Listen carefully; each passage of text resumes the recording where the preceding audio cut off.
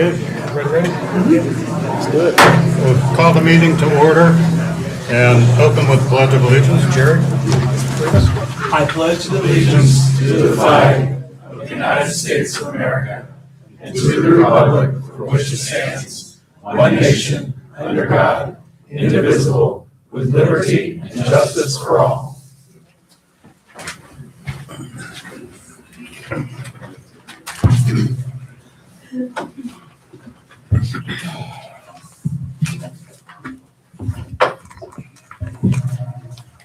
Thank everybody for coming to our hearing tonight. This is the April 1st, 2026 meeting of the Planning and Zoning Commission. Roll call. Mr. Boggs. Here? Mr. Bush. Here. Mr. Brewery. Here. Mr. Mancino. Here. Ms. Rogers. Here. Mr. Smiley. Here. Mr. Truax. Here. Okay, thank you. We have perfect attendance. Obviously, I have a quorum. Before we get into the meeting agenda, we've got a few things to mention to you.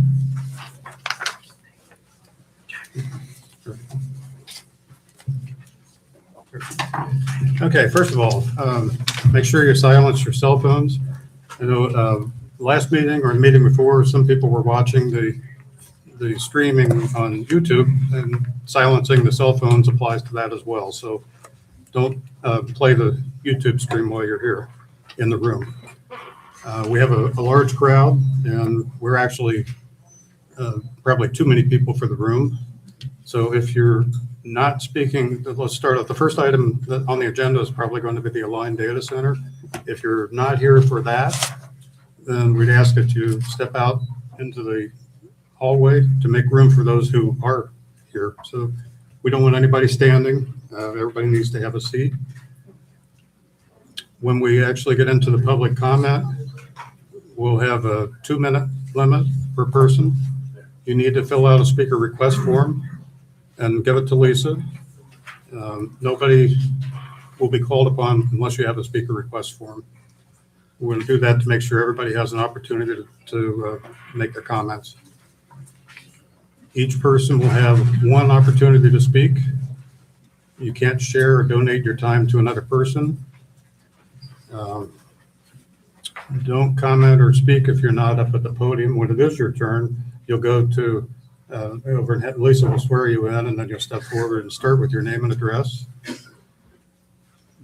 See, the staff will be keeping minutes of the proceedings, so keep your chatter in the audience to a minimum to avoid overriding her ability to hear what's going on.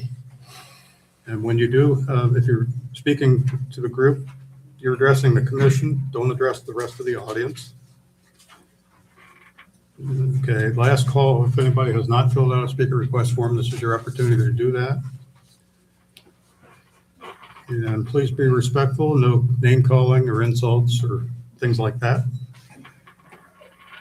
And lastly, this will be the third time, I believe, for the Align Data Center. And if we're aware of your comments made at previous meetings about water and electric consumption and noise. If you have additional concerns that were not mentioned at previous meetings, I'd like public comment to focus on those items. And again, 2 minutes, so you want to make best use of your time. One other thing that I didn't mention, if you're not the first person to speak, you get up and you hear something that somebody else has already commented on, you don't need to repeat what they've said, just say, I agree with them. Saves your time. Okay, any other comments?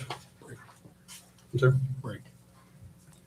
Yeah, we will have a break probably at the after the end of the first item of the agenda, the Align Data Center. It'll be a short break, 5 minutes or so. And if we go really long, we might have a second break. If we go past midnight, we might have a third break. Who knows? All right. Into the agenda, old business. We have one item remaining on the table, item A. So we will move to item B, Plan Manufacturing Application PM 25001. We're ready to take that off the table, is that correct? That's correct. Okay, so I'll move that we remove application PM 25001 from the table. Second. Doesn't matter. Okay, we do have a second. Any discussion? Roll call. Mr. Truax? Yes. Ms. Rogers? Yes. Mr. Bush? Yes. Mr. Smiley? Yes. Mr. Boggs? Yes. Mr. Burring? Yes. Mr. Mencino? Yes. Motion passes. One thing I didn't mention before, this is our standard procedure for any application. We'll start with the staff report. Commission members have an opportunity to ask questions of the staff. Then we go to the applicant, who do a presentation, whatever they feel they need to tell us, and then we'll have a Q&A with the applicant. And then we do public comment. And then after everything's wrapped up, then we'll have a period of deliberation where there's no public comment. And that's when we decide whether we're ready to take an action. So we'll start with the staff report for this application. All right, so location of this, we're looking at the southeast corner of Broad Street and Mink Street. The acreage is just under 90. It's zoned PM Plain Manufacturing. The applicant's requesting a recommendation of approval for a plain manufacturing application pursuant to section 12.3.10 of the Tasco Code for the development of 3 data center structures and associated site improvements. So take a look up here. This parcel outlined in yellow is our subject parcel. Again, we're at the southeast corner of the intersection of Broad and Mink. So currently it's used for agricultural use, mostly field. There are 2 sections of wooded area on the property, along with 3 wetlands totaling about 1.85 acres in size. Here's kind of a look at the existing conditions on the property. And the proposal is they're seeking a recommendation of approval for plain manufacturing application to allow for construction of 3 data center structures with the associated site improvements. So under the current plain manufacturing code, the Planning and Zoning Commission is examining the site plan and making a recommendation to City Council. There will then be a hearing before City Council for this application for them to make the final decision. So we'll note a few things have changed on the proposal. I won't dwell on a lot of these specifics of the site as we already kind of know those. We'll just kind of go over the changes. Again, we're down to 3 data center structures now. They have removed one of them, the one that was furthest north along Broad Street here. The size of the structures has remained the same. Here's kind of a closer look at what one of those structures is. And here's a look at the floor plan for one of those structures. This is the first floor and the second floor. On site, there's also going to be a natural gas generator, a gas regulator, and 2 electrical substations. The general locations for those are shown on the plan. Here are those. So we have gas regulator, the Bloom Energy natural gas generation area, and 2 electrical substations. So the setbacks to Broad Street have increased with the removal of that 4th building. The remaining setbacks have remained the same. Perimeter screening are on North and Mink Street. Broad have remained the same. It's an 8 to 10 foot mound with trees on top. They have re-added the screening on the east and south sides of the property. On the east, it's going to be 103 trees, and along the south, 53 trees. Again, the Broad Street and Mink Street screening has remained the same. Here's kind of look at the proposed screening overall. And then we'll kind of zoom in for each quadrant. So this is the northeast quadrant. Broad Street will be over to your left here. So they've re-added the screening along the east side of the property. This is the Tech R2 site right here. The northwest quadrant, so the intersection of Broad and Mink. The southeast quadrant here, so you can see some screening that they've added back in here on the east and south sides, and the southwest quadrant, with Mink Street being to the bottom. So interior screening that's dropped down with the deletion of the 4th building. There won't be as much parking. They'll still have the 8-foot tall security fence and fence around the utility areas. 62 off-street parking spaces, that's been reduced with the deletion of the 4th building. Access remains the same as previous. Here's a look at their updated photometric plan. You'll see the 3 buildings here, the red being the output limits of the proposed site lighting. No signage was included with the submittal. Here are the exterior elevations of the proposed buildings.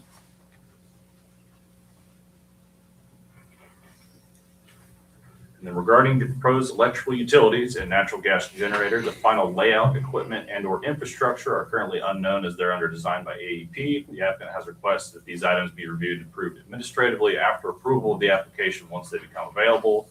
Possible condition accommodating this request has been included should the Planning Commission choose to include. So new things that have been submitted with this application, they've done multiple studies which have been included in their application packet. We'll just do a quick highlight on those. So a noise impact study or acoustic report was done that stated that the generated noise would not exceed ambient levels measured on the property. They did 24 hours of reporting done on a Monday into a Tuesday, excepting in an emergency situation with all the power generators and equipment running at full capacity, the emergency generators. Did a phase one environmental assessment, which found some scrap and dump debris within the wooded areas. Didn't find any detection of chemicals of concern at the surface level.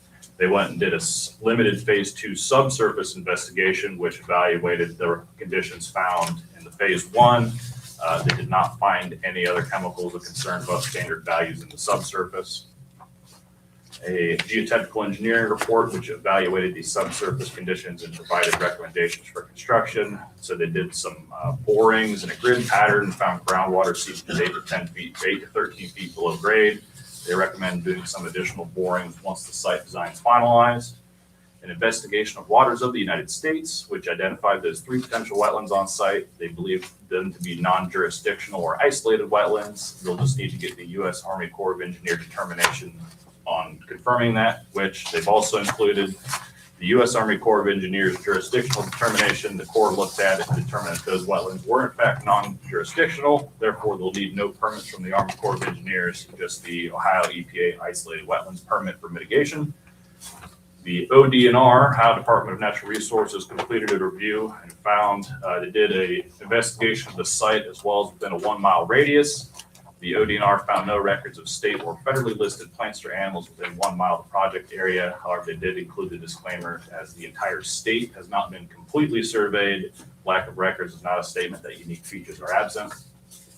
The U.S. Department of Interior Fish and Wildlife Service also looked at plans. They recommended tree clearing to be limited to October 1st to March 31st to avoid impacts to the endangered bass species. They do not anticipate adverse effects to other protected species or critical habitat, and they'll need Section 7 coordination if there's any kind of federal funding involved with the project or federal permitting required. They did receive a permit from the Ohio EPA for the tree clearing that's been done on the property so far. A copy of that is up on your dais. Some of the other documents that were submitted. So there's a list of responses to the Planning and Zoning Commission questions from the February hearing, and then a statement of water usage from the applicant, including details on their deionized water cooling system that will not charge or discharge to the public water system. They stated that any public water is only used for sinks, toilets, kitchens, and cleaning in the facility. They also have a data sheet for the proposed solid oxide fuel cell system, a letter from the mayor of North Lake, Illinois, detailing water consumption of the Aligned Data Center campus there, as well as comparisons with some of the other users in the city. A letter from the city of West Jordan, Utah, and an economic and fiscal contribution report detailing the estimate of economic impact and tax revenue. I will note they have updated that. It did mention the joint economic district. However, this property is not within that JED, so it wouldn't apply. So that's been removed. The following slides are going to be from the December 5th and February 4th hearing. I won't go over them again, but if we need to look back at them, they're here available for us. So for this hearing in particular, Planning and Zoning Department would offer the following comments. So we completed a full review of the proposed development. We don't have any further comments in relation to compliance with Taslet Code. Our full review is attached to your staff report there. The applicant did apply for and obtain several variances from the Board of Zoning Appeals. There was, at the last hearing, there was one variance that was currently tabled by the Board of Zoning Appeals. The applicant has since withdrawn that and is no longer pursuing it. The list of variances they've obtained is included in your staff review there. And they also provided responses to the questions that you guys had for them at February 4th. Those are also included in your application packet. The Public Service Department had the following comments. One, storm basin appears to be appropriately sized, but we'll need to investigate that further with the construction plans review. And second, it appears that they've addressed all their comments and concerns from the previous submittal. The city engineer had the following comments. They looked at the acoustic report. They believe the chosen locations for the receptors should be sufficient to analyze ambient noise, but they would like to see the raw data be shown in the report. They also looked at the wetland and stream delineation report, did not find the photo location map showing where some of the soil samples were taken. They'd like to see that as well. and also noted that they've also recommended tree removal be limited between October 1st and March 31st. The West Licking Joint Fire District did not respond to latest round of comment requests for this. However, at the previous hearing, they responded that the fire district currently has multiple data centers within their jurisdiction and are well versed in how they operate. The Licking Regional Water District has stated that they have the capacity to serve the proposed development flow of up to 12,000 gallons per day, inclusive of domestic water use as described. However, they just won't guarantee that until a development agreement is signed between the applicant and the water district. Did not receive any comments from any departments or agencies. For public comments, they haven't been included in your staff report. We've only just received a couple that were sent to staff today. So Jennifer Slott at 3770 Headley's Mill Road has questions regarding air and water pollution. The tax benefit believes the application should be tabled. Her letter is on your dais there. Also received one from Silas Ortiz at 313 Hayloft Court, stated they don't want the data center, has concerns with the proposed fuel cells. Their copy of their letter is also on the dais. And then I believe we just received one just recently from Rita McDaniel. A copy of that letter is also on your dais.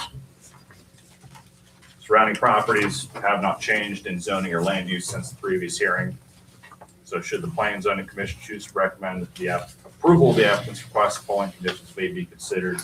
One, that they address all comments.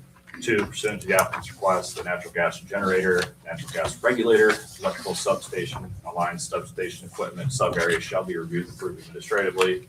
And the third one has been added. The Bloom Energy fuel cell area shall be restricted to solid oxide electrolysis units in a 600 by 350 foot area, and the fuel cell equipment shall not exceed a maximum of 12 feet in height.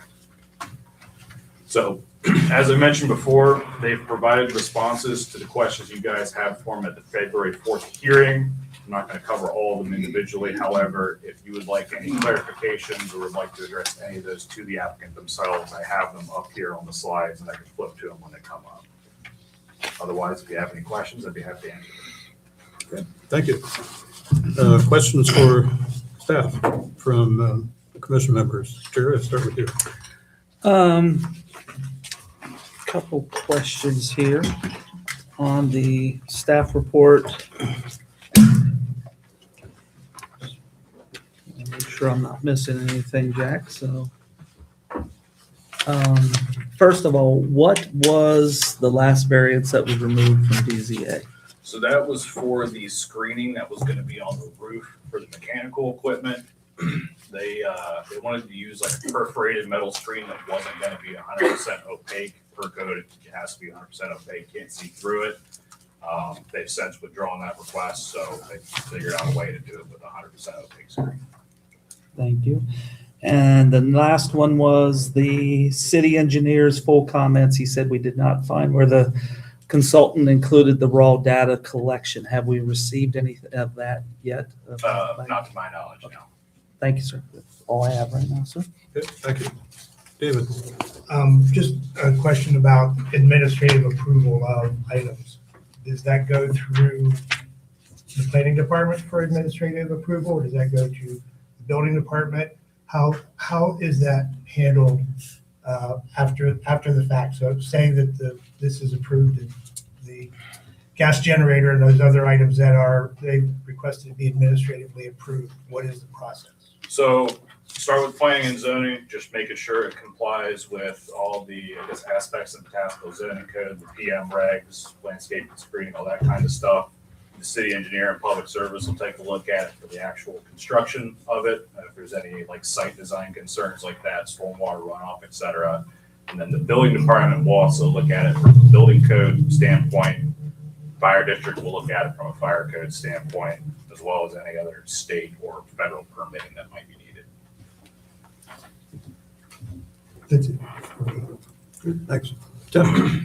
Two questions. One is, I know they had stated that the water sewer usage was just going to be remedial to the employees that are there, what they use, kitchen, bathroom, et cetera. I know we were tight on sewer capacity. Is there any concerns there? So this would be served by the Licking Regional Water District, not the city of Okay. Castle Utility Good System. deal. The other question is around square footage and capacity.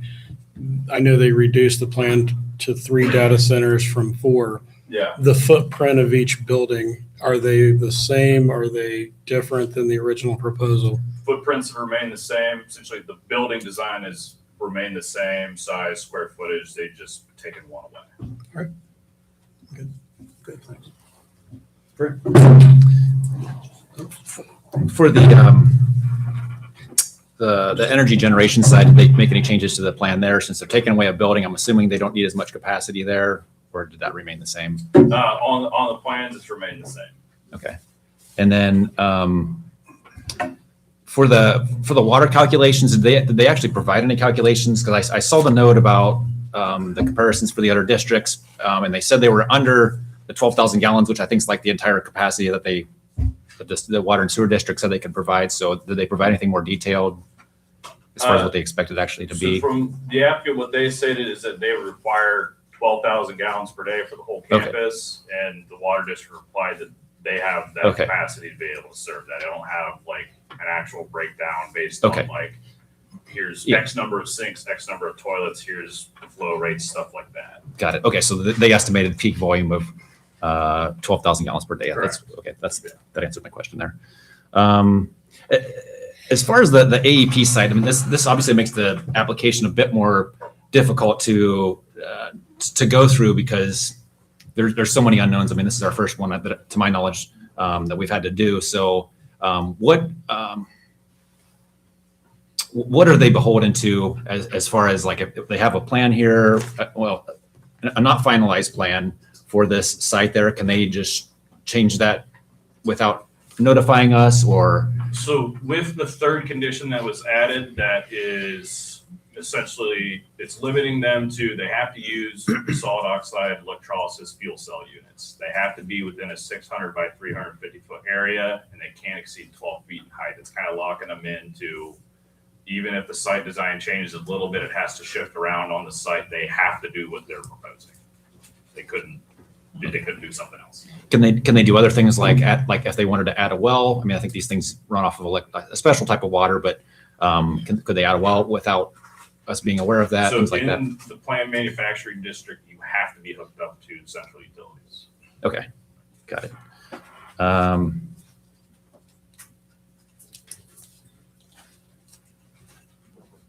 Let's see here. A lot of questions for the applicant, but as far as the wetlands,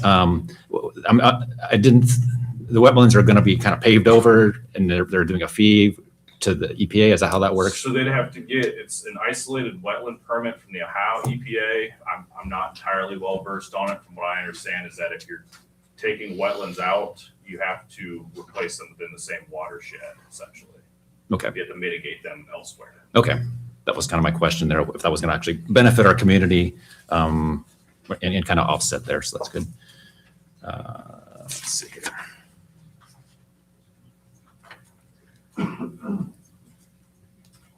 And so I have a lot of notes here, so maybe a minute here.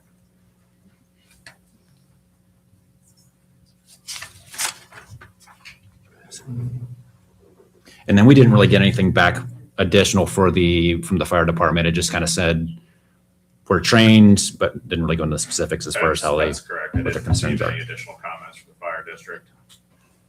Okay. Let's see, I think that answers that.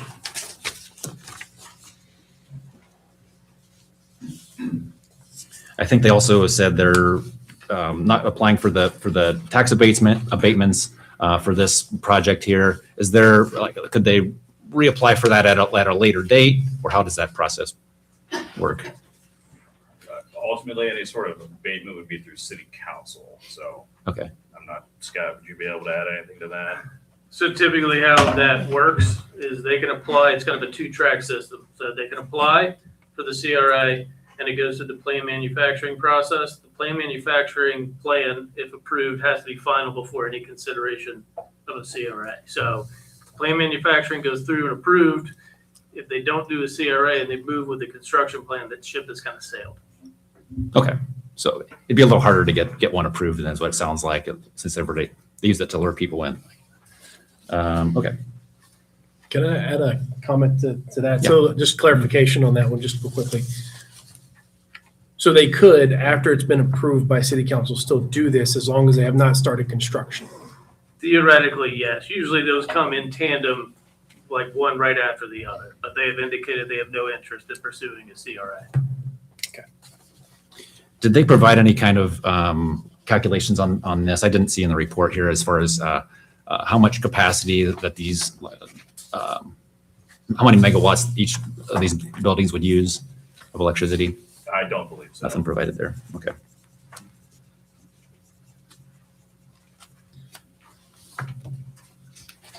Yeah, I'd like to know that because I'm a little concerned about heat islanding. Peak demand. Okay.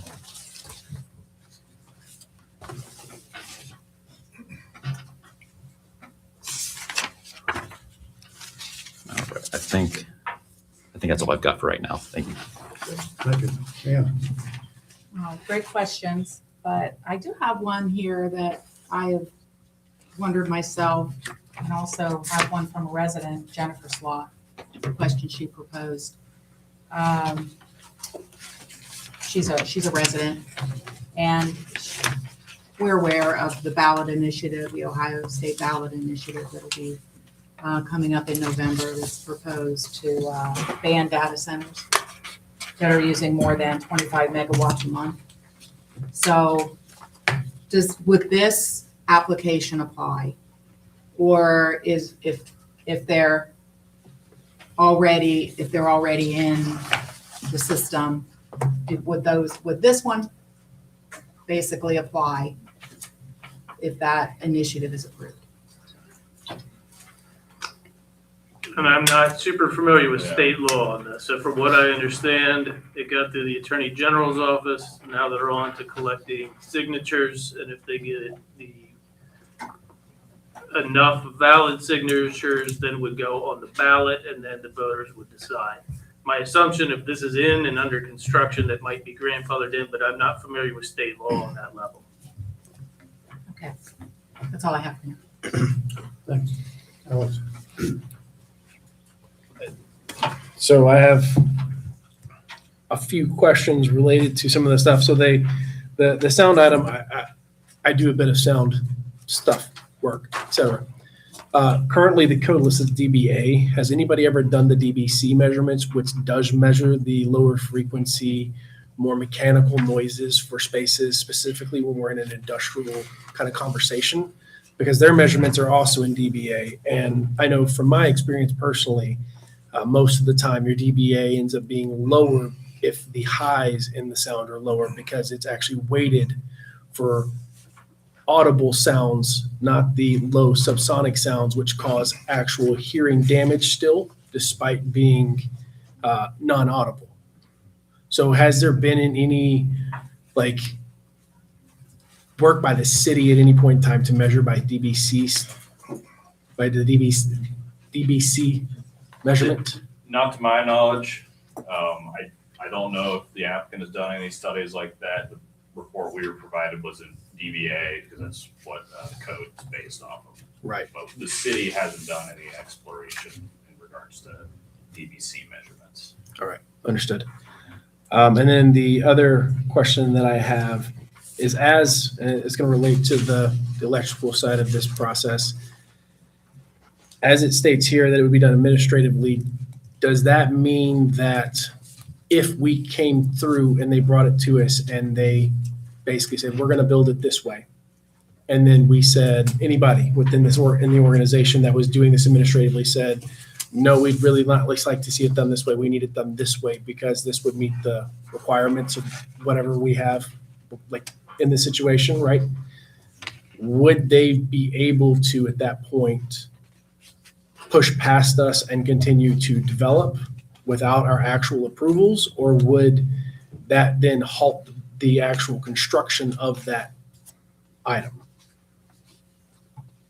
So if we were not giving the approval administrative, not the zoning committee, but the actual administratively, if they were saying, no, we don't, this is not the correct build for our city, would it still progress without that approval, or would that then stop the construction of that until it did meet our requirements? So what they've delineated on the site plan.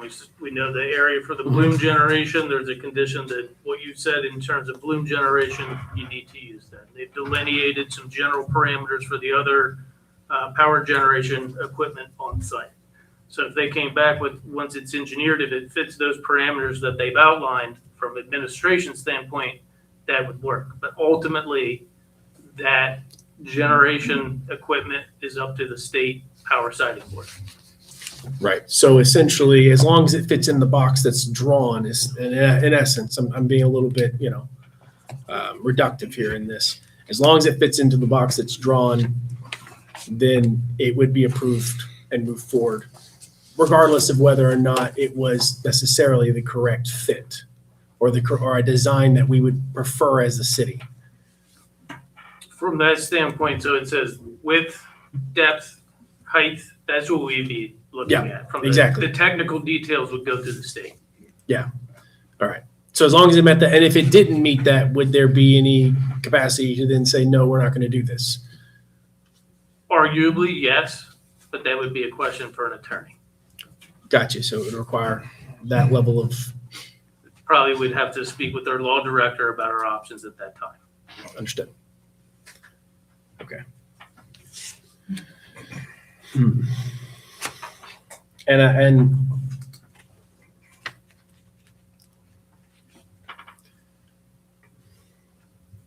I'll wait for the applicant for the other question. I think it's better, more directed towards them than us at this point. So, thank you. I have a follow-up just on that. So what if at the end of the day, we approve this, but we did not approve the condition for the administrative review? Does that mean that all of that stuff has to come back to us for an approval, or how would that exactly work? If we say, yeah, you can go forward, but you cannot review this stuff administratively, it needs to come, I guess that would be a non-approval then, is that? I guess how I would view it is that we can say it has to come back to the Planning and Zoning Commission and or council for review and approval. But again, it comes to the situation where the ultimate decision is up to the state. So there is a possibility, and again, this is a question for the law director, is that are we completely out? Or does the state have final say? We can say we don't like this, but the state makes that call and we don't. I don't have an answer this evening.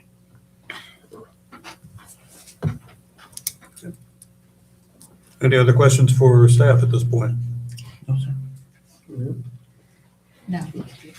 Okay, next we'll go to the applicant.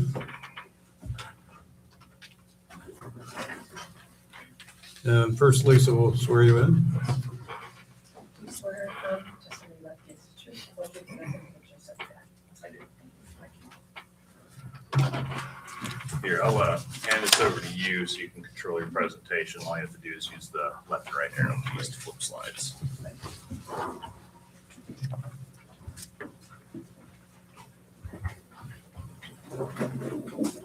If I move this. It's not gonna be out of the way. There's a slide out on the opposite side if you want to put it on there.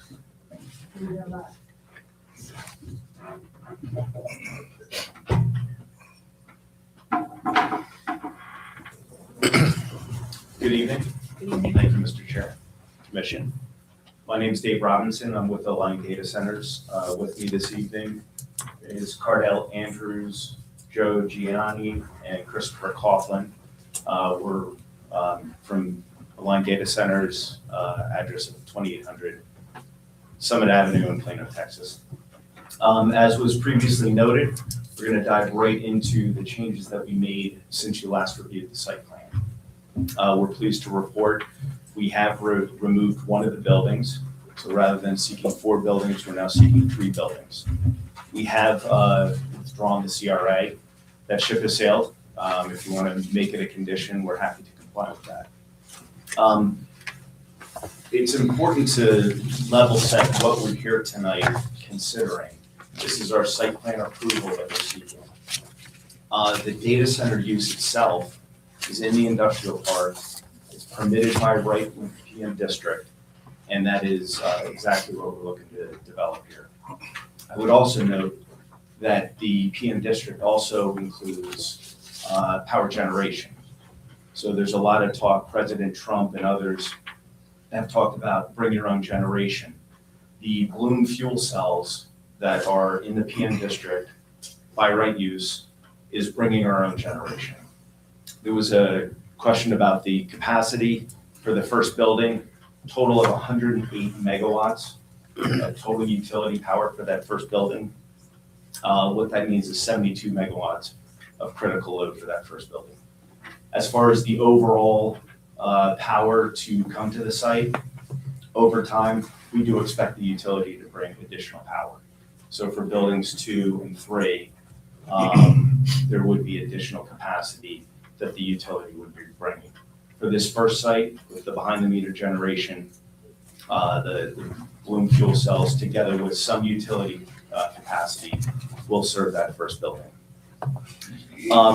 We're also pleased to include the additional screening. We heard concerns about that as well. We've added that. If you drive around the industrial park, I don't know of anybody who has a very large berm that we're installing to shield the data center campus that we're installing, the vegetation that we're adding, the additional screening. So that'll be an 8 to 10 foot high berm that will be installed to hide the development that we're going to do. There are no code inconsistencies. This fully complies with the existing code. It's consistent with the industrial park. It's consistent with the PM district. This is just site plan approval. There was a question about the wetlands mitigation.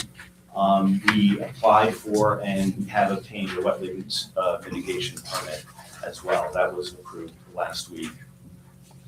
There's been a number of questions about the benefit to the community. Why would you do this? We would do this because it was in the industrial park. It was zoned. We purchased the property. It was a by right use.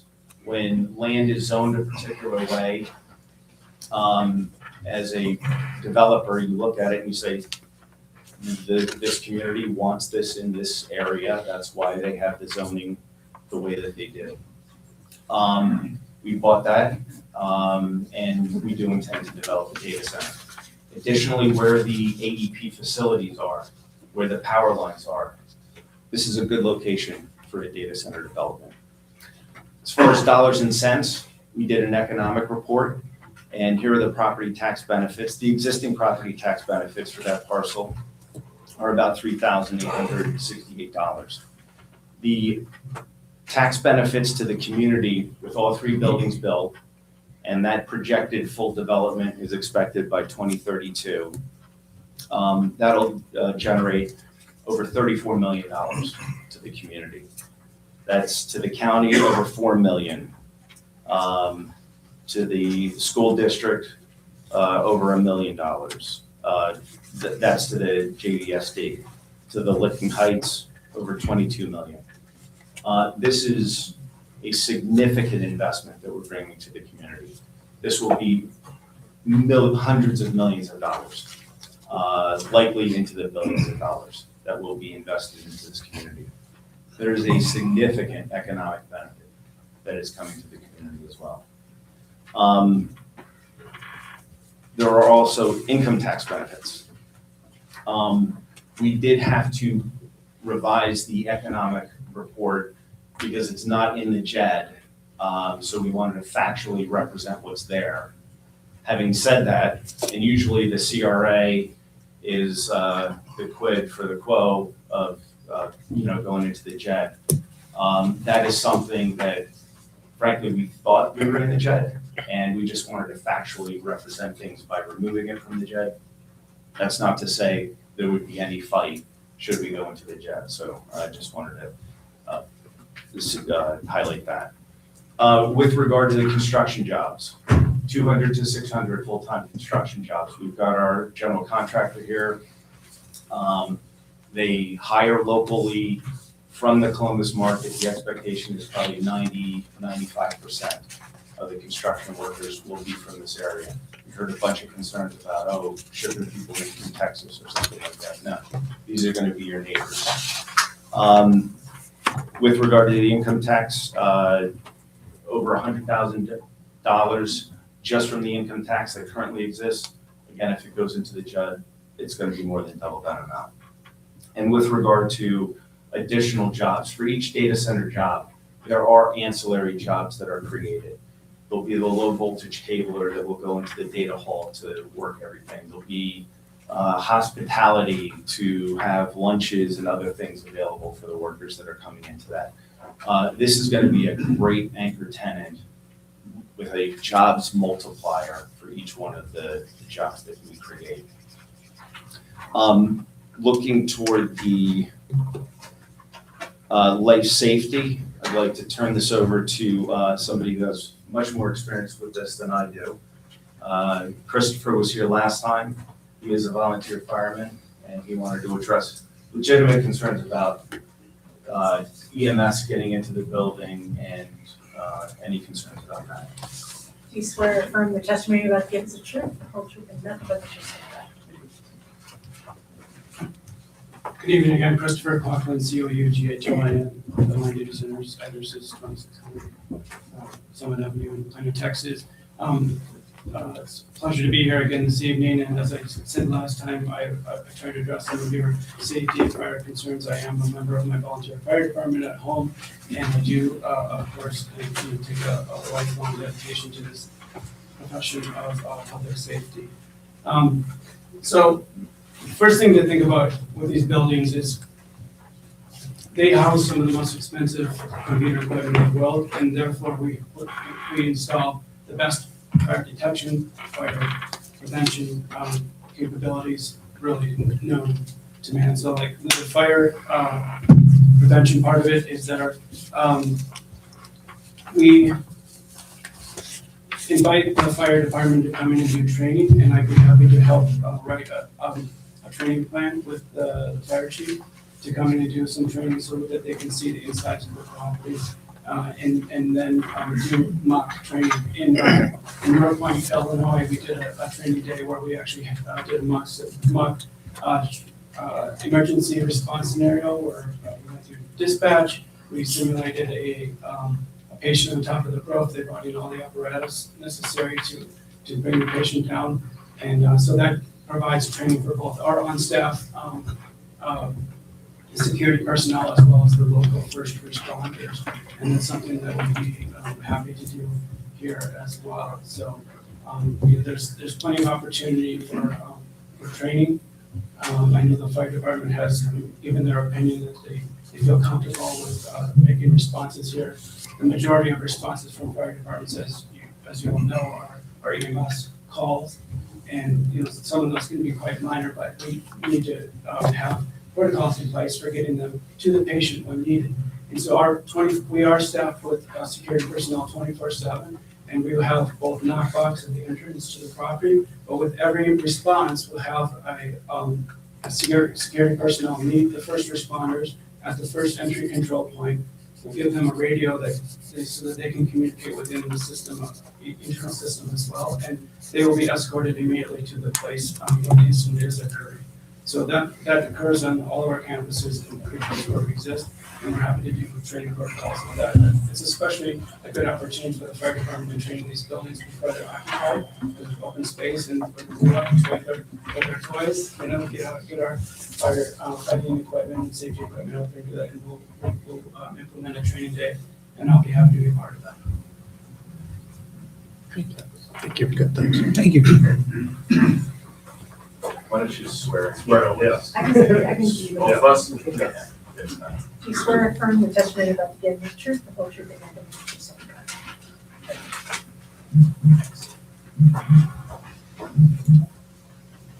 Good afternoon, Commission. This is Cardell Andrews. I'm with the Line Data Centers, 2800 Summit Avenue.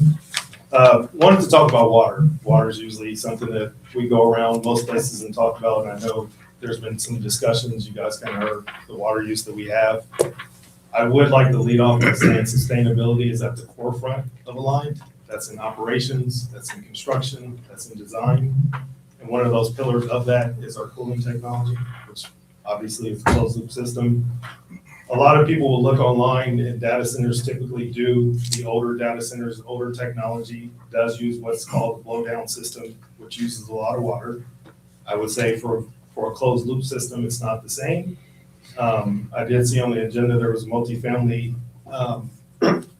housing complex that was on the agenda tonight, so I just did some quick numbers, and if you take 200 single-family homes roughly use about 250 gallons of water per day. That's 50,000 gallons per day. So 12,000 that we're using on this system is a lot less than doing a single-family subdivision. The good component about this is the chillers that we use are the same chillers that are used in hospitals. So if you think about how hospitals cool their technology, same system. There is no glycol in the system. I know that's usually a thing that people want to hear about. Is this dirty water? No, it's deionized water. We truck that in, we put it into the closed loop system. Each one of these buildings takes roughly about 220,000 gallons of water. That's deionized, trucked in, filled up into the system. And then the question I get is, well, how do you keep it clean if you're not using glycol? We use what's called heat trace. Heat trace is a heat wire that goes into that closed loop system. It keeps it heated. And all that's doing is making sure there's no algae or fungi built up into the system. Now, do we lose water? Yes, we do.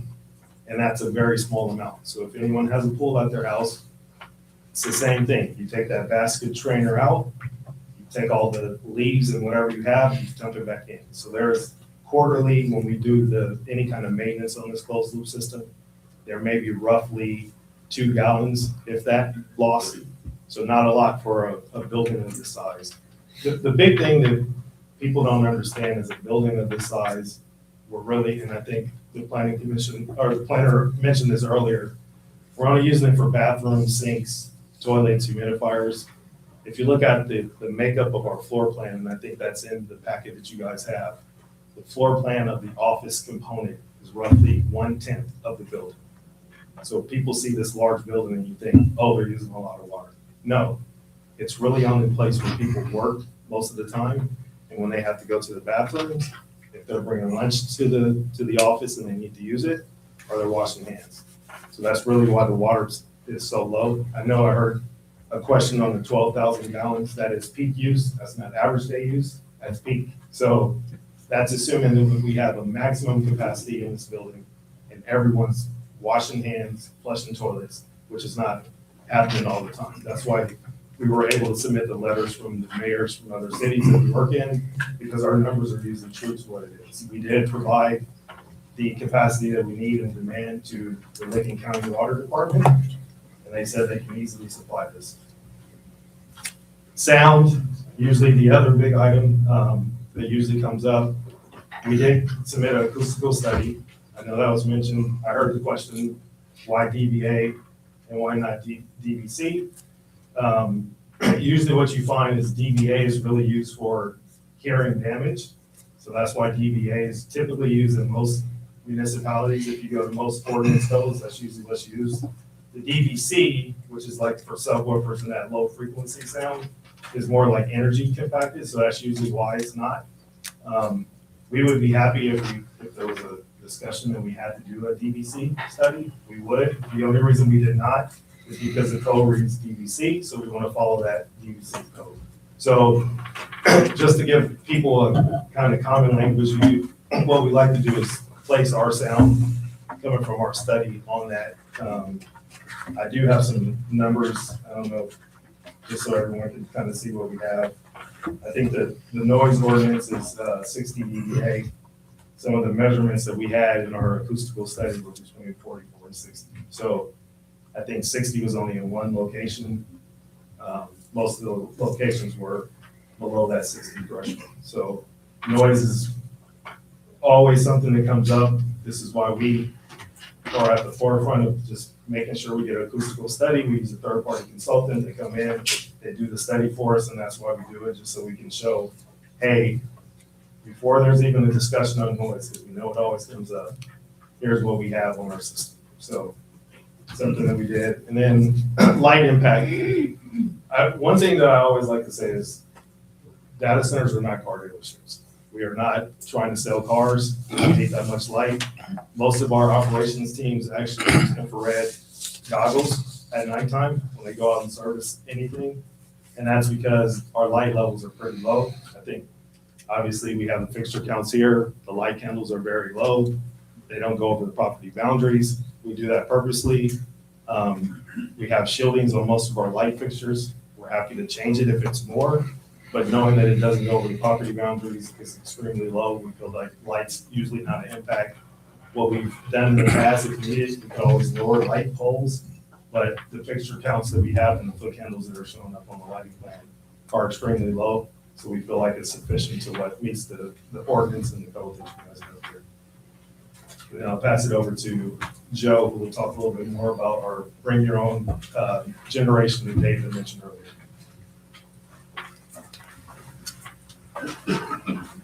Good evening, everyone. Joe Giannini with the Line Data Center, 2800 Summit Avenue, Plano, Texas. I know you've seen me multiple times now. For this slide, we wanted to just restate that generation on site. So we know that's an important item. This is what we are proposing as a solution for power to the site. This is about 80% of the first building that we would build, power coming from, or 80% of the power coming from the on-site fuel cells. As far as the product and what this is what it looks like. It is not, it's not a large system. It looks like a refrigerator, about 8 feet tall, 4 feet wide, and it comes in kind of a row of them. Okay? So on that site plan that you do have in your packet, you can see the boxes of each of these fuel cells. As far as the product goes, these do not make noise. They're fully enclosed. They don't have emissions or very limited emissions. So we see this as something that, is really not going to be noticeable. We placed it alongside, right next to AEP's property, because they actually run the system.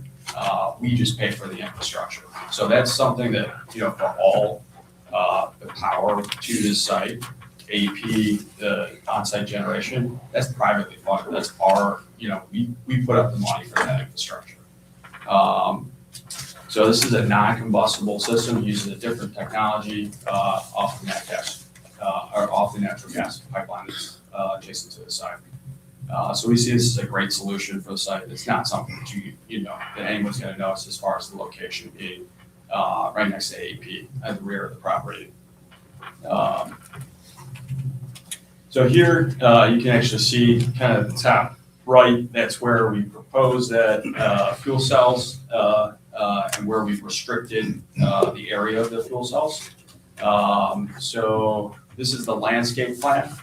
And I know Scott and Jack introduced this earlier, but as far as landscaping for the site, I'm biased, but I'm pretty proud of that berm that we put around the property. I think that's going to be like a huge benefit to the community, to that industrial park. It's above and beyond any other property within that industrial park. It's 8 to 10 feet tall, which is a massive berm. And then you can see the density of landscaping along that berm. I mean, it is densely planted, so that we've tried as much as possible to screen the property. And in comparison to anything else in the industrial park, it's way beyond screening wise. We've also gone beyond code on the east and south sides of the property. So those are not code required. We don't have any requirement to put landscaping in there. It's industrial behind us and industrial to the east of us, or industrial to the south and industrial to the east of us. We've still put in trees and plantings along those property lines as well. So as far as renderings, we wanted to show just a couple different viewpoints, just to help you visualize. For the overall property, this aerial view, you can see that building's been removed. The detention basin has been shifted closer to the remaining 3 buildings. And then you can see that berm along that would be make. This is kind of the front of house of a single data center. So this would be the office space. And then as the As the building continues, that would be where the data storage actually is inside the building. This is a good view. I know that we spoke earlier, kind of our branding, that blue mesh cladding. So that's typically what we use in all our properties. So that's what that looks like. We would go with fully as we remove that one variance. But that's our entry point for employees. This is intersection view of Broad and Mink. So this is the berm. This is more as far as mature trees, which will take some time to establish, but it is, we try to accurately represent this as much as possible in the rendering as far as the different type of plant material on that berm, and the height of the berm, obviously. This is another view along Broad Street. So from sitting at in a vehicle, you're 3.5 feet tall, eye line. Based on the road height and the berm height, I mean, and the landscape on top of it, you're not really seeing a whole lot into the property. This was something that was asked at the last meeting. So this is actually Mill Street. So this is further to the east. There's residential along Mill Street. Someone asked as far as what the view corridor would be from that location. So we did a rendering from there. So I wish it was shifted more to the left because you can see red chip from that location. You can see illumination. There's still existing trees all along our property line. So the Mill Street view, there's not a whole lot you can see. There is a portion, you can see the CMHO-01. So that would be the southernmost building. And we have put trees along there as well to help that screen that corridor. But they've got AEP's property in between. And then they've got kind of a full view of illumination and red chip. So we're definitely, we're not as visible as the rest of the industrial park. It's pretty far away. This is just a view of those Bloom fuel cells in the way back, just being next to the AEP lot. And then I just wanted to pull back up the site plan as we finalize here. Thank you. Thank you. And with that, we'd invite any questions from the commission, again, underscoring the by right nature of this application, and the land, recognizing that this was something that the zoning indicated wanted to be in an industrial zone. Okay, thank you. I'll start with a couple of questions. The renderings you have for the landscape, at what point, I know that's somewhere out in the future, give an approximate number of years that represents?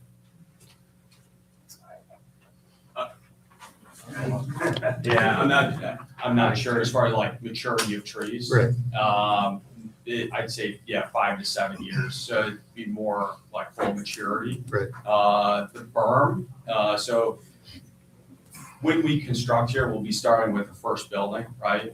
We are going to construct that berm to full height at the beginning of construction. So it's not going to be like piecemeal. It will be the full 8 to 10 foot undulating berm around the property from the initial starting point and all that landscaping. So this campus will take time to be built out as well as, those trees will take time. So the plan for starting construction would be the southernmost building, so closest to the industrial park. So there's going to be a lot of time for that landscaping to mature as we continue the development of the campus. Okay.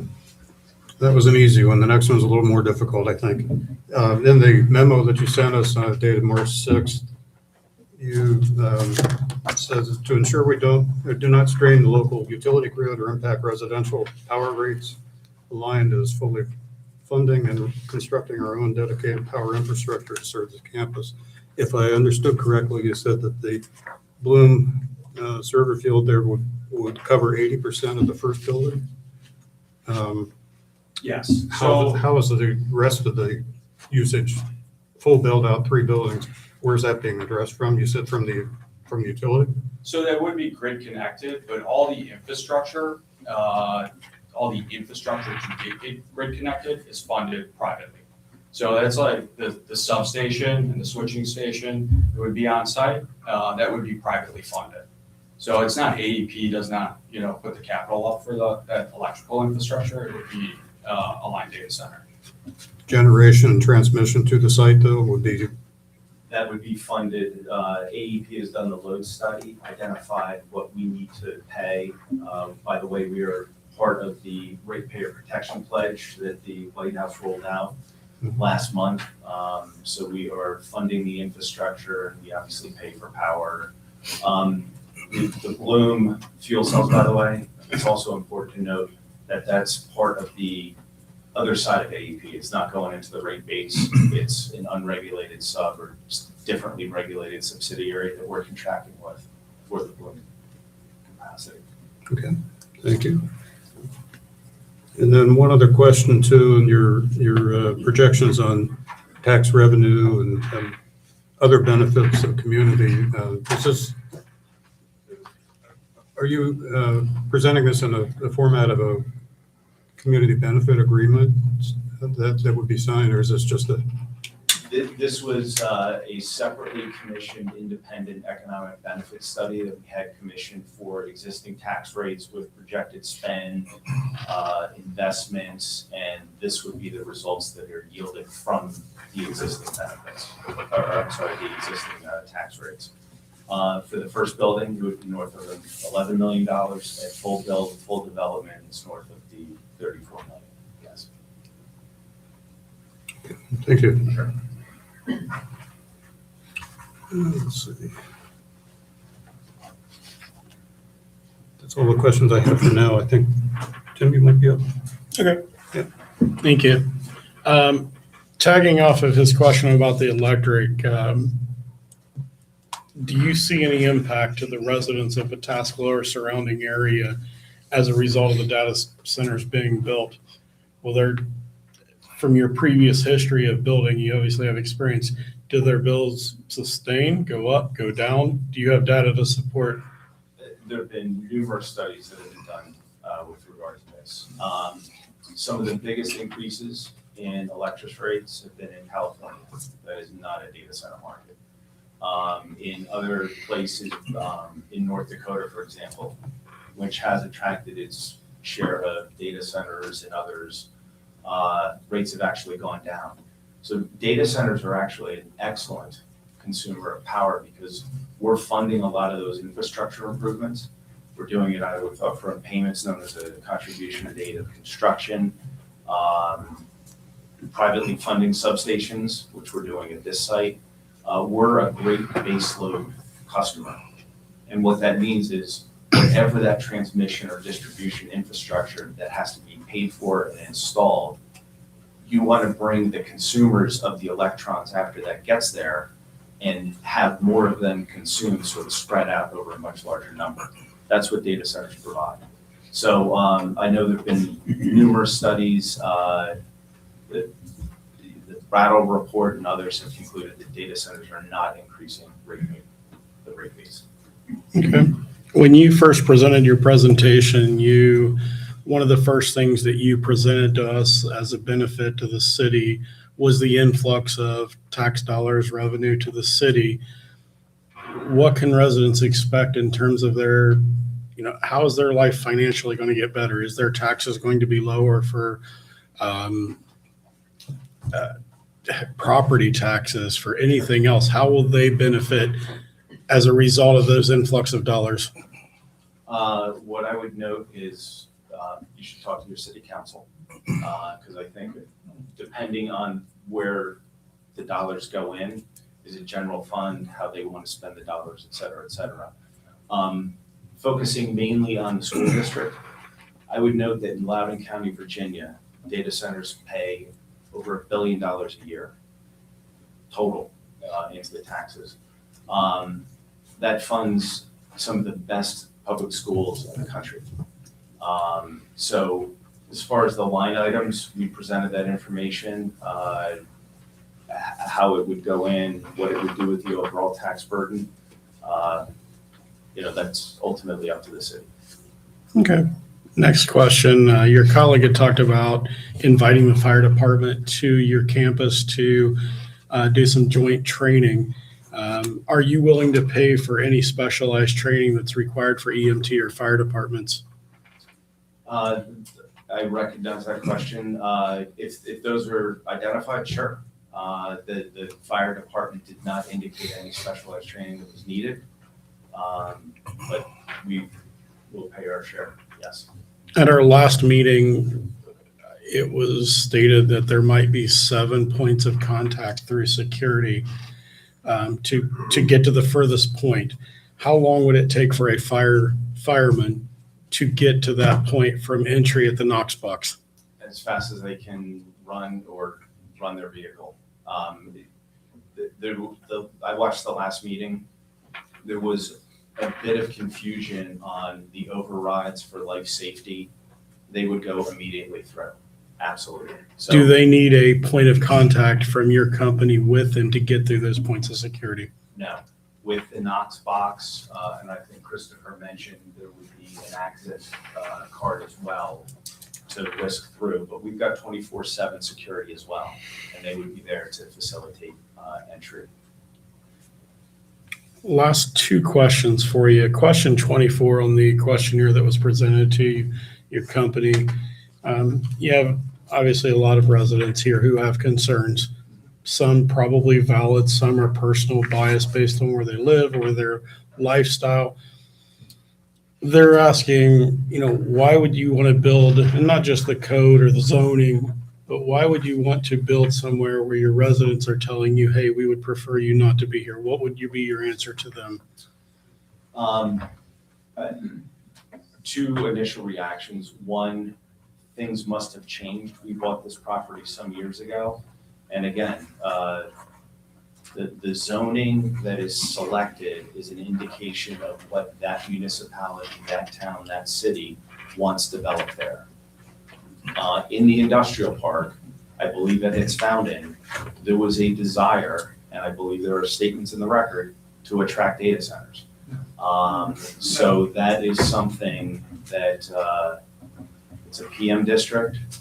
It's there as an acceptable by right use, and we purchased it with that intention. Last question for you. I appreciate that the tax abatement the CRA has been taken off the table, but there was something that resonated with me at our last meeting. And I asked your colleague about it. I asked, what is the benefit of your company coming to Pataskala? And the answer that I got was that there would be an influx of taxes to our, as you said, the schools and such. But later on in the meeting, it was told to one of our other commissioners that there was an active tax abatement. Why the discrepancy between the two statements? It doesn't seem forthcoming. Well, there are other taxes that would have been paid, regardless of the CRA. The income taxes, for example, and other tax benefits. The CRA was withdrawn, and I think even in anticipation of the meeting, there was not a whole lot of work support or intention to proceed with it. Just one tag off question off of that. At the last, wouldn't be the last, it would be a couple of council meetings ago, the presentation that you supplied to the city council of Pataskala, you stated that, if paraphrasing, that you could not guarantee that those same abatements would be taken off the table. Is that true? Those same abatements would be taken. My understanding is for future developments or No, builds. we're not seeking the CRA. That ship has sailed. I think the planning director got it right that once this project is done, the CRA is intended to be a but-for kind of, but for getting this benefit, we're not going to develop here. So it's intended to attract more development. We're already here, we're developing. So no, the CRA will not be sought. If there was a future plan in Pataskala with your company, would you be asking for a tax abatement for it? No. Okay. I yield. Thanks. David, sorry I missed you there. That's okay.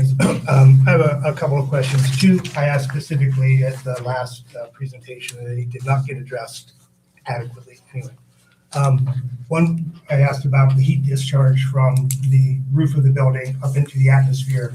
The response is just that the heat discharge will be released from the roof of our buildings, immediately dissipating from that height. I asked for some figures or data as to how much heat to be released. Is it going to be a heat dome issue? How will it affect the microclimate above the building and on the site? There will not be a heat dome. We discussed this, so I'll turn it over to Cardell. So we do run what's called a CFD for our buildings. The equipment that we have on the roof and the equipment in the yard actually cannot take a lot of heat or they don't work properly. We can provide that documentation to you guys if you want to see it. We asked for it previously, we didn't get it. So Okay. yes, we'd like to see that. Okay. Second question that I had asked is about the major utility facility and what is your plan B if by chance the Ohio Siting Board does not approve the major utility installation in your location? What do you do? Do we just have an empty shell of a building that's going to sit there? Do you have a backup plan? With the Bloom fuel cell, if that is not approved, Well, there's the substation, the natural Yes. gas regulator, the electrical substation, all of that stuff is. we do need to have that approved, yes. So what is your plan B if it does not get approved? The AEP utility in the coming years would have to provide utility power. So the building would sit empty? Well, we're not going to proceed. We're going to time the construction of the building with knowing that it will be properly. So then why don't you get the siting approval first before you go ahead and start the other?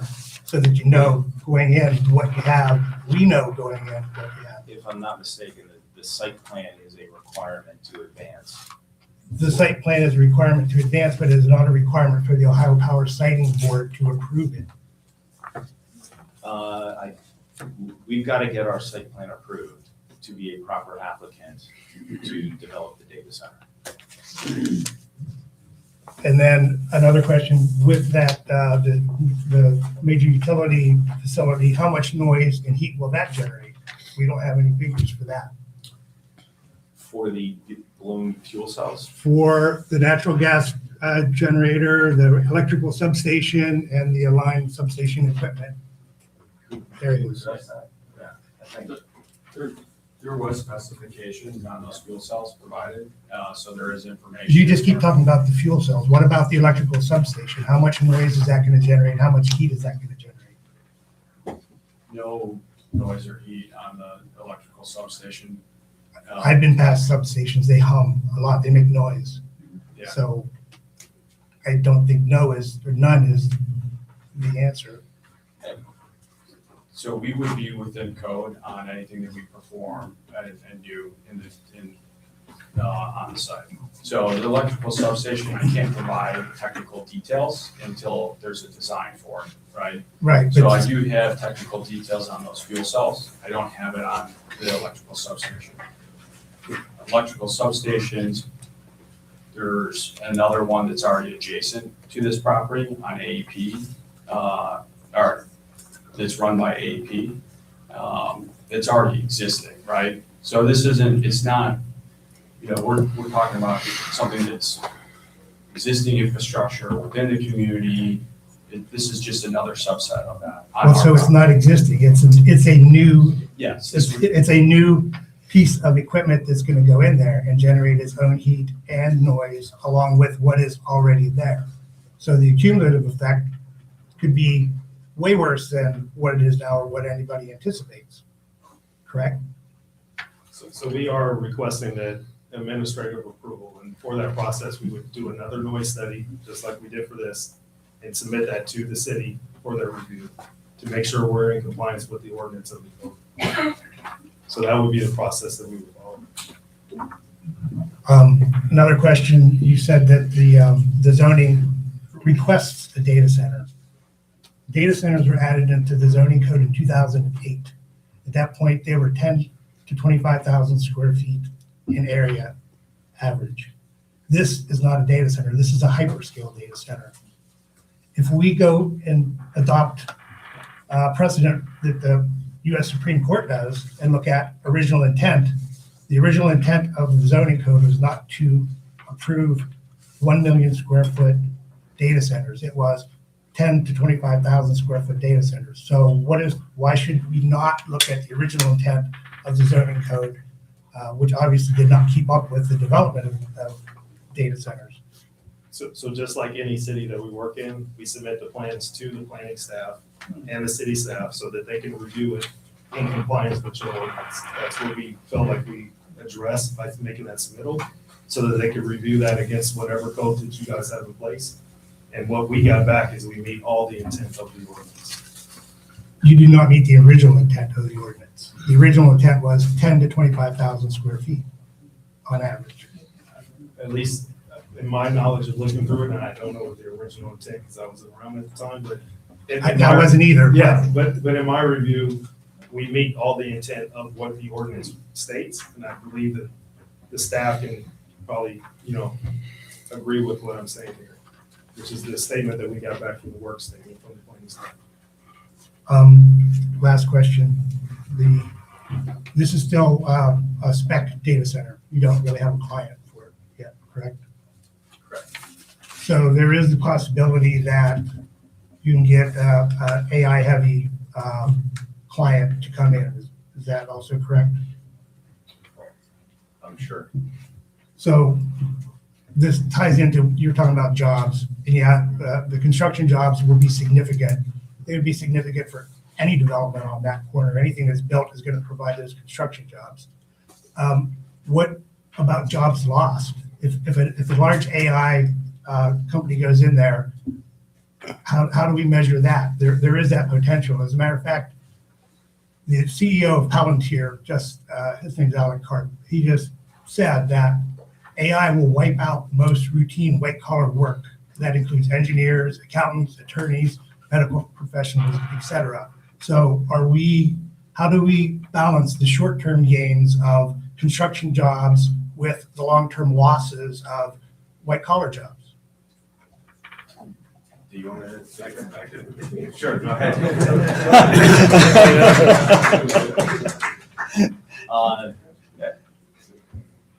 I think nobody knows what AI is going to bring, Alex Karp or others. There's been a lot of predictions that it's going to wipe out this particular field, that particular field. The same prediction was made for radiology, and all of that being done with the machines and having AI basically review all radiology slides. The number of radiologists has actually increased, because what happened is there was actually much more imaging done than was done before. So we're at the cusp of something great. We're hoping to do our part for AI dominance for America. It is a national security issue. I don't think we want to minimize and stop the progress, be it any one of our data centers, which may or may not be used for AI or otherwise. We don't know what it will necessarily hold. But I don't think the answer is to stop. I think that would be a huge mistake. And that's my personal view, totally independent of this site or anything else. We don't know the gains that can be made. There's also other predictions. AI is going to mean abundance for everyone, and you're not going to have to work. So there might be a job lost, but there's going to be abundance. So with all due respect to Mr. Karp, others have a difference of opinion, and I don't know. If you know, that would be great. Thank you.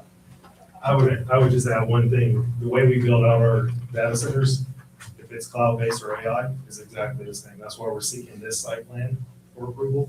So really that building and that structure that we have on the site does not change. In our eyes, this is what we're building. That's why we're coming seeking the site plan for this site. And we provided that site plan and those renderings to represent what we want to build on the site. Okay, thanks. Frank? Yeah, I echo probably a lot of things that David mentioned there, particularly the heat dome. You mentioned I wanted to make sure I get this clear here. You mentioned 108 megawatts and then 72 megawatts. You said it was for first building. Is that for the site or for the building? That's the first building. Of the three? Okay. Of the three, yes. Okay. And each one is scheduled to be the same roughly, and the difference being critical load. So anybody who's been in a data center, you know, all we are, we're sophisticated landlords. Our customers are the hyperscalers or others, and a data center is like a hotel. And instead of a bed being in there, it's a data hall and they roll their servers in. So what we do is we provide reliable power, reliable environmental conditions, physical security. We don't get into any logical security or anything like that.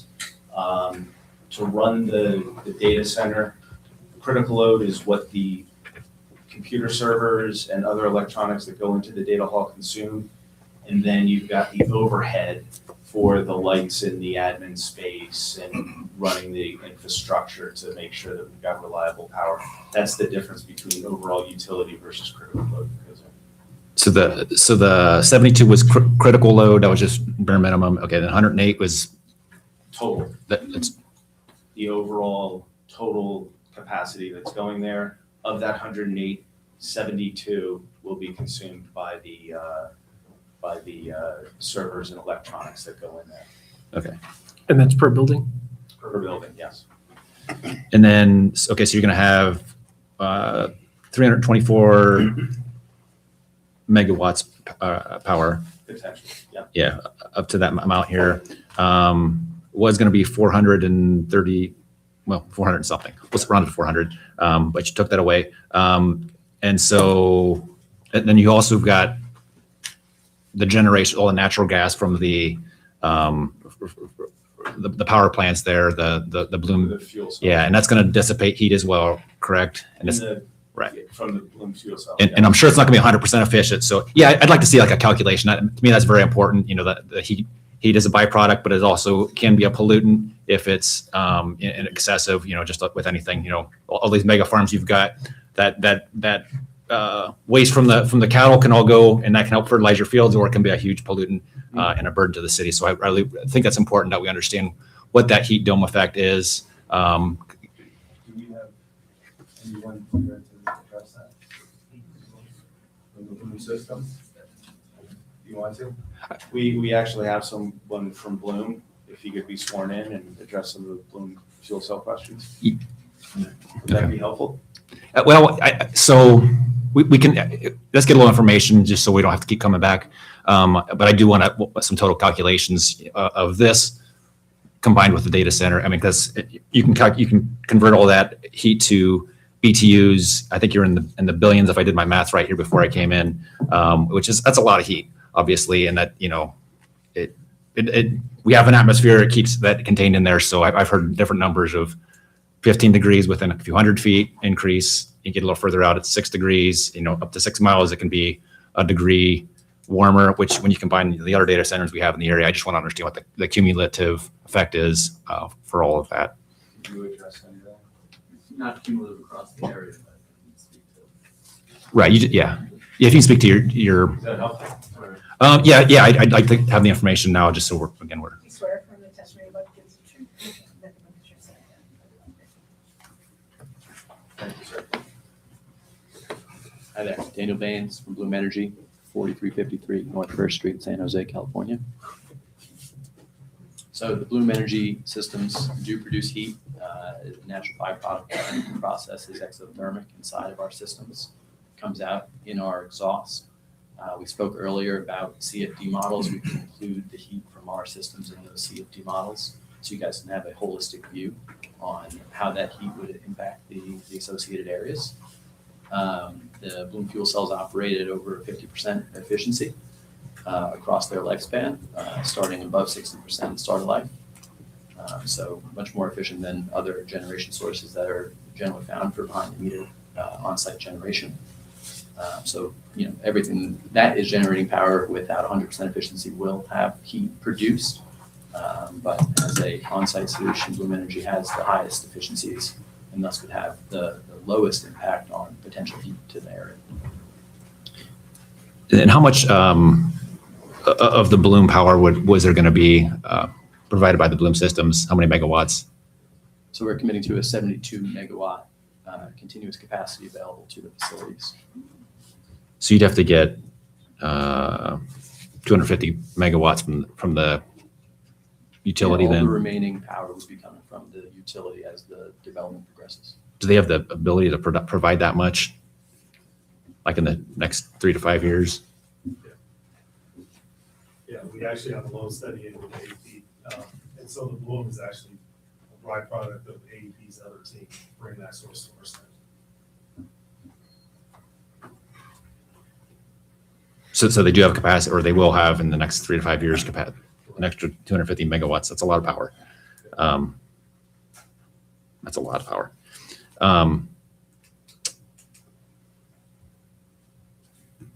And then, so you guys, maybe you kind of answered my question already. Is the Bloom power going to be going to anybody else besides yourselves? Okay. All right. So it makes sense that you guys are paying for the infrastructure because you're the only ones consuming that and the energy there. And for the Bloom infrastructure Right. and the utility infrastructure.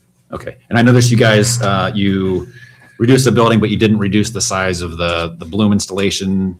Can you maybe speak to that a little bit? So the 72 megawatts is served the first building. That's what we're doing. So what AEP is doing is they're bringing us power early. And the way Okay. that they solve for that is through the Bloom fuel cells. Okay. So you're only going to have the Bloom system for a short period of time then, is that?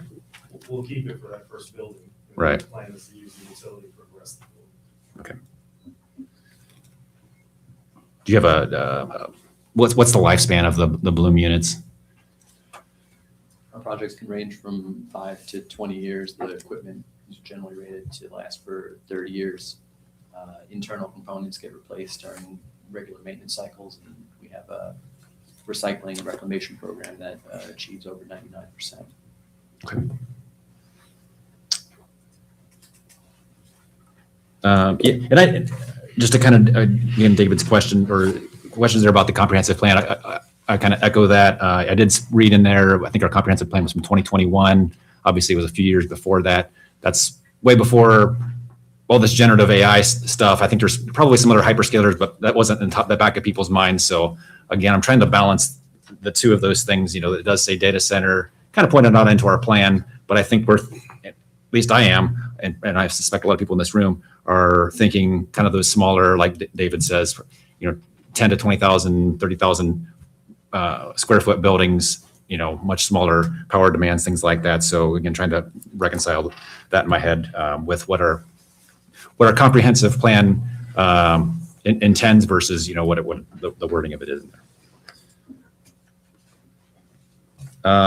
Do you expect, obviously the Bloom units are going to be using a lot of natural gas.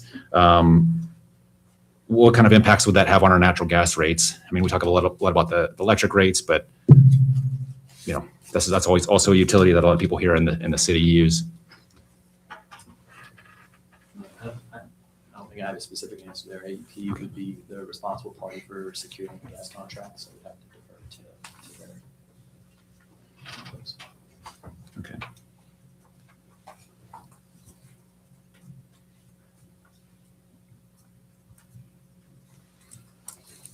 All right. Let's see here. Did you guys talk specifically about what type of fire suppression you have in the building? Was there any details on that? I don't think there were any details on here. Okay. I was just, oh,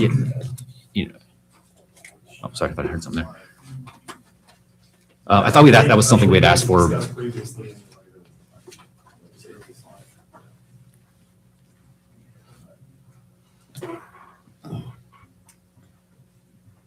Dual interlocking pre-action zone fire protection. Okay. I think if you guys did cover something last meeting, you mentioned some other chemical suppression you were using, I think.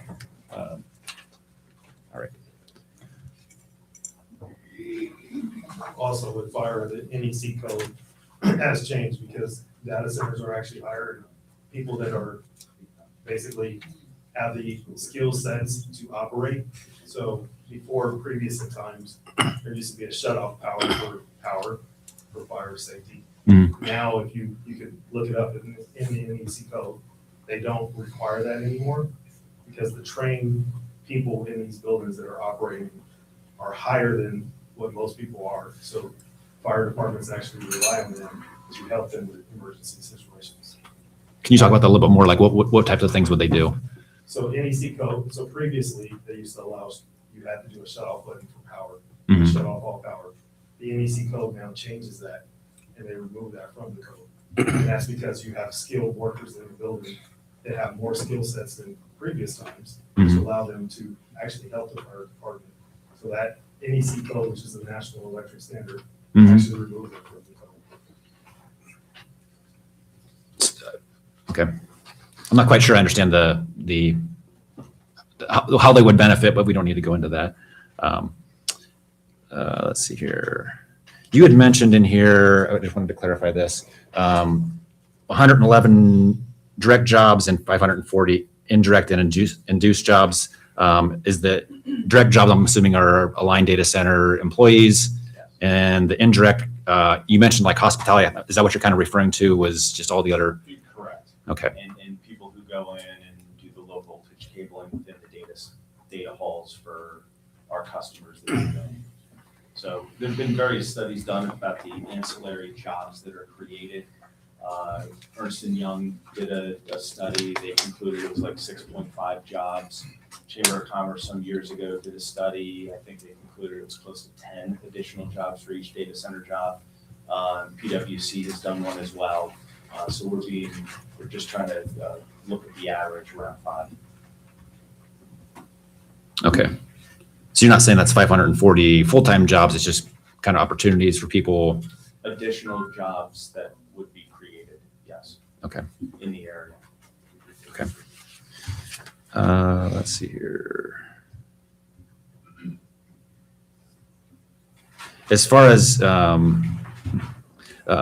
yeah, again, so when I was talking a little bit about the intent there, obviously we've got some of these really offensive, in my opinion, data centers going up. And I don't think you guys are like that. The Google and the Amazon lights are going on nonstop. I think they do have probably the evaporative types of cooling there, which we're all concerned about. I don't think you're using that, but I have to, ask a couple questions here. So obviously there's a ton of light pollution coming from over there. Are you guys expecting to do construction at night? What would the hours be, that type of thing? Is the construction schedule been identified? I don't think we have a construction schedule yet. We usually work within whatever the ordinance hours are. If there is the nighttime, we would follow any nighttime ordinance codes, shielding on lights, anything that we can do to prevent that. Okay.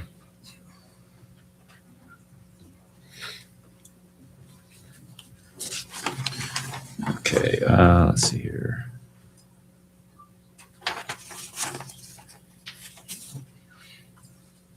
Yeah, definitely, like David was saying also about the cumulative effects of that's kind of, again, what makes it tricky. I'm not sure if we're on some of these things, are we talking just the Aligned Data Center and not accounting with the AEP project that as well. So again, I want to make sure that these numbers are representing the full project and not just the Aligned part. And then we're not, then we have to add on the top of the noise or the heat or things like that from the AEP side. So I want to know, but when we're asking these things, we want to know the whole cumulative effect there from the whole project, not just the Aligned side. There's no wells here. Good.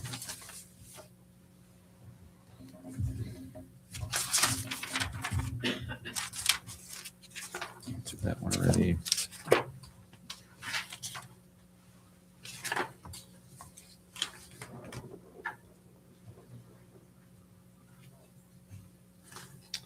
This is maybe a staff question here. I did notice parking spaces, you guys had gotten a variance for 338 instead of 724 parking spaces, and now it's getting reduced to 262. Is an additional variance required for that one to go down to 262 instead of the 338?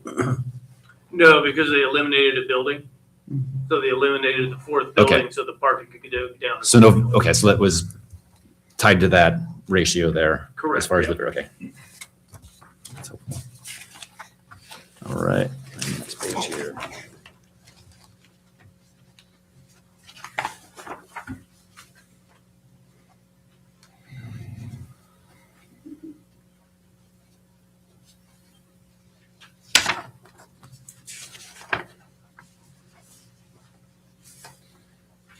I think I'm good. I might come up with one or two more questions here that I missed here, but I appreciate you guys answering them.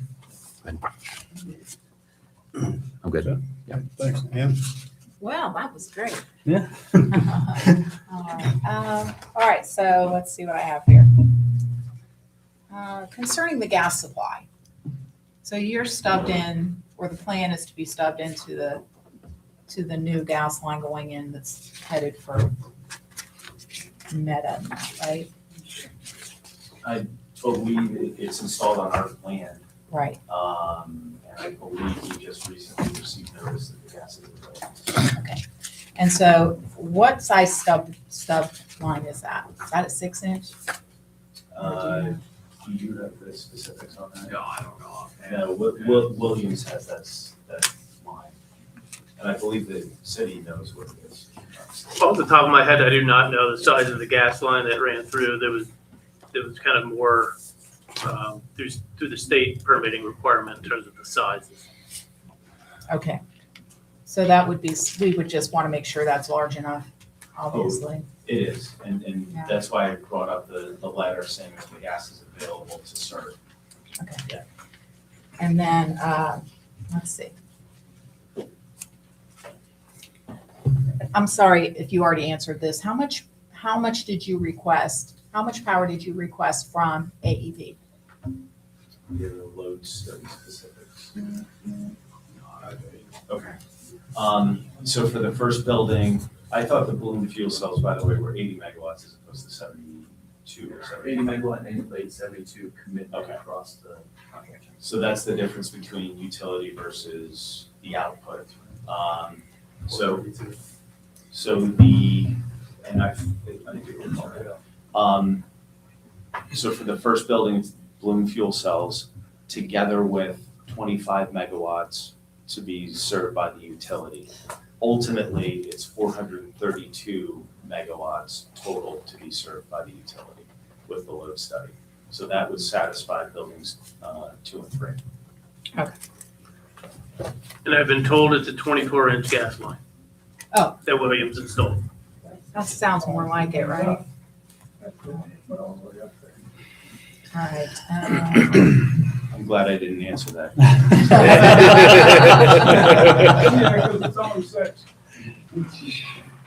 Let's see.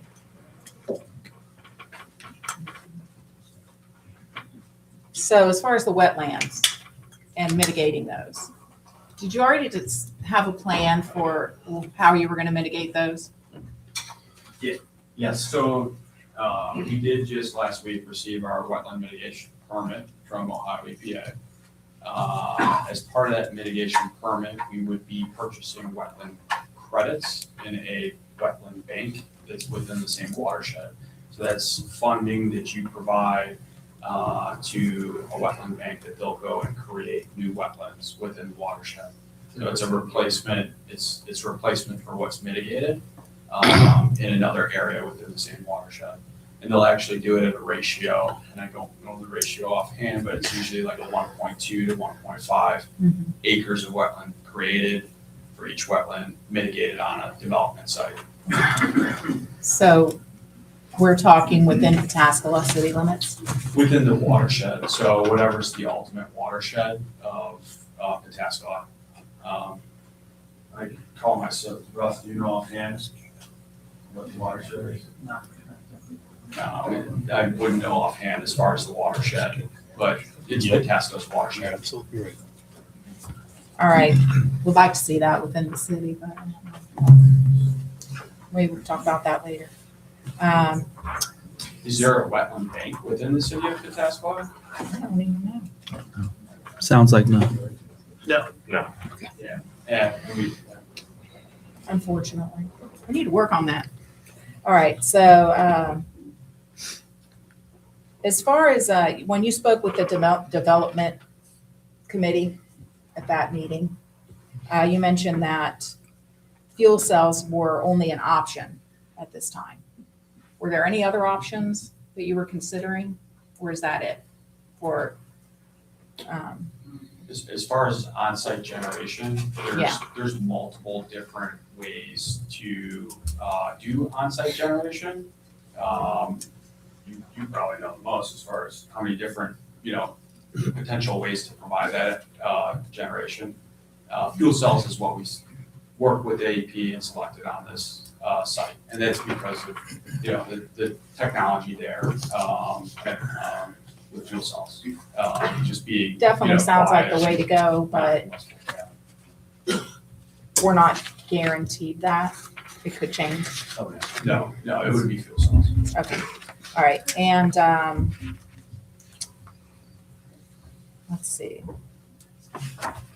Also at that hearing, you mentioned that, the generators are the loudest, during 10 hours a year, when you're maybe testing them, or? They're tested like, you know what testing is, you just about said. Yeah, so the generators on site are usually tested quarterly, and the quarterly testing is roughly about, for the year, is about 10 hours. So we're looking at it, every quarter, there's testing just to keep them maintained, so that if power ever did go out, they're operational. Okay, And our acoustic study included those being turned on. So okay. we did provide that. All right, so I have to bring this up. We had a storm a couple weeks ago, and a lot of our city was without power for 10 to 12 hours. It was a problem. So I have a feeling that if there was a need for power, that a line would get it first, and then we would be secondary.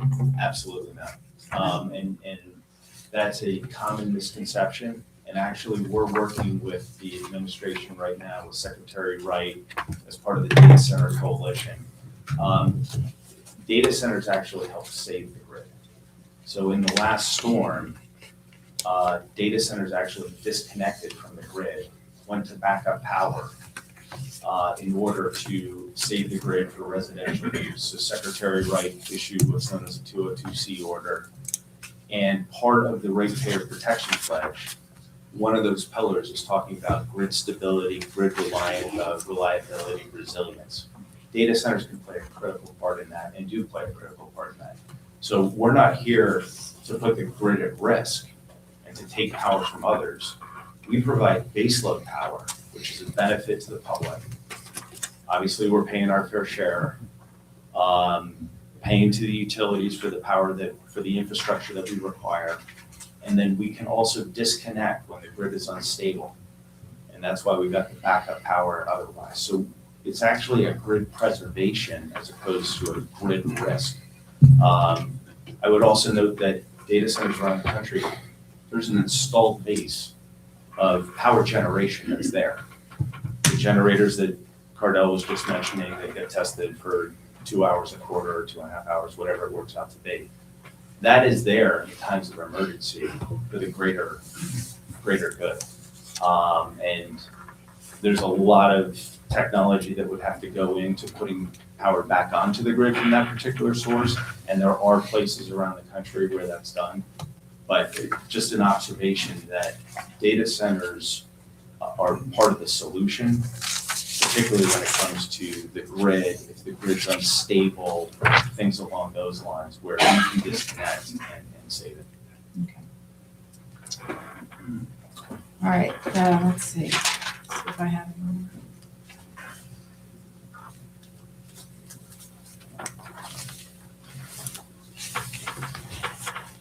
My apologies. Just want to make sure I'm thinking about this. Oh, do you consider yourself a tier 2 or a tier 4? You missed tier 3. You're which is- tier 3. So usually, the tiering system that used to be all the rage, if you go back a decade or so. But tier 3 is really where the mission critical data centers And that's kind of worked a little bit. The actual tiering system is owned by a company called, or organization called the Uptime Institute. And they used to go, what they do is they analyze the amount of redundancy to provide the tiering. Tier 4 would be a bank, financial institution, things like that, that are maybe government NSA type things. Tier 2 has less redundancy built into them. Tier 3 is kind of the commercial data center sweet spot for a mission critical facility. So we're Tier 3 equivalent. And then through that analysis, there's various trade-offs on N+1, 2N on certain things, 3 to make 4, 5 to make 6. There's a whole lot that goes behind it, but think of us as Tier 3. All right, so it's hard to know what your emission standards are going to be because we don't have all of the information to make a judgment on that, which is why we're going to be needing, you're requesting that we concede that to administration.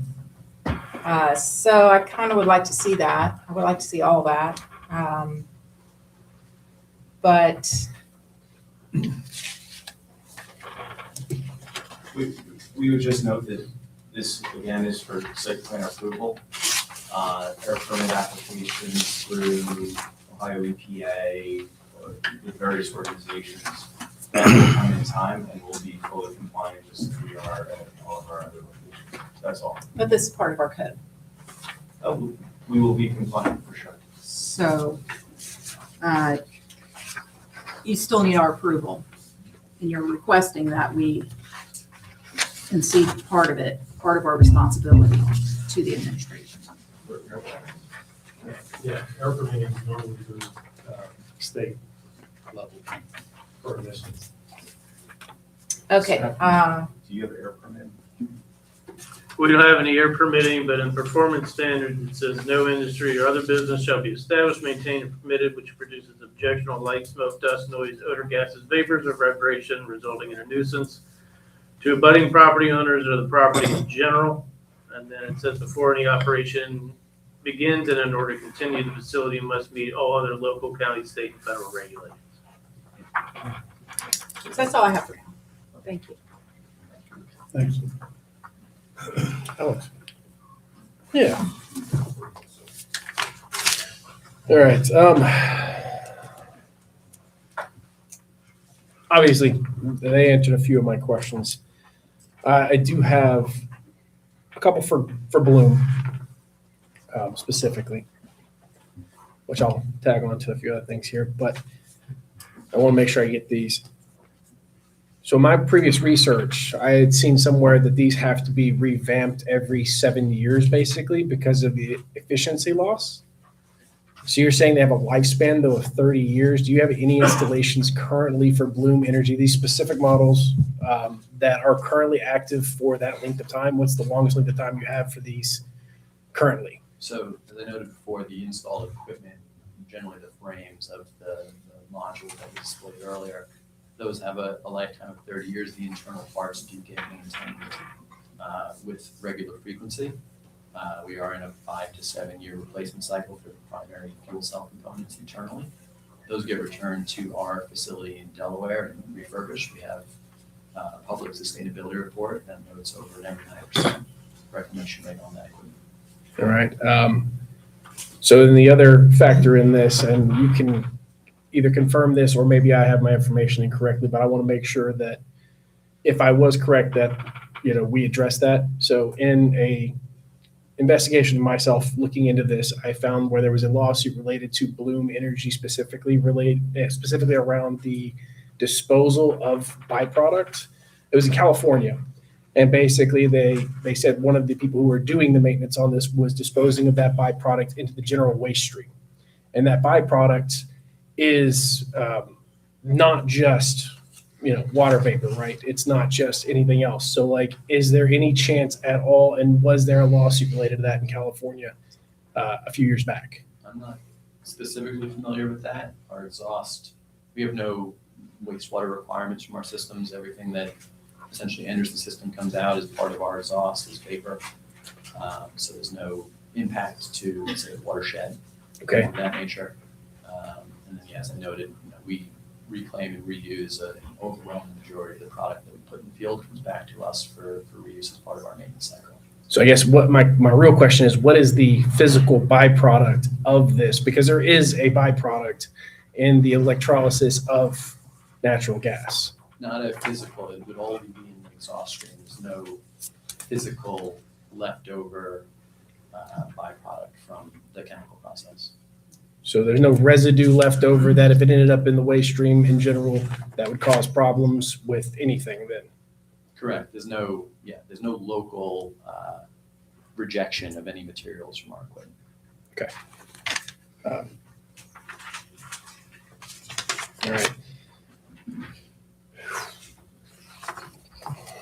right. Related, this will actually be a question for the applicant, not for you, thank you. Related to mentioning of the cost and that y'all are going to pay for this equipment. Now, in the payment of that equipment, is that all upfront cost or is this spread out over 20 years in payments for that equipment? Do you know off the night? Yeah, this is an AEP service, by the way.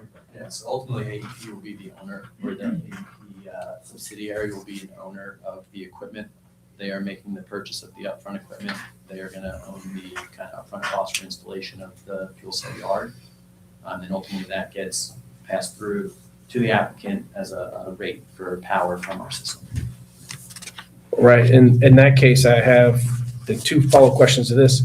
What is the cost for each individual Bloom cell? I don't think we're going to say that publicly. That's been coordinated and agreed with AEP. Right.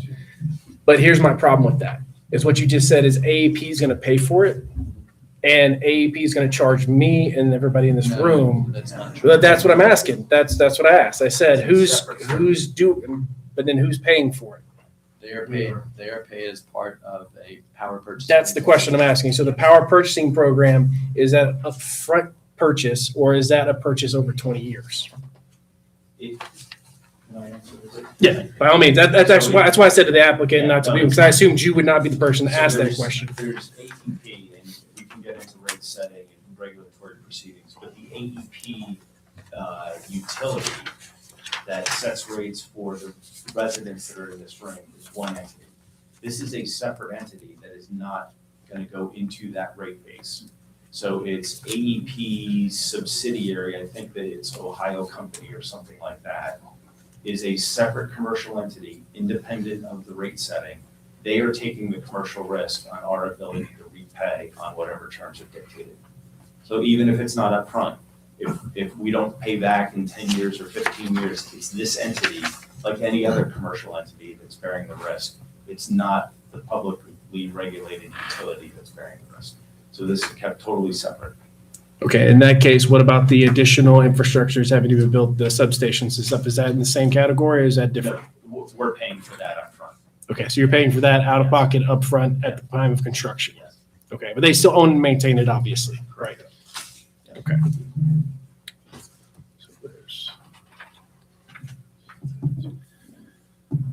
So I'm gonna ask some leading questions to somewhat, but I still want to ask the question. So I'll just step away. well, no, these are going to be questions, yeah. Because I also want to clarify and make sure that I have correct information in my research, that I'm not making a major assumption here, but that this is accurate. The current size of most of your data centers that are currently constructed today, specifically I asked like the one in Plano, because that's your home office, what is the current size of that particular system, that megawatt generation or consumption? Sure. What I'll note is data centers, the industry has changed significantly in the last 10 years. And just by point of reference, data center leasing used to be measured in kilowatts.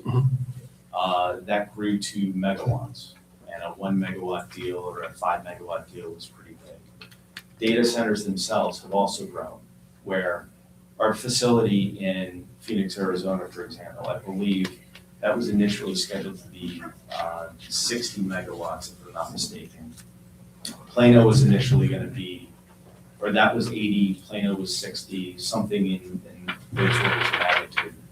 And talking to others in the industry at the time, they're like, wow, 80, that's pretty big. Now there are data centers that are routinely 80 megawatts just for a single tenant. So whatever our existing facilities are, you got to look at when they were developed in the life cycle, not only of our company, but also the data center industry. Data centers now are routinely, these are kind of the standard product. 72 megawatts of critical load, we're building those around the country.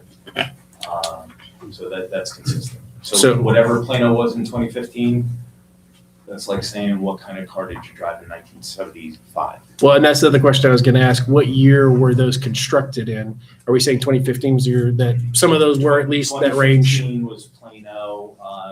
That was the first building. We renovated it.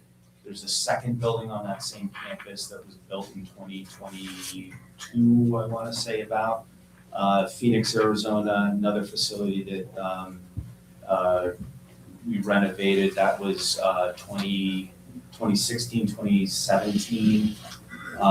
West Jordan, Utah, 2018. So there's a timeline for sure. Right.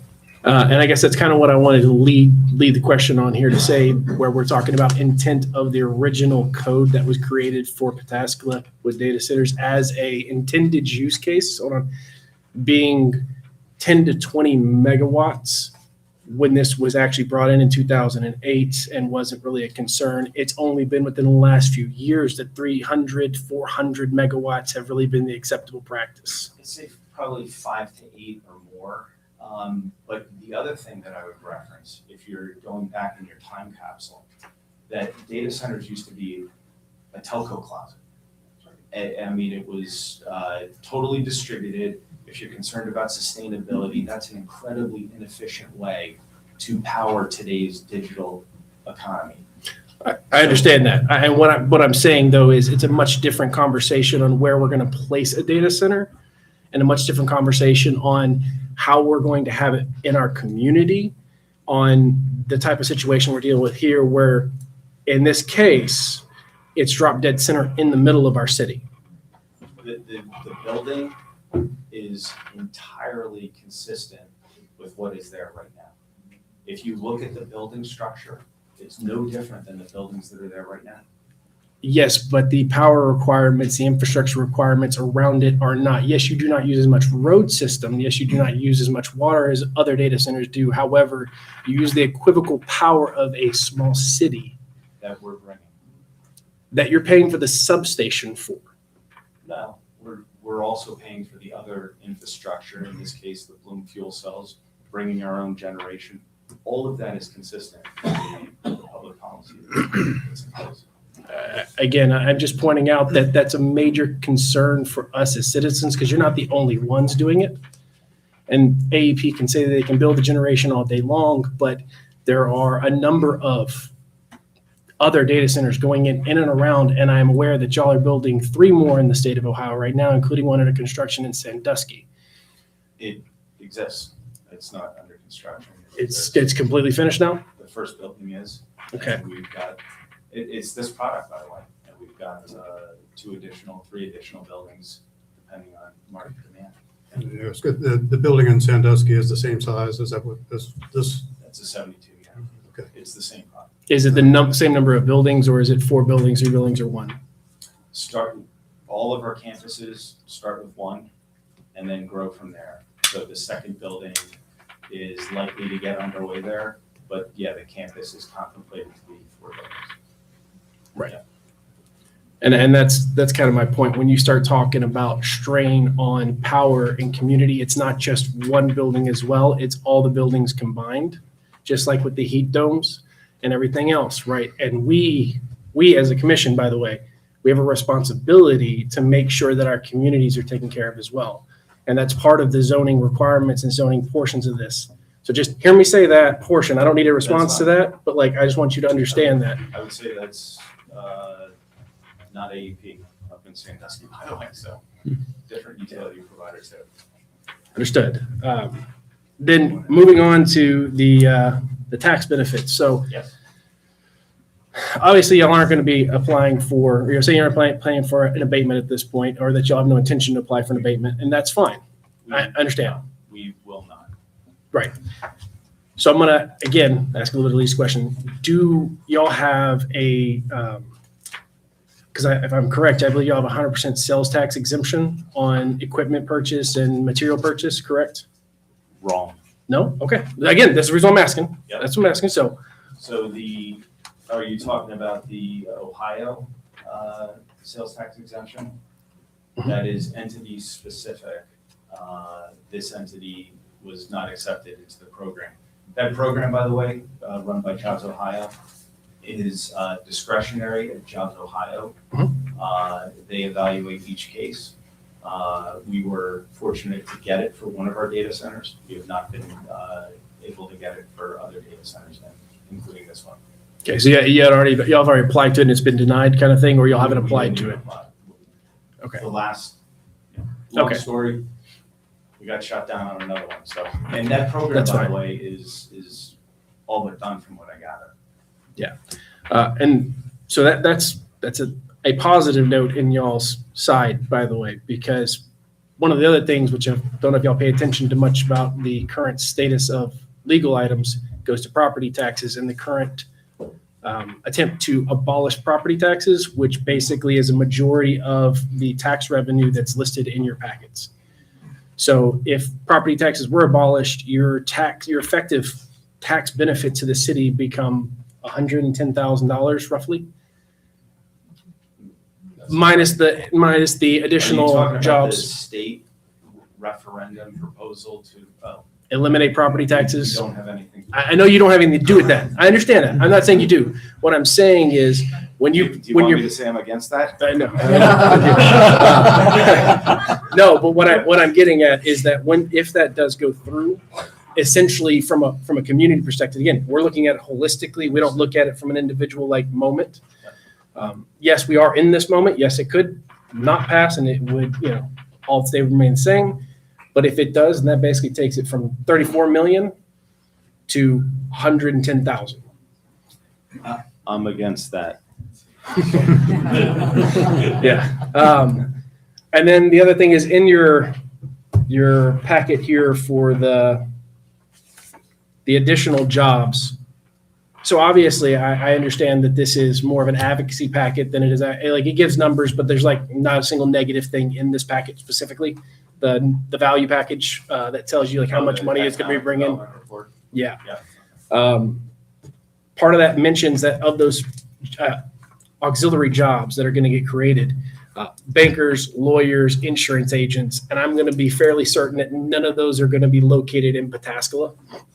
So like, I would say that you might need to adjust that a little bit because None of that, so that was referenced as far as economic value, but Mhm. none of it was included in the tax analysis. Right. Those indirect jobs were not included in the tax analysis. right, which is the reason why it's 110,000. I understand. That's what I mean. Like, but like it's saying that y'all are going to add 540 jobs to basically the space, plus the 111 that you're going to have, and really it's going to be 111 and probably about 200 to 300 on the high side for maintenance and, like you said, the different minor things that have to be done physically in the space. So, I always ask applicants if you're going to put information out. I'm a data person. That's what I live and breathe. Please make sure your data represents exactly what's going to be represented there, right, for the community as a whole. Let's see. So that's the.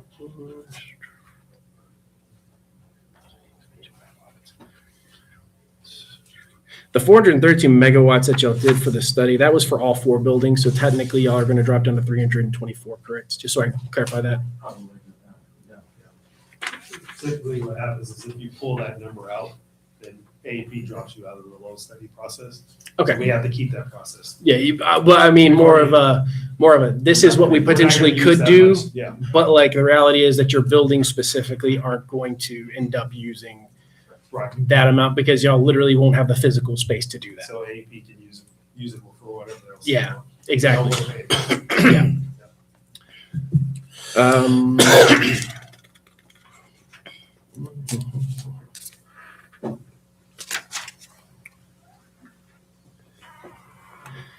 And so on the ordinance, as he mentioned earlier, it talks about vibrations and the sort. And as we were talking about the DBA sound and the DBC sound, even though technically, again, audible range, the vibrations and things related to these, there's historical information to even state that the original ones built had problems with this. And so there is some concern within our community. I would really advise to do some, tell us if there are, if they like what level of low frequency actual noise that gets created as a result of these facilities. That would be ideal. And like, again, let us understand how that measures against what the current environment has versus what y'all are going to put out there in the space. Yeah, if it's requested, like I said, we could always produce that. Obviously, we have critical infrastructure in our building, so noise and vibrations are something we do not want to see. Yeah. Back to the heat island effect, something also that we don't want to see because our equipment doesn't operate. That's why we requested a parking area. Yeah. So all these things kind of tie together to And mentioning the water, the ionization situation. So with your ionized water, obviously you are trucking that in because it has to be actually manufactured, right, and put into the system. At the point in time, do y'all flush that regularly, or is this something that once it's in there and it's topped off kind of thing, so it is a permanent fixture in the space? We do not flush that. At all? Okay. So once it's full, it's full? It's full. Okay. Correct. Secondary question. We do have tornadoes that do occasionally hit. They're less frequent on this side of Columbus, thankfully. But in the event that something did happen and that system was damaged and that water did spill out into the environment, I'd be curious to know how much water that is. And then what is the expected ill effects of that water spilling into our watershed? If that water spilled out, it would spill inside the building and we would have millions, probably billions of dollars of infrastructure that's damaged. Well, I'm thinking like in a tornado type of situation. So in a tornado, obviously it's not just going to spill into your building. Your building potentially could be up and then spread all over across the city, right? Yeah. So like that's the reason I'm asking that question, because like that means that would then be disseminated across our space. And what kind of effect would ionized water in that environment have on the water that exists in our city? I mean, it's deionized water, so it's clean water. I don't think it would have any impact. Okay. It's the purest water. I was talking to our MEP of our team about this, and he was like, the water's so clean, I could drink it. So I don't see any impact. Okay, so because, and I don't know if it's the deionized, is it deionized water? Deionized, okay. I don't remember if it was the deionized water, but somewhere along the way, I was doing a little bit of research around this type of topic, and the super clean water has all the minerals stripped out, which I assume is what this one is equivocal to, like everything stripped out of it. It's just pure H2O. Yeah, you would never drink that because it would basically suck all the nutrients out of your body, right? And it would almost burn you chemically. So my question is, like, that matters. Like, that's not just drinkable water. Right. So again, I would like to know, like, if a tornado hits, what kind of damage would that potentially present across our space if that spilled out into our water? Our water table sits very high. It could also damage other ecosystems in our area then, because obviously it would potentially a large quantity of water. Again, I don't know what the volume is. Do you know what the volume of water total? 240,000 gallons of water. 240,000 And I will gallons? tell you that we structurally build our buildings to withstand everything you can think of. We're good drilling down 90 feet into the ground with our foundations. So if a tornado hit, our structural engineer is probably, that's the first call I'm gonna make. So I would see that as a very, very, very low impact. Okay. I mean, it's, you say low impact, but I'm native of Texas. Yeah. So I know how tornadoes work, Yeah. and I know what kind of damage tornadoes do. Yeah. And I know they don't care what kind of, in the middle of a major city, you won't see that kind of effect because you don't see tornadoes there. But tornadoes do hit around the skirts of cities, specifically Grove City, North Sunbury, these types of spaces, they see them regularly here. And we do environmental studies, which include looking at tornadoes, seeing where they hit, geotech reports. I mean, all those things that you're talking about, obviously, I'm from California, so earthquakes. Yeah. Big thing there. Right. Right? So we're always planning for the worst case scenario. That's why we have redundant power, redundant, water lines, everything you could think of. That's why we do that. So then, if that's the case, would you be able to provide a report showing what would be the effect if 240,000 gallons of deionized water spilled out of your system into our water system? I'm sure we could. Okay. Yeah. That would be pretty vital because obviously that matters, again, for everyone in this room. Yeah.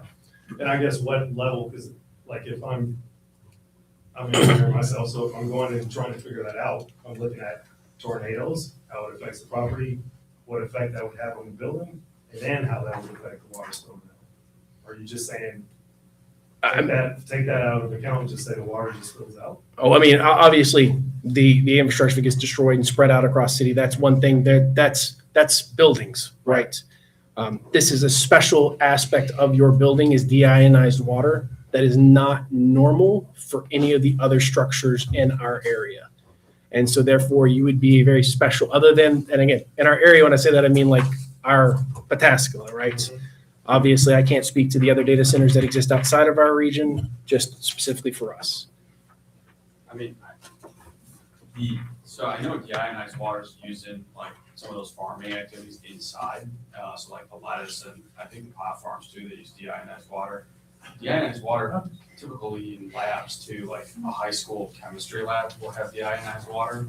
I don't think, as far as the impact of deionized water is dramatic as it's being made out to be. It's typically low impact. Obviously, we have to look into what exactly that would be, but as far as the common experience with deionized water, it's not, I don't know how regulated it would actually be. Okay, well, and again, like, obviously a high school is not gonna have 240,000 gallons of deionized water. So like, again, like, I know you're gonna use that as a reference, but like, this is a different conversation than just a casual, yeah, I got a jar of deionized water that I'm using in my lab to do testing with these chemicals because I need the purest water possible, right? This is different. And don't take that as disrupt. I'm asking that as a legitimate request to say, like, I want to make sure that we're doing everything we can in our power to be safe for our community. Understood. Right.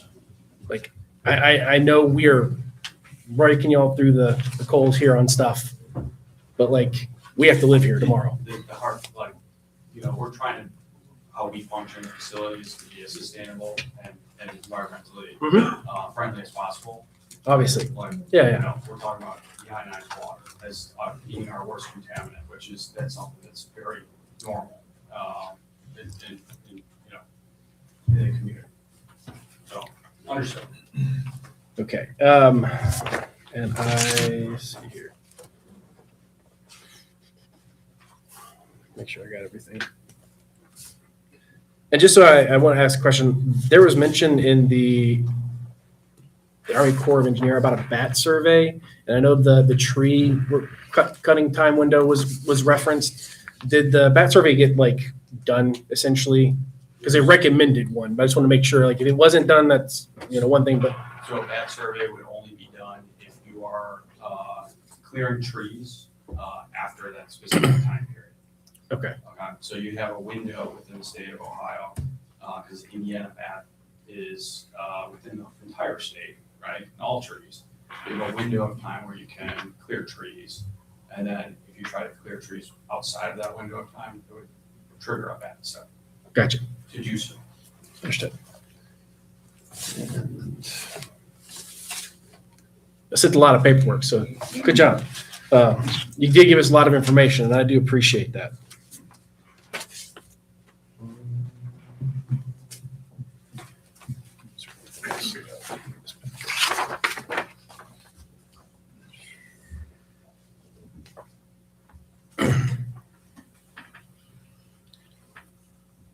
I think that's going to be it.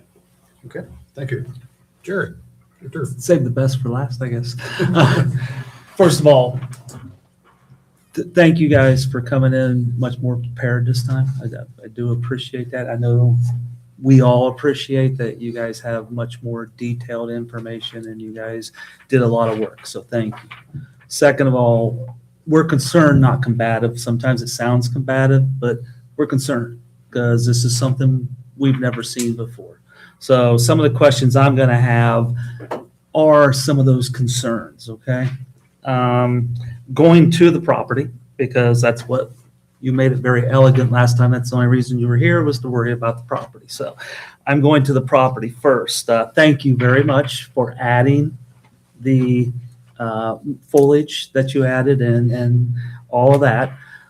One thing that still concerns me with the foliage is you only show it 6 months out of the year. You show it when the trees are in full bloom. And I still would like to see what's that going to look like in the other 6 months, because this is something we don't have around here. So it's different than everything.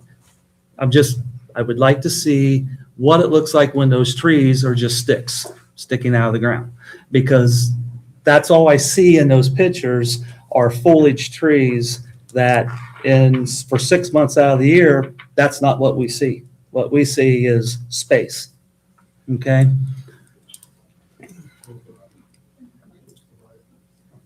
Okay, because I know you're probably meeting all the conditions with the trees and everything, but keep in mind that 6 months out of the year, those that you see right through that. You can walk around right now and you can see what I'm saying. So just keep that in mind, okay? Because I think that's still important. I'm still a little concerned too on the backside. You did add some foliage back here, but it's not fully around. And I appreciate the view you saw, because I was the one that brought that up. But why didn't you continue with that foliage all the way around the property like you did the front two main arteries? And the reason I ask that is because, again, things come and go. And, we all talked about what's happening north of, Pataskala on Morris, and it's a disaster for the city because we have to look at what New Albany left for us, and that's not a pretty view. So I just want to make sure that we're covering all four sides of the property. Okay, and you probably met all the restrictions, but just think about that, please. Going to go to Cardell, since you're up here still right now. You gave a really good assessment of the subdivision versus the distribution, your building. Yeah. Problem is that's an apple to orange. I want to go apple to apple. So I would like to know on that report, what's the amount of water usage for another one of the distribution centers that's around it? Because you gave me an apple to orange, and I appreciate that. But I'm more about comparing what it is in that area, because that area is not zoned residential, it's zoned commercial. So keep that in mind. I'd like to see that a little bit more to understand that, but I do appreciate it.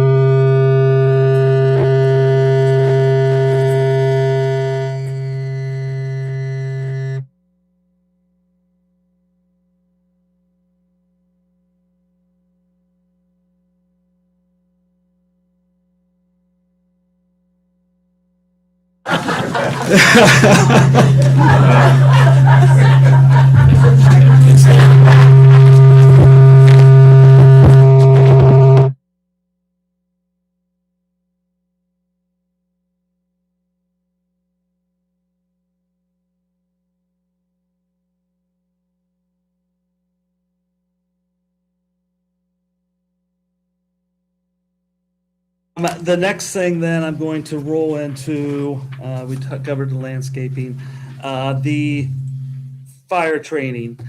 I appreciated, Chris, your information on the fire training. Thank you. What are your I'm sure your company has standard operating procedures for everything. You guys have thought about fire.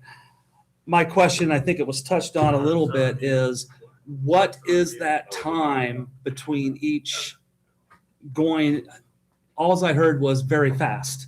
But I didn't get what you guys feel is that time from going from security point 1, 2, 3, 4, whatever it is. What's that standard operating procedure look like?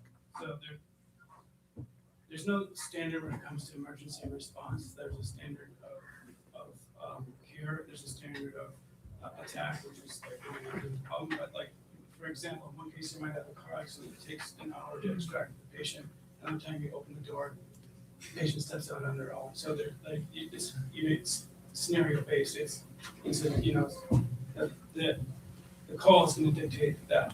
With regards to getting through the building, like what David tried to say is like, as fast as anyone else could go through the building. I mean, there's no delay. What some of the questions that Commissioner Rogers had last time was that about whether or not there's restricted access, but it does not restricted access. We have 24/7 access.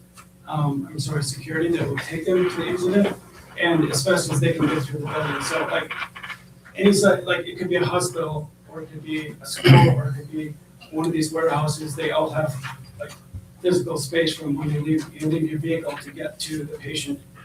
So I can't say where that patient is, so I can't say how long it's going to take to get there. But they would not be their access to the patient would not be delayed by any issues with getting access through doors and things like that. That's what I wanted to come back and address, and spoke with our head of operations to make sure that we had all these protocols in place and learn more about some of the actual training sessions we've had in the past. So I just can't, I don't know where the patient is, so I don't know how long it's going to take to get that patient.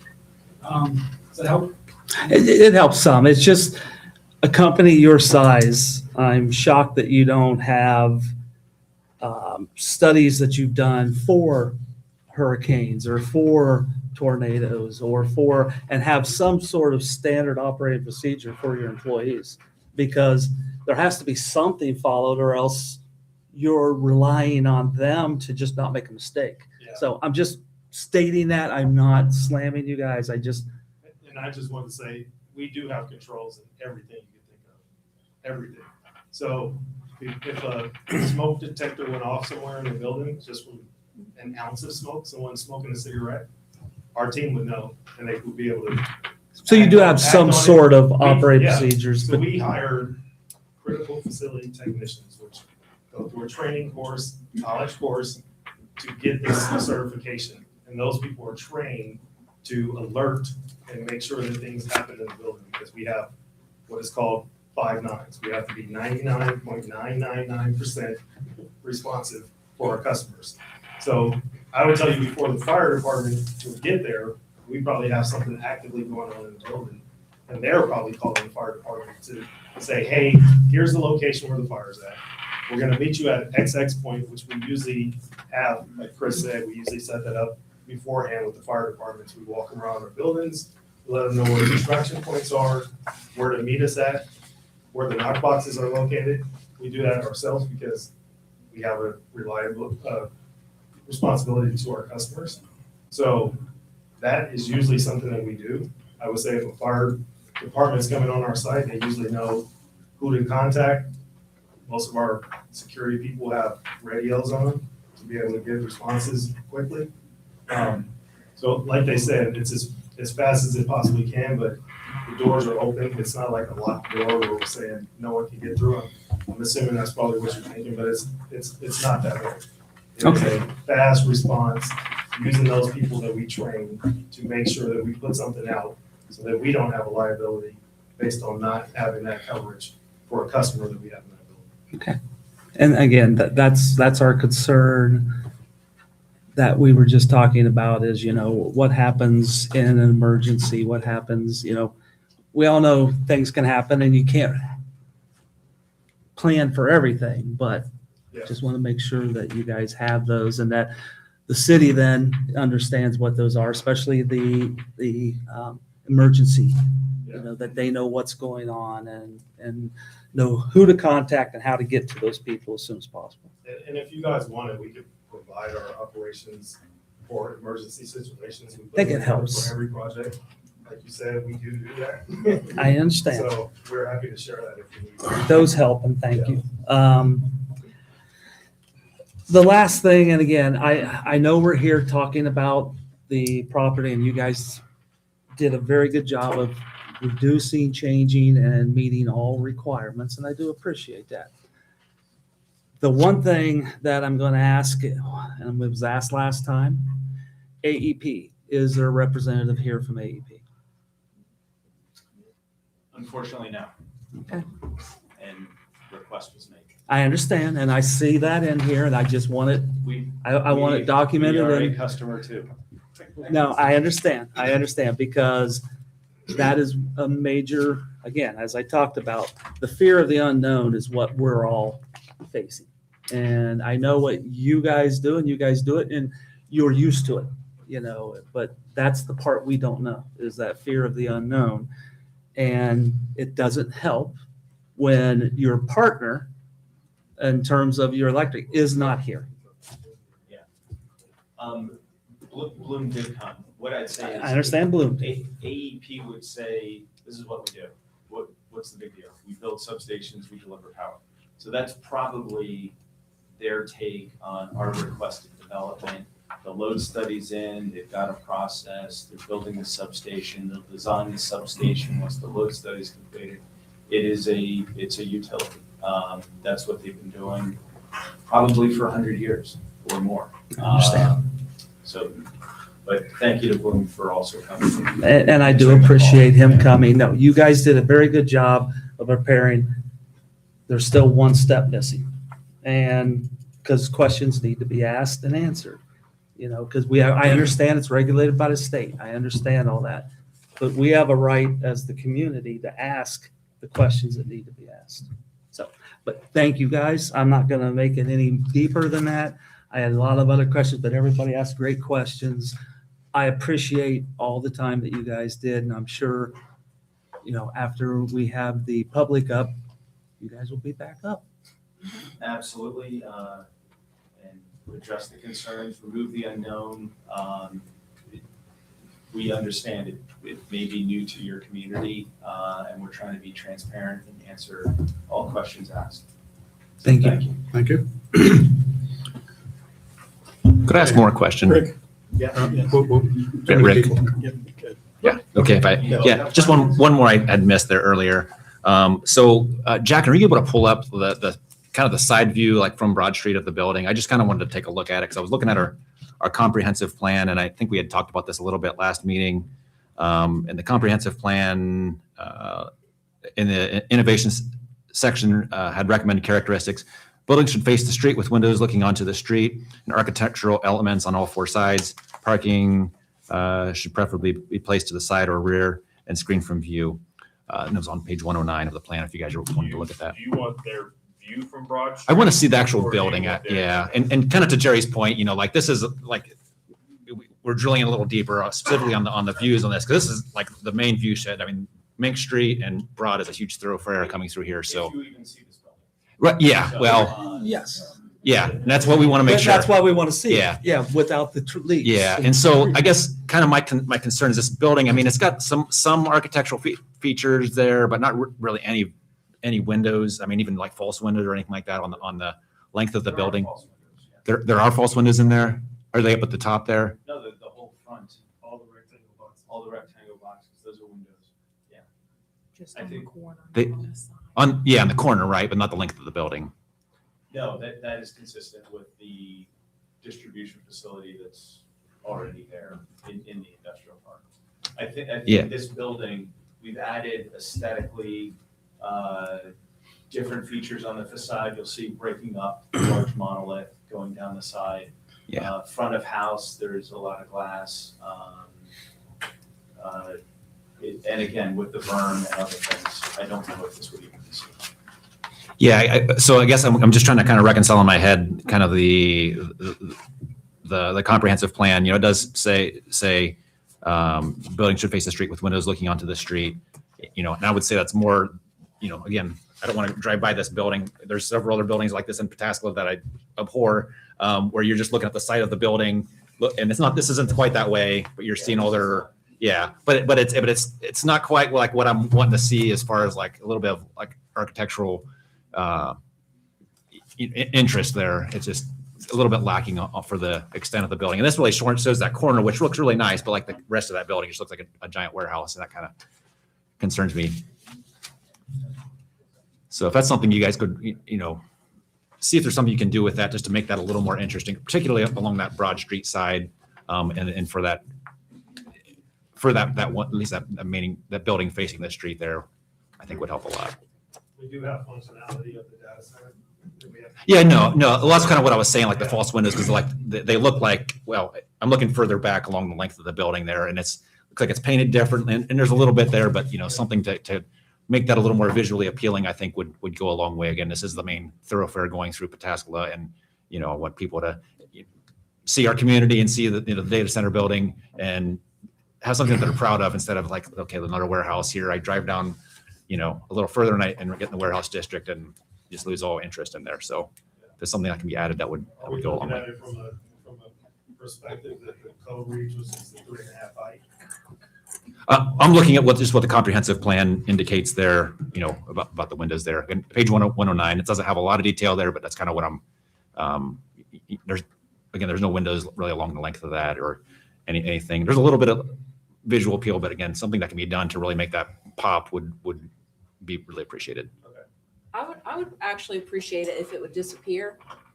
I don't want to Well, highlight it. No, yeah. I don't mean that. I mean, well, I know what you guys are talking about. Right, the landscaping. Please, please, everybody, please. The building itself, if it could, We're when hiding it's, it. It's when behind it's the berm. black absorbs. So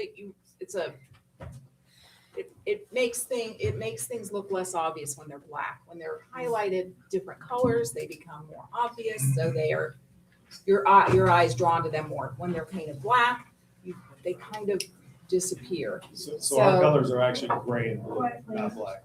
I think the rendering. Get everybody settled. Yeah. Quiet, Everybody, please, hold on one second, Ann. Everybody, please, keep your comments to yourself right now, Ann, please. Yes, and then the lights up at the top of the warehouse side where they're high up. Those are scuppers for the real rendering, not lights. Those aren't lights? Those are not lights. Okay, so do you have lights on the side of the building there? No. None? No. Okay, that's cool. Because when we have snow here, light reflects and it makes. I don't have that plan, but we have a lighting plan we submitted that shows. Yeah. The extent of where the lights could be at. So my preference would be black. On the building. Full bang. Touche. So that's all. If I could just piggyback on what Frank is alluding to, is you're saying that this building is just like the same character as the other industrial buildings in this zone. We were hoping, and the comprehensive plan was hoping for something better on Broad Street. This is the main thoroughfare, east-west, into and out of town. We don't want another distribution center-like building. We want something that is better than that. And that's why it's called Innovation District. It's not called Warehouse District or Distribution District. So I think hopefully that's what kind of you were alluding to. Yep. And not just some, painted on squares on the side to make it look like it's a panel along this 400-foot long wall. And again, the distance from Broad now is that 200 feet? It's behind the berm. It's, So we get a dirt mound on Broad. no, it's gonna be landscaped with things that don't lose leaves. Thank you. The mound was a request, so, I mean, we're providing what was. Well, requested. there's lots of requests. So, and I know it's hard to address all of them successfully, but that's your challenge. Yeah, we're trying, and I think we're trying, that's why we eliminated the building. I mean, that's a big step there. Pataskala is a farm community, and that's why people moved out here. And that's what you'll hear all the time. They moved out here because it's country. And we just want to keep some of that. We understand that's the industrial park, but we want to keep it as much as we can. Everybody done with this? Two questions. Just two questions. Two questions, okay. As aside from any of the geotech surveying, soil samples, things like that, environmental that's already been done out there, has any physical work been done on the property in terms of grading or anything? No. Okay. Besides the tree felling that we did. Okay, no problem. And then lastly, you, sir, had talked about having trained, like college class type training for individuals there. How many of those people will you employ on site? And is there ever a time when that would be compromised where one of those trained people would not be on site? Now, our operations team always has someone trained on site. I don't know how many people there are, but that's a 24/7 operation. So we work in 3 shifts. It's basically a 3-shift day. And that's how we can cover the 24/7. Thank you, appreciate it. That's cool. Right now? Okay, thank you. Thank you again. Thank you. Yeah, stand by. Appreciate it. So, again, now we'll go to the period of public comment. And remember, it's 2 minutes. Jerry's going to be the timer. Same thing I read at the start of the meeting. Just follow the advice of a gentleman that was moderating a conference that I attended once. He said, be bold, but be brief. So, Dale Robins.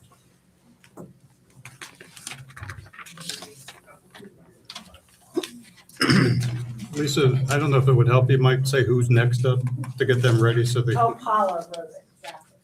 Okay.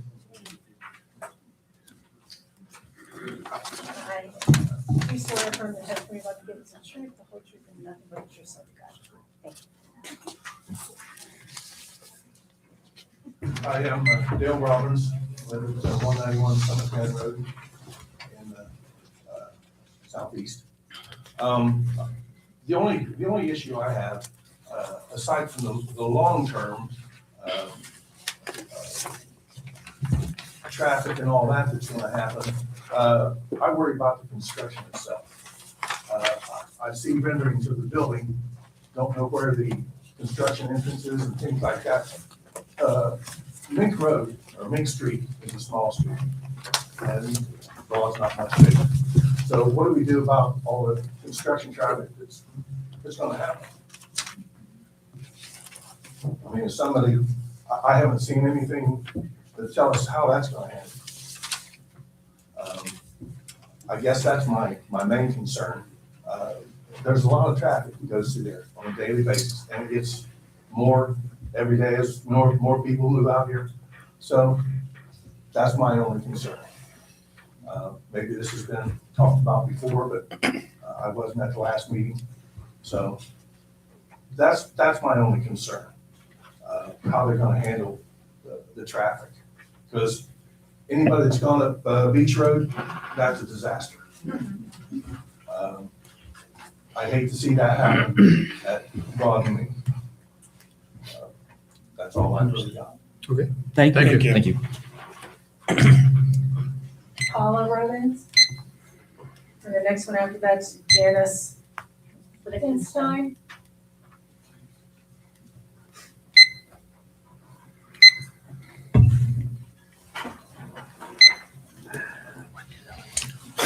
Please swear affirm the testimony about to give us the truth, the whole truth, and nothing but the truth, so help you God.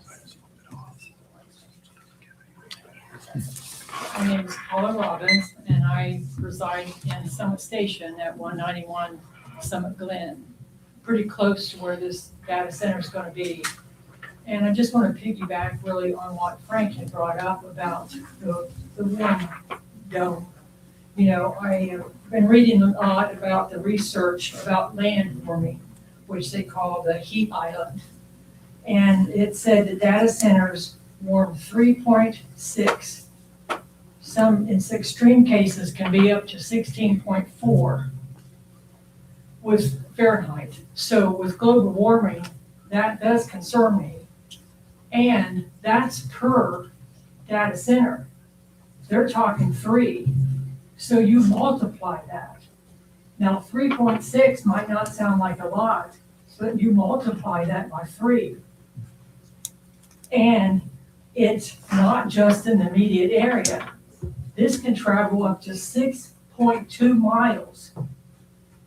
That's gonna affect where I live.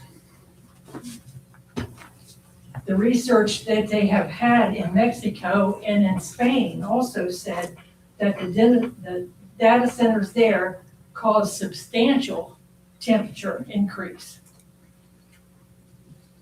And said that the scientists found alarming environment impacts. And with future booming with these data centers, what's that gonna do to our environment? I think data centers are somewhat important, but we don't know a lot about them. And I think maybe there's an area they need to be, not in our community, not around our schools, you know, and that, I guess that's my concern. I just, trying to read all my notes here. My time's up. Yes, ma'am. So anyway, that's my concern. Thank you very much. Thank you. Do you swear for a testimony you're about to give us the truth, the whole truth, and nothing but the truth, so help you God? Thank you.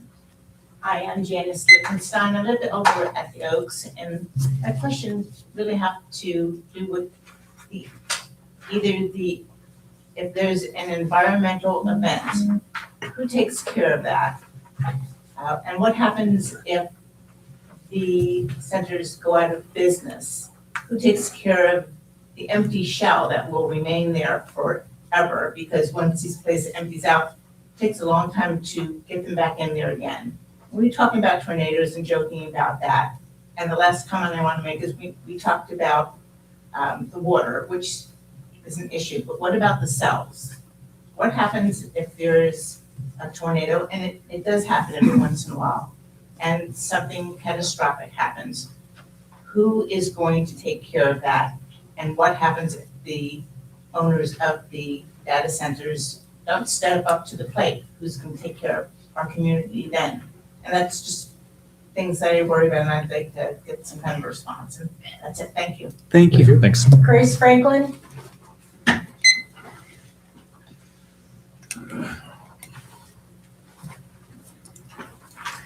Hi, do you swear for the testimony you're about to give us the truth, the whole truth, and nothing but the truth, so help you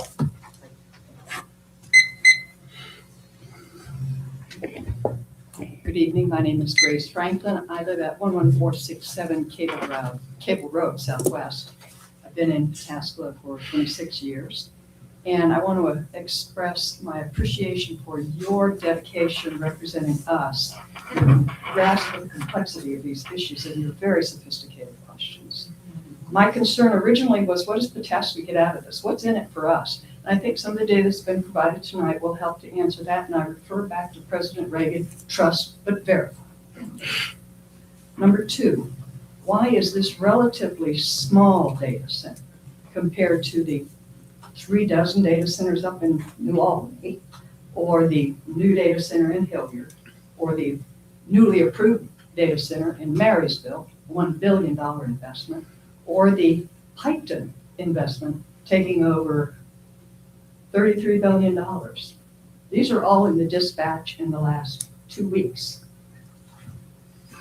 How does this little small one compete with those big guys?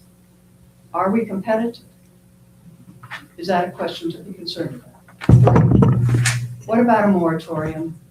As the lady who spoke earlier said, there's so much we do not know about the longer term consequences, environmental, psychological, economic. Do we need to rush into this now? Sunbury City Council is proposing moratorium. That's all. Thank you very much. Thank you. Bernie Brush? Do you swear affirm the testimony you're about to give us the truth, the whole truth, and nothing but the truth? Thank you. Again, I want to say thanks to you guys. It's great. Love to hear everything. I'm like Grace, go through the dispatch every now and then. Bernie Brush, 5530 Columbia. I like what Frank was on to, but I think this was in the dispatch about a month ago. Michael Hayek, a retired American Electric Power executive, former 32-year Westerville City Council member, said changes like last year's landmark order from PUCO, Public Utilities, applies a different fee structure for data centers with help with a possible energy crisis. But measures like that won't be enough. Now that's where we're getting the shell game and see what you did. Where's the rate structure coming from? Yeah, AEP is in here. They're not even coming here to talk to us, okay? And they're depending on that. Now they got a bait and switch. So they got the what's the guy's name? Boring or whatever. They're here. But we can't really know how much that costs or whatever. It's going to be 82%, 80% of it. Then AEP's got the other 25. Then they still got the 2 other data centers to build. This is what I like about what Mike Hasek said. They are the backbone of artificial intelligence, but they face criticism about the drain on local resources, including amount of power and water. Now, this was interesting, which I like, what they said. He says that he's one of the 4 experts who shared all kinds of facts with the Otterbein students. The others were a general manager, a CEO of Delco Water, another one of the regional planning. Data centers currently use about 5% of the energy, could jump to more. Time, One- Bernie, Time's Just up. one Finish real your- quick is finish your 100 megawatts. As you said, it's 300. That runs an entire city of Westerville on just 100. So that's how much energy, and we don't know what's going on. thank you, sir. Thank you, Bernie. Thank you, Bernie. Michael Fox?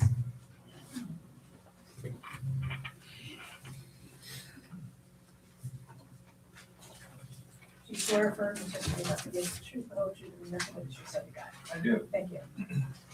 Mike Fox, 11540 Broad Street, Pataskon. I see a handful of people that were here in 2002 when we did the PM district. And at no time in 2002 was there any discussion whatsoever of a data center. At no time in 2002 was there any consideration except for the zoning at that time in our city for the PM district. We weren't involved with a National Electric Code. National Electric Code came in, but we weren't involved with the International Code, none of that. So there was never any indication that a data center would come and disrupt the community like this. I want to correct a couple things. There was a 24-inch gas line that went in. That was the 24-inch gas line that went all the way up. There's a 6-inch gas line that came off this as a tap. I don't feel comfortable with the information that's been received, whether that 6-inch tap is even enough to operate those buildings. I think it needs to be in writing, it needs to be factual, and it's part of the zoning that it's required. Water has not been guaranteed for this site. It has not been guaranteed. I spent 3 years on the sewer and water district. I fought them every time they wouldn't guarantee water for development. This is the biggest development that they've been addressed with, and this needs to have a guarantee that that water's there. They are expanding all over the place right now, using our water all over, everywhere. So those are the things that I think most need to happen. Transparency is certainly not here. No disrespect, gentlemen, but I can tell you that when you say, I think, or there should be, and you give us partial answers, that is not a good answer. Thank you. Language shift. You all right? Do you swear affirm the testimony about to give the truth, the whole truth, and nothing but the truth, so you got it? My name is Mason Blankenship. I live at 453 Wagner Avenue, right off of Summit Road here in Pataskala.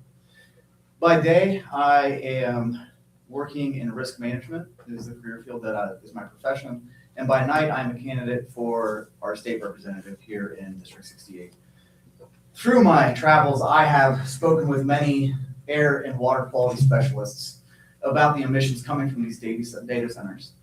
That paired with already the existing issues that we have with the toxic brine, the plastic burning plant out in Hebron, and then they're going to bring 11 of these data centers in. And we already have a naturally high level of radon here in Licking County that is already causing lung issues. These emissions, as I've been told by the air and water quality specialists, will exacerbate these lung issues. And that is my main concern for the safety and well-being of our communities. I think that the young lady who was up here before, I think she's right. We should put a moratorium in place until we get more information, get hard contracts on what these deals are, what the tax abatements are, what the MBAs are, and what the actual deal is. Because today I have been left with more questions than answers. Thank you for having me. Thank you. Daniel Graves.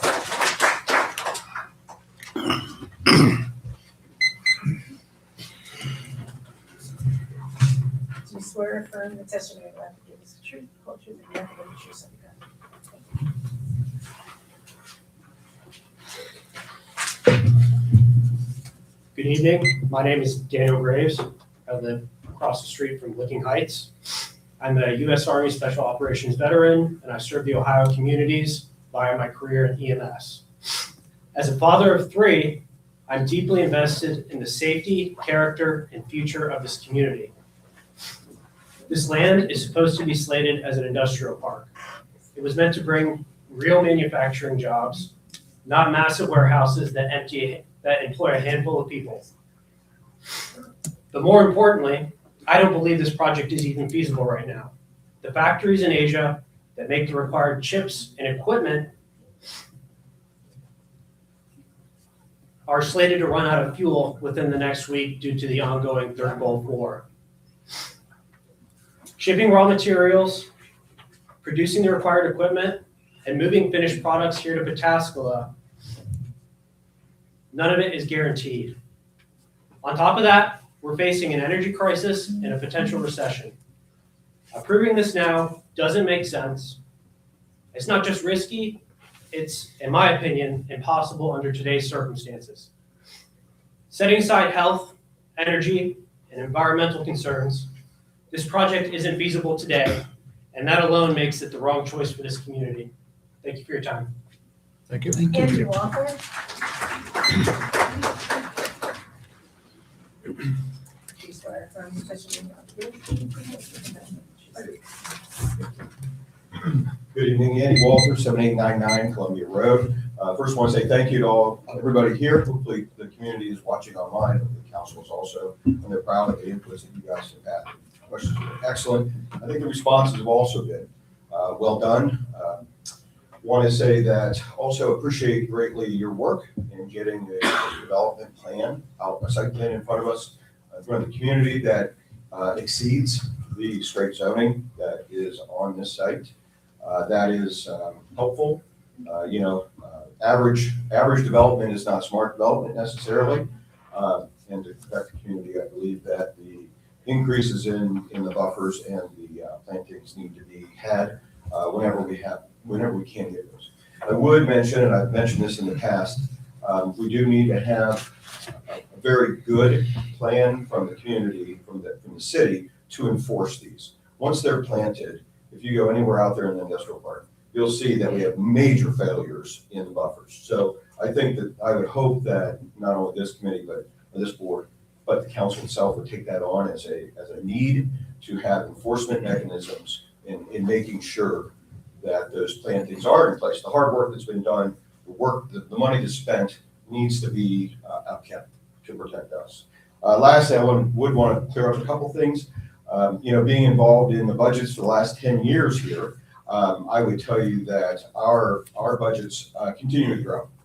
They're doubling. We've doubled in 10 years. We do need to have sources of funds to pay for things that we do here in Pataskala.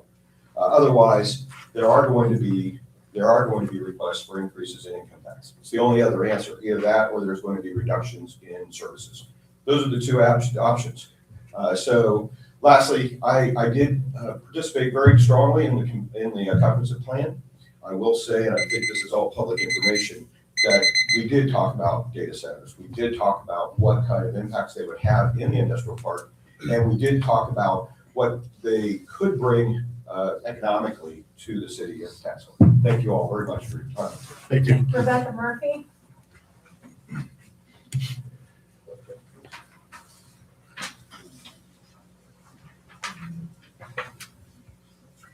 Do you swear or affirm the testimony you're about to give is the truth, the whole truth, and nothing but the truth?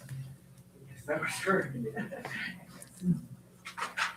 Hi, my name is Rebecca Murphy, and I live at 1314 Broad Street.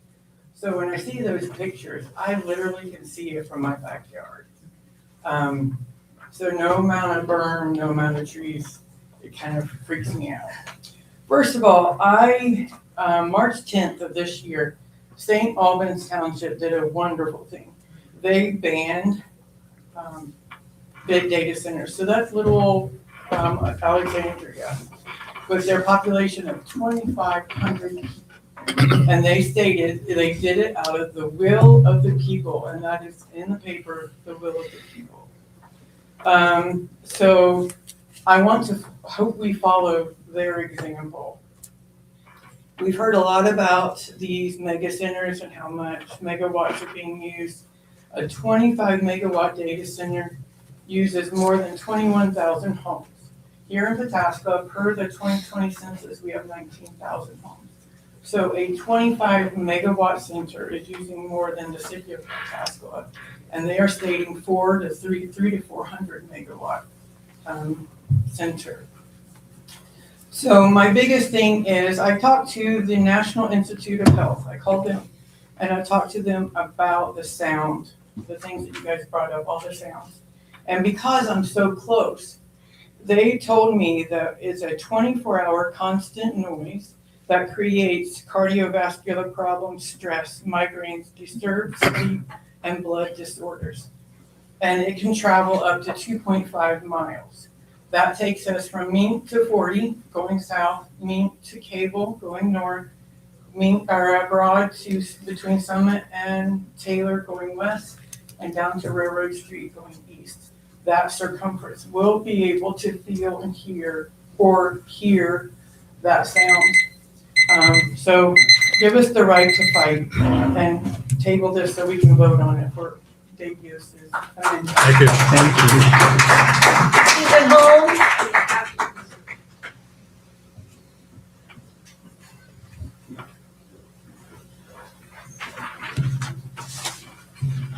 I swear or affirm the testimony you're about to give is the truth, the whole truth, and nothing but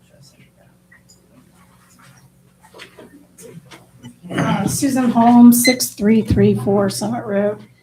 To piggyback off of what she said, which is exactly true, they have told us they have this for building site elsewhere. We should know exactly what it's going to sound like, how far away the vibrations are going to be felt. We don't know the information from AEP on what their generation is going to be for noise and sound. There's big space on that map. Once they get 3 buildings in, are they gonna come back for number 4? I see that they didn't bring their landscaping up the mound for a particular reason. What is that? Are you going to tell them that they cannot come back and add to their structures? Like I said before, the noise, we should know exactly all of that information. That impacts the school.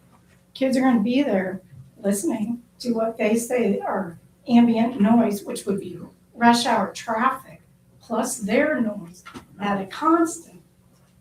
Adding that together, that's a ridiculous amount of noise. Your pollinators don't come back, our right to farm ends. It affects animals, people. I mean, we don't need these health complications so we can put in and fill a pothole somewhere. I mean, our lives are more important than any finances that are going to come from this. And I really think this it doesn't follow our performance standards. You read it before.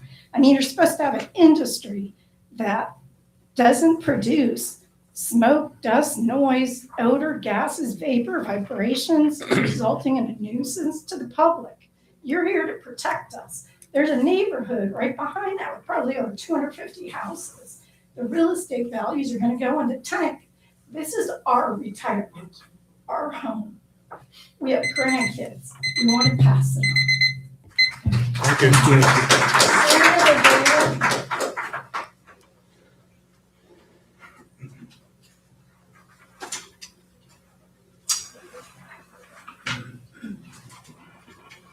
Do you swear affirm the testimony you give is true, the whole truth, and nothing but the truth, so help you God? Hello, it's Rita McDaniel. I sent you the last second email tonight. A lot of my questions have been answered, so I won't use 2 minutes. I think we're all worried about our property values going down. Things have happened around us, and it seems like that's already starting to happen. So we are worried about our property values because we own our homes. We're retired.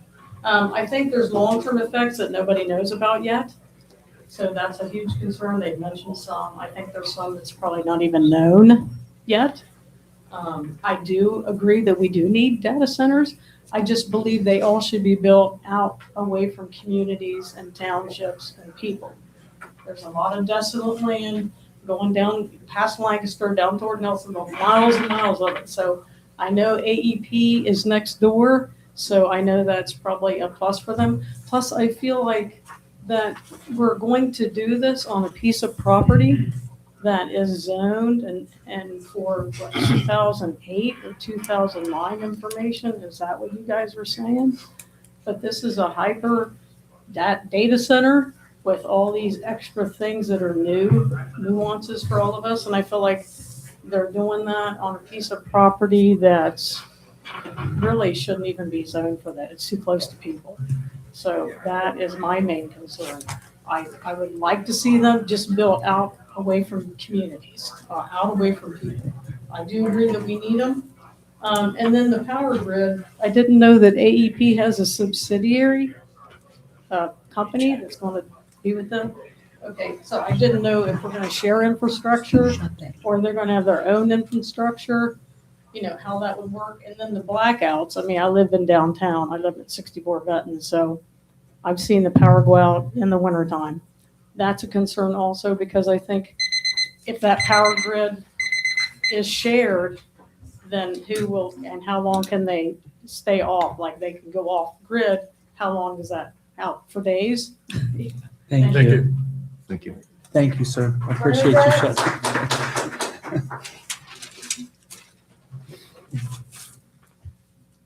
I'm sorry, I didn't want to butcher your last name. Do you swear affirm the testimony you give is the truth, and nothing but the truth, so help you God?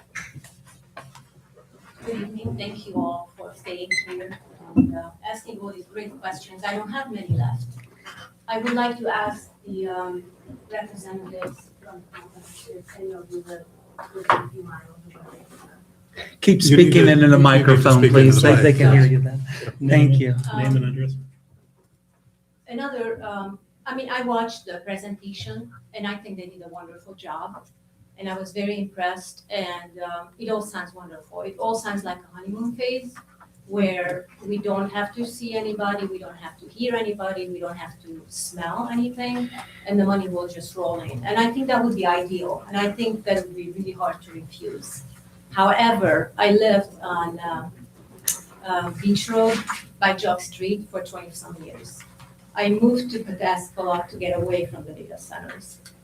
And we heard all of these stories about trees and beautiful places. And if you drive down on Beach Road today, I guarantee that nobody will have the urge to take a family there for a picnic lunch. There are no trees, there are no landscape, and if you go there, you will not feel like you want to be there. I was just wondering if a small town like Pataskala, your board, your zoning committee has the financial backing, the legal standing to stand up and enforce and make sure that what we are promised will be followed through. Thank you. Thank you. Thank you. Diane Sedgwick.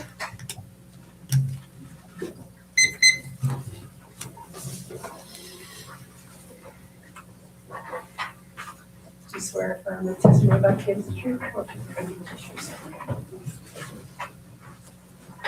God. My name is Diane Jedlicka, and I live at 475 South Main Street. I've been a Pataskala resident for 40 years. I've watched this community change and grow in good ways and sometimes not so good ways. So I do have some concerns about this data center, especially, on the community and attracting people to our community. No one wants to come into a community with a data center. Nobody. I don't know anybody who says, I can't wait to get in that community. It has a data center. I'm ready to go right in there. Not so. Also, in terms of the environmental concerns, they talked about the abatement in terms of mitigation of the wetlands. Well, we are part of the Muskegum watershed, which is located in New Philadelphia. It's an 18-county watershed. So there is no guarantee that anything will come back to Pataskala. It can go anywhere in this watershed, not back to Pataskala. So we could lose out on that. Also, when they talked about the retention ponds in terms of water runoff, that's based on normal flow states. With climate change, we're seeing huge changes in rainfall and flooding. And so this could also be an important factor that could influence this area in terms of flooding. So I think we need to think about the future in terms of climate change and how it's going to impact us. I think that's a huge concern. Another concern I have is in terms of the jobs. There'll be 100 jobs, maybe, they say 540. Those are not full-time jobs. Those are part-time. They're not going to be full-time, maybe 100 full-time or whatever. So the amount of income we're going to get from income tax, forget it. It's not going to be that great. Also, in terms of mandatory reporting, there is no mechanism in there for them to report changes or what's going on environmentally. There is a study, and I brought it with me, from University of Michigan, the Ford Policy Center, that says, okay, there's no environmentally friendly data center. Doesn't exist. I'll provide this with the clerk. Thank you. Thank you. Jim Richards?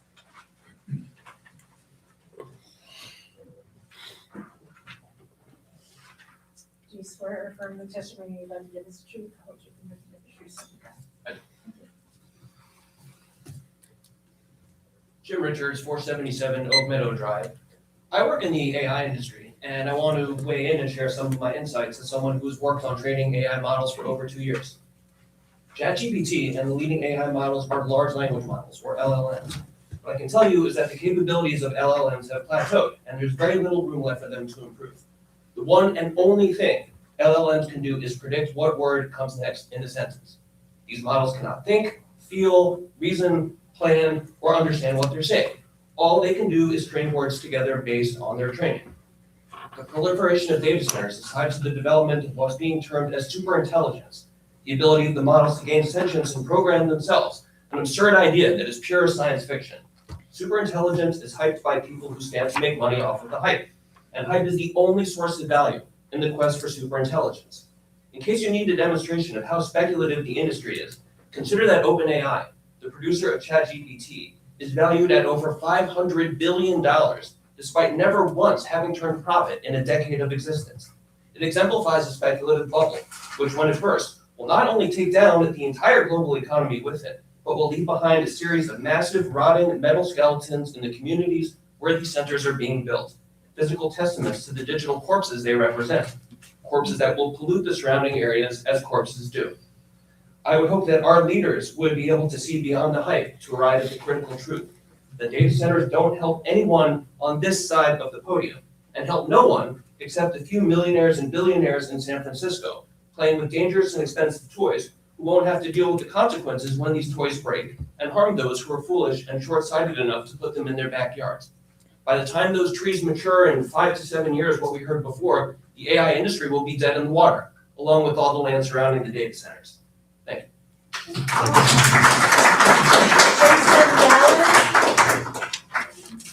Grayson? No, that's the last one. That's it.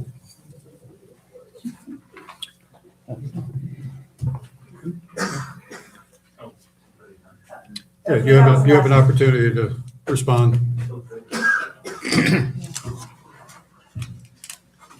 I was bracing myself to take more notes. Thank you to everybody who's come out, who made comments. We're often, we've got to remind ourselves that this is new to a lot of people. It's not new to us. I've been in this industry for 15 years now. I've watched the growth of the industry, the excitement of AI, large language models, the prospect of what may come. The data centers we build, and you heard from some people, what happens when they're obsolete. Others have said, how are we going to compete with the gigawatt data centers, this little one? Our model, what we do, we work with all the tech companies that are out there, including a bunch of tech companies that you probably have never heard of. We enter into long-term leases, so call it a 15-year lease. We are not building these, just like a warehouse distribution facility is not building to be obsolete, but there are residual uses to any structure that's built. So that was one of the questions I know that the commission asked. And there are multiple alternative uses that could be, that our structures could be renovated into. Just as we renovated a structure that used to produce CDs and DVDs, for example, a semiconductor fabrication plant that we renovated and put back into productive use. So I don't believe that the buildings that we build, starting with one, hopefully growing to 3, will be obsolete, hulking masses, a half-finished shopping mall where nobody's shopping anymore because they're doing it online. There was a question about the number of buildings. We can't add a 4th building. Hopefully, the site plan will be acted favorably upon. Will be limited to 3 buildings. The questions about guaranteed water, gas line, et cetera, much of that is through the planning process. What we're at right now is site plan approval. This is where we want the boxes. This is the setback. These are the considerations. We have to come back with building plans, identifying everything to the satisfaction of the professionals that would approve that. I'm not saying we're getting ahead of ourselves. All of those are legitimate concerns. We need them answered, or else our project is not going to be developed. Questions about enforcement, we agree. Anything that we agree to hold us accountable, it should be enforced, and the city, I would expect, would enforce all of those things. There were questions regarding real estate values. Who wants to move to a community that has data centers? I mentioned Loudoun County before. Loudoun County has over $1 billion paid from data centers. People are clamoring to move to Loudoun County with the incredible school districts that they've got there. There was a question regarding real estate values, neighboring data centers. We have data centers near residential neighborhoods. I was told last week or the week before by a neighbor right across the street that we're the silent neighbor because we're just there. And they said that like, hey, we'd like to have some interaction with you. So our facility manager is going to be a point of contact. We don't develop and sell. We're here for the long term. Align Data Centers has never sold a data center. We're not a speculative builder where we'll come in and disappear. So we're here for the 20, 30, 40 years, 50 years. Paradoxically, because somebody asked a question regarding data center values, home values next to data centers, we had somebody look into it, and I would encourage everybody to go online and do searches using data centers. And I often note, ironically, that data center opposition is facilitated by data centers. It's the Facebooks and the other things. So data centers are empowering the opposition. But we did some research, and real estate home values actually paradoxically went up in communities that had developed data centers. And I was kind of stunned by that because there was a neighborhood in Ashburn, Virginia, near one of our facilities, and the homes had more than doubled since we did develop our data center. And the AI answer that I received was that data centers employ good paying jobs, they are tech jobs, and that draws home values or people who are trying to buy homes because the employees that are working there, and there is something called data gravity. So it's not an accident that New Albany has had multiple data centers in close proximity to one another.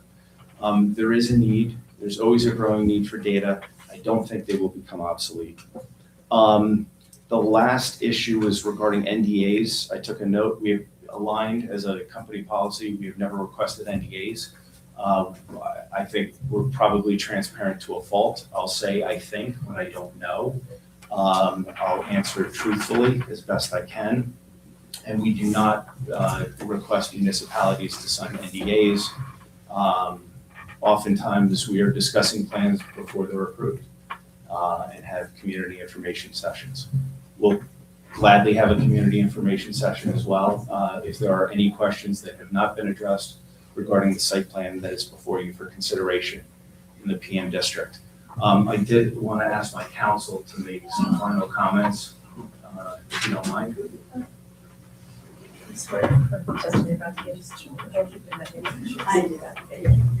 Thank you very much. I'm Connie Klima, P.O. Box 991, Pataska, Ohio.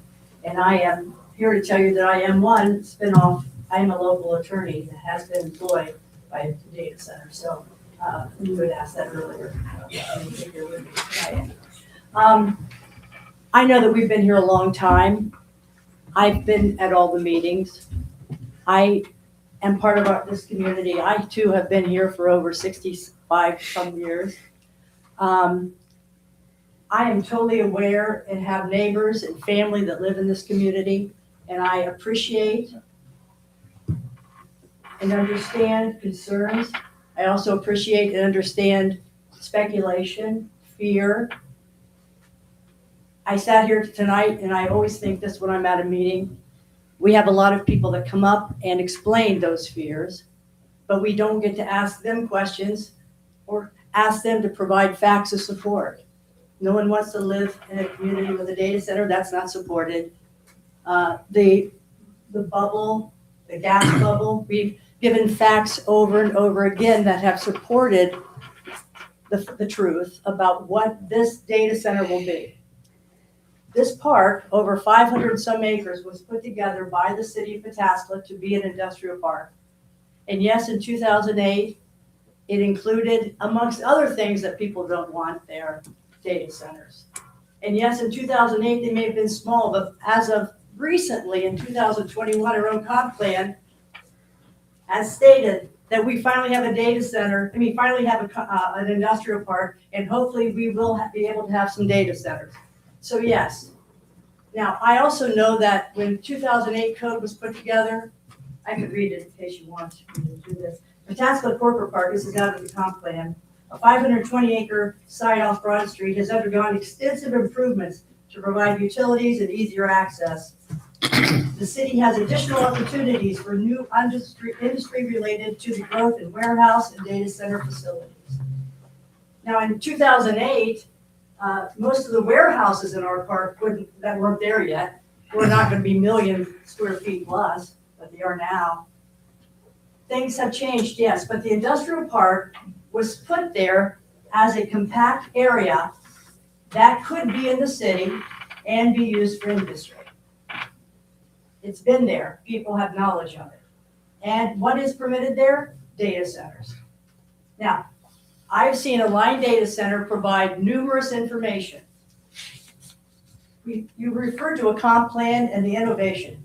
Comp plans are there to guide how you maybe act in your legislation.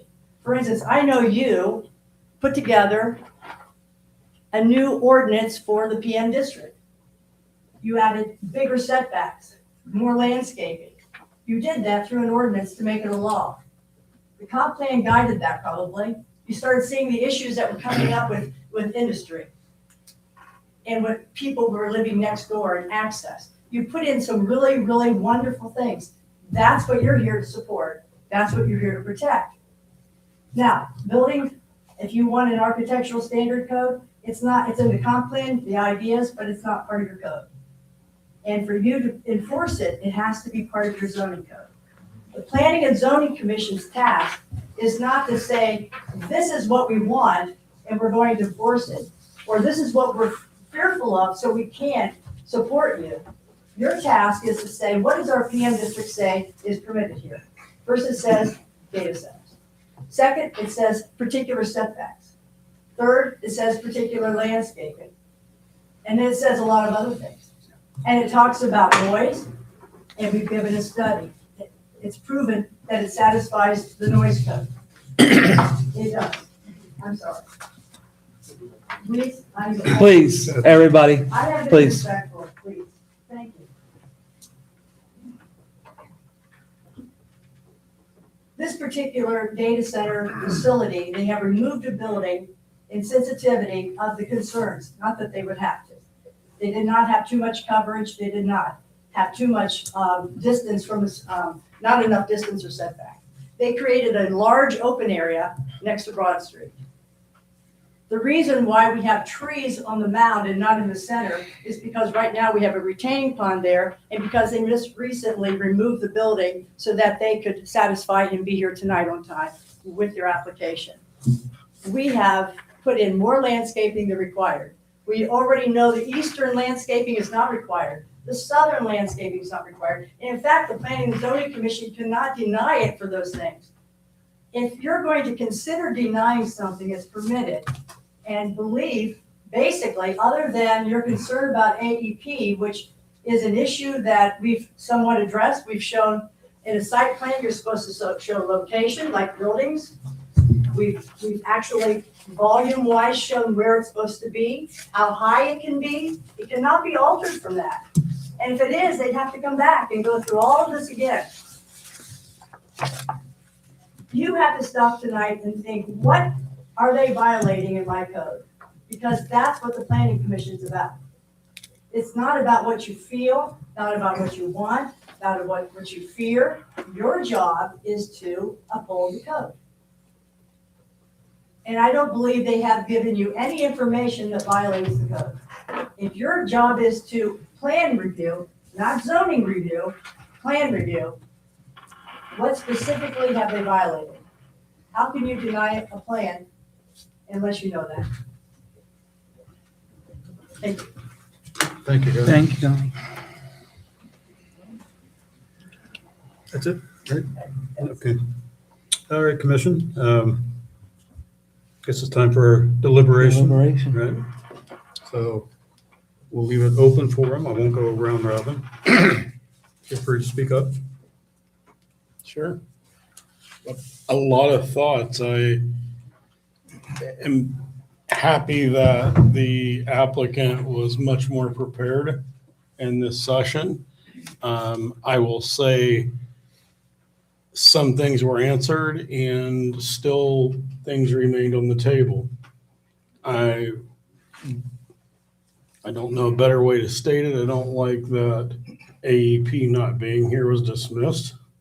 I think that's an important component because there's still questions about sound, vibration, what that's going to look like that still remain unanswered. The comment, nobody wants to live near a data center, that's a public comment. And I think the public has stated that showed up that they don't want to. Again, that's their personal opinion. They have a right to that. They're going to be subjective to that. I think there's still a lot of questions that was answered in the list of derogatories that was presented to us that are vague or just not answered or uncommitted. I listened to their presentation to the Planning and Development Committee under City Council. They did state on there that they could not guarantee future abatements would be asked for. And then we're told today that they would not. So there's some inconsistencies there. Connie brought up a good point. Our job is to uphold the code. And part of that code is the items listed a nuisance to the citizens of Pataskala? I think there's a fair question that they are. We still don't know based on what's not answered or presented to us, that there are nuisances there. And if they are, we have a right to deny. And if we don't know the answers to that, we have a right to table until we know definitely what those answers are. Those questions remain open to me. Those remain unanswered. There is, again, I will leave it at this. There were some things that were answered. There were some things that were not committed to at all. And there's still things that were not answered. I don't have enough information to definitely, by code, approve their plan. That's my opinion. Just to kind of piggyback on that a little bit, in the zoning code, in section 1201.03, under purpose, says this zoning code is adopted to promote and protect the public health, safety, convenience, comfort, prosperity, and general welfare by regulating and limiting the use of land, areas, buildings, and the erection, restoration, alteration of buildings, etc. So those are some intangible things. Yes, we are required to look at specific things in the zoning code and specific things that are particular to a zone. But these other things, this purpose overrides or is in addition to that. They're not separate. You can't separate them all and say that, yes, it complies because it's only 20,000 square feet. Is it 20,000 square feet? And does it promote and protect the public health, safety, and welfare? We have to look at all of those things together. And that's what the code says. Other thoughts? I heard a lot of comments, obviously, I think probably the truth is somewhere in the middle. I think there's some concerns that are, a little sensationalized on both sides, or the responses to them. But there was a lot of really good comments here. So thank you for that. The one comment that did kind of bother me was the not using the comprehensive plan for guidance. So that just didn't sit right with me. I thought we were making really good progress on as far as the building design there and trying to be in line with what the comprehensive plan intended there. So I'd like to still see that pursued. But yeah, to the other concerns there, the heat dome really concerns me a lot. Again, that's unique to this property, I think, just because of how much power that they are using. I would like to know what the impact is on that.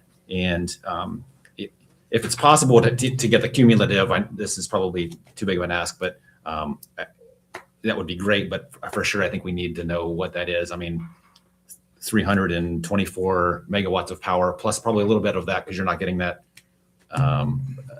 full efficiency from the Bloom systems there. So knowing what that converts to for BTUs and how that impacts the landscape is I think very important to me from a health perspective. And heat pollution, perspective there. It's, too much of anything is unwanted there. And again, this is kind of on that view shed for us. So I think it is really important that we are more thorough on that and make sure we do have a really a building that Pataska is proud of and that enhances our community. So I think some of those comments about improving landscaping, all kind of address towards that.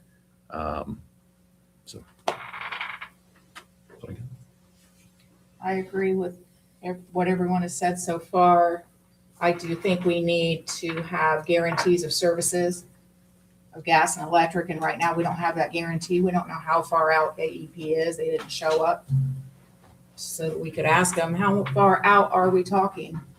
And are they 30 months behind? Can they supply us in 3 years? What we have no guarantees. And I think we need that in order to, on top of the other issues that have been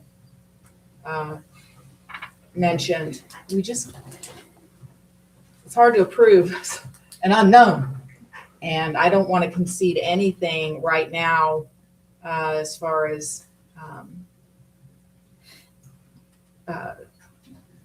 the supply, the gas and electric supply to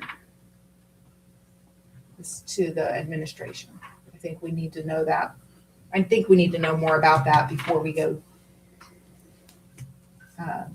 conceding any kind of power there or authority that we would have, or input, I should say. That's all.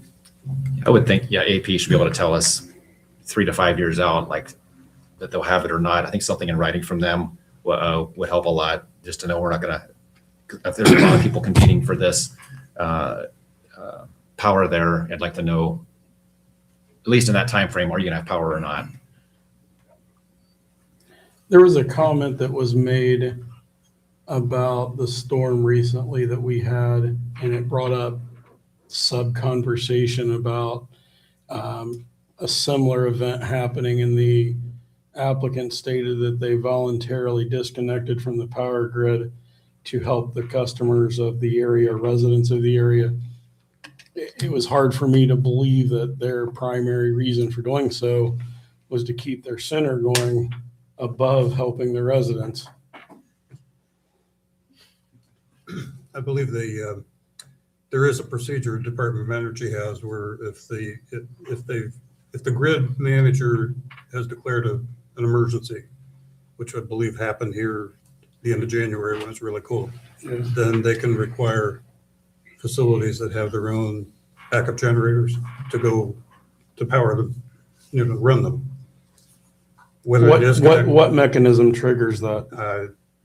Well, the declaration of Like an emergency of the state or the county or what have you, or the entity of between the Department of Energy and the grid operator.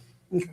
So I don't know all the details on that, but I've read a little bit about that, and it's PJM or grid operator here did apparently declare an emergency at the end of January when it was really cold. I don't know whether the data centers here in the state fired up their backup generators and disconnected it. I don't know that. I would like, in addition to what Ann brought up from the electric AEP's guarantees, I would like some commitments from them that our residents are going to be taken care of first when service does go down for weather-related events. There you go. I want on record commitments. There you go. Good point. So I would like to say that another question related to some of the commentary around whether or not data centers have a long-term place in a lot of the newer ones, at least, is the most recent release. And we need to talk about this, and I intended in my notes written down before about the release of TurboQuant through Google recently in the last couple of weeks, actually, that they're claiming can reduce the overall usage of AI data centers by 6 times, which is a 6-fold decrease in usage, which means that because this one hasn't been built yet, if that continued to go or grow or get worse, we potentially see this being half built and then not having any actual people involved. And we have a building sitting there and they didn't ever get leases beforehand because then they're building it to fill, right?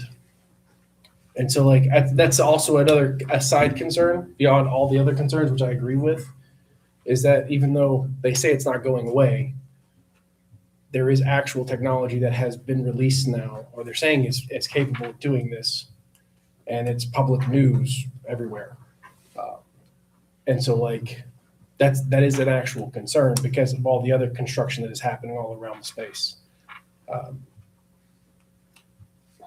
In general, remember that technology is going to advance. Mhm. I mean, everything's planned today based on what they know today. Yeah, I know. Yeah.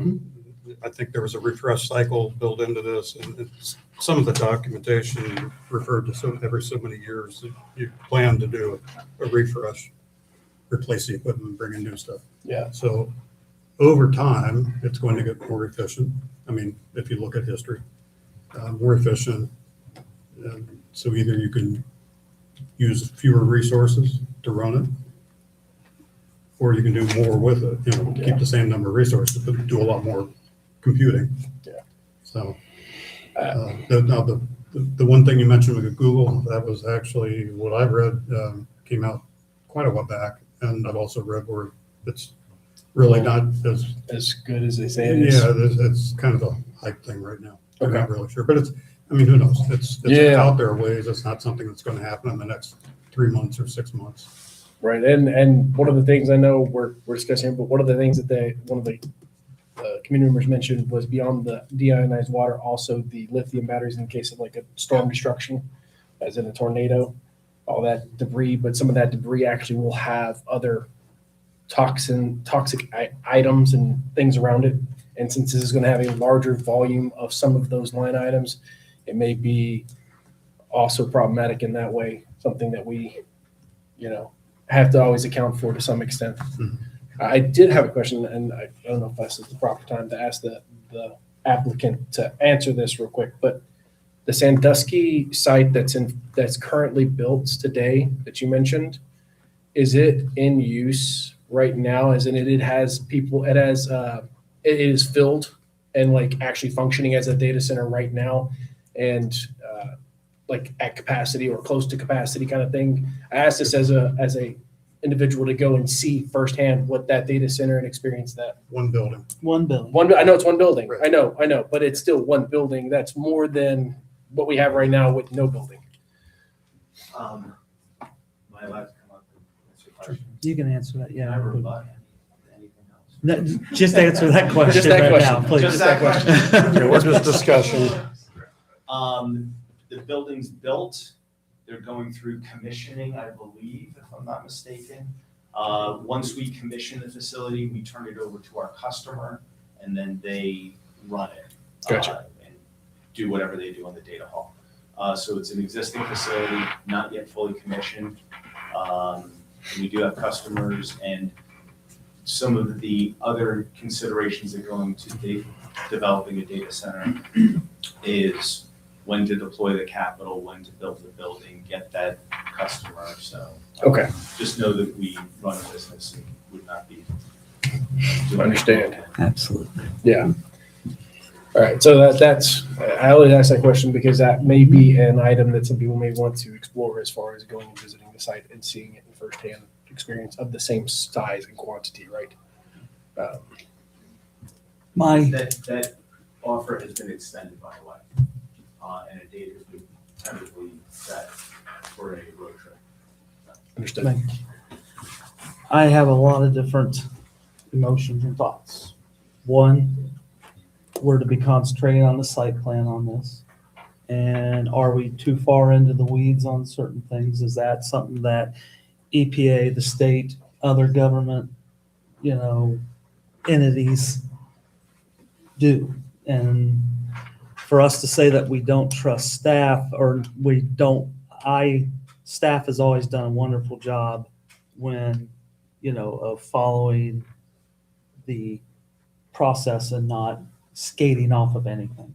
I trust the staff 1,000% to make sure that everything that is done is correct.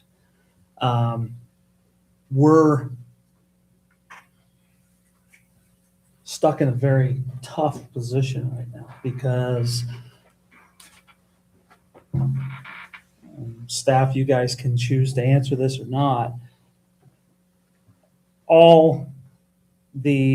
In terms of the site plan, all restrictions have been met. Am I correct in that? Didn't have any comments on compliance with the code. Okay, so everything was compliant with the code. Okay, so that's a difficult position for us because we are to be going by the letter of the law. If we don't, and we, approve it or disapprove it, it could go to court, and it probably will go to court if we disapprove it. The great thing would be if they would like to have it tabled to give us a little bit more time. I just caution us not to go too deep into the weeds on things that we don't control anyway. They're controlled by government entities, and that's the only thing that I caution us with. I'm torn with it all the way around. I really am. But I also understand and want to make sure we understand what our duty is to do as the council. City council would then have a lot more ability to, request other things that We don't. Our job is to follow the letter of the code. So, and I'm not saying one way or the other. I'm just stating the things that need to be stated. It's difficult. And I would agree with that. I know we brought up a lot of concerns, but I also see, and Connie was more eloquently stating than I can. Then I but, can too. Yeah, if you look strictly at the site plan or the code for PM, have they met everything? Looks like it. Maybe some questions about how they Are can do there a little concerns? more. Yes, There are concerns. Those concerns, we don't have enough information to answer though yet, such as, are there public nuisance or whatever the language is there, or other items like that that are code? There's 2 points that I think is he brought up. There's the site plan, and then there's the coded ordinances associated with it, such as noise, vibration, wetlands, other things. And some of them they have addressed, absolutely. I appreciate the reports from the DNR and the EPA, but there's still things outstanding that certainly having the right representatives here today could have closed out if we had that information. And I know the moratorium was brought up a lot, and just so everybody understands, the moratorium has nothing to do with this. This is in before. This is not, a moratorium will not make this go away. This is here because it's already been, Plus, done. It's not something that we. It's not something that we do. can't. That's Right, outside of our exactly, scope. exactly. I was gonna say, be careful with that. I don't know that that's technically true because it has not been approved by council. Once it's approved by council, I think is the technicality, at which point the moratorium. I think that would be a legal thing. And And that's why I was saying, I said, be careful on that, like. I don't want to. Don't say that it All of this wouldn't. is subject to. Just know that we have no control over the moratorium. Yeah, That's we the have real no question. control. over Would the it come moratorium. before us at all? If it was, would it come to us first or just go directly to council? What? Okay. Yeah, council would put it in place. And yeah, you're right. The question is, would this have, I don't know, that's a Yeah, legal that's thing. what I was gonna say. That's above my pay grade. Yeah, that's what I'm getting at. I was like, I'm not sure that's true, but like, we don't have any say in that process anyway. So, either one, we put it up for vote, or two, we find out if the applicant is willing to table it for some more time, I think is where we're at. Is that, am I correct with everybody? Jerry, I would maybe argue a little bit on the if we've met code all the way. I'm concerned again with the heat dome, and as far as I don't think it's called out as a I think you could classify that as a pollutant. You've got Pataskala just down the street there. If they see a 6-degree temperature on a summer day increase there, what kind of impact it's going to have on their business? But again, all that will But- be decided in a courtroom down the road. That's because. But yeah, I think But that would be a It is. pollutant though. It'd be yeah, I thought different than pollutant was dust. part of. So I'd like to know what the impacts are. I Just to make agree. sure. No, and I understand that. I understand that. Everything is up for interpretation, Yeah. Frank, whatever, whichever way. Yeah, in good conscience, I couldn't take a vote on this tonight, at least not knowing that and some of the other things there. Frank, I know it's picking, but didn't you bring up the last time about the front of the building being blue and not being a natural tone? That was the other. That was the other. I didn't remember if it was this one or not. Did that apply or in this It's case? supposed to be earth tone. So would we all be willing to ask if they would like to table this or allow us to table this? No, I think we just, I think we can we actually. make the Well, decision to yeah, I mean, table. Yeah. Well, we can offer, but like. One thing I would ask, if we take that route, that we have specific Yes. deliverables. that we're Yes. looking Agreed. for. Yep. Yes. So it's not indefinite. Don't just leave it, indefinite, or no, we're just delaying it, kicking it down the road. Exactly. Yeah, Agreed. we have to have specific things that we're looking for and realistic. I think they need to be realistic. I guess the last question is to Scott and Jack and Michaela, are we able to do that? Yeah. You can make a motion you can approve it, disapprove it, or table it. Right. If you make a recommendation to approve or disapprove, the next step is council, and then they make the final say. I'm just asking that so that everybody No else problem. understands. No problem. Yeah, everybody else You know that. understands. I know. Yeah. So if there are, I mean, I don't know what your thoughts are. Like you said, three options. And if I'm not mistaken, they still have a right to say they'd like to have it voted on tonight, correct? Am I right? or wrong? I don't think that they have a dictation to that. They You don't you have can the ask ability them to. if they have a preference, but ultimately the It's our decision decision. comes It's down our to planning and decision. zoning. Okay. I mean, I think we're all under the same understanding we want to table it. I agree. Okay, and if that's the case, what are the What are the deliverables we're looking for? deliverables? Frank, I'm gonna let you write this down this time, the deliverables. Yeah, I can, so a few of them I would for sure want to see. I want a written statement from AEP, whether power is available in the next 3 to 5 years. I think that's a reasonable ask. I think addressing some of the view shed concerns with the exterior appearance, especially along that one wall along Broad Street, I think is a reasonable ask. And a heat dome study, for me, would be the top three. And when does AEP anticipate they're going to go before the siting review board? I don't know that that's our call. I don't know Yeah. if that's Well, we would like to know. I don't we think can they can ask, do that I don't know if until we can this require is Yeah, approved. they don't have to. Yeah. AEP weather service restoration during storms and such. Yeah, I was I gonna. want commitments there. What I was gonna say also, the low frequency vibrations that aren't part of the audible range, as we know with all industrial facilities that have those kinds of things, I'd like to know whether or not that's gonna be greater or cause problems. Have that study to see like what does that look like on a facility of that nature. They have facilities that already, Got that, Frank? so like, yeah, like that's something.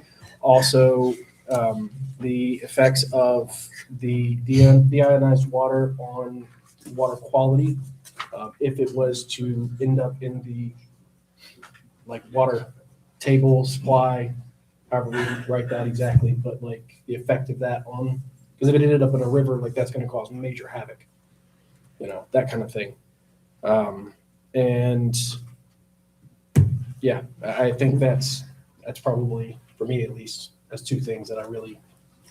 What is the cumulative effect of having the AEP substation sound, vibration, whatever that looks like? With It is this- going to be amplified compared to just the data center being there, Or or may the not only be. person We that's don't gonna know. answer, that's AEP. The only person is, Yeah, well, they're a through- major partner. I Yeah, think they that are should major. be They are. part of They this. are. If And they're- I think our applicant understands that too. Well, then the applicant needs to get with their partner to answer some of these questions. Or else we can't make I'm an not, informed I'm not, decision. I'm not, I know, I'm not just- your enemy just here, saying, okay? I'm just- I'm just telling We you, can't- all right? Can't give AEP I mean, a pass just because they're I'm not- AEP. Also the gas supply. Just making sure that- So what do we got on the list? What was the comment about the gas supply? Making it at 24. Just that the Oh, stub confirming is that. large enough and that there's going to be guaranteed supply. Right, confirming that the stub is long. So you asking what I had here?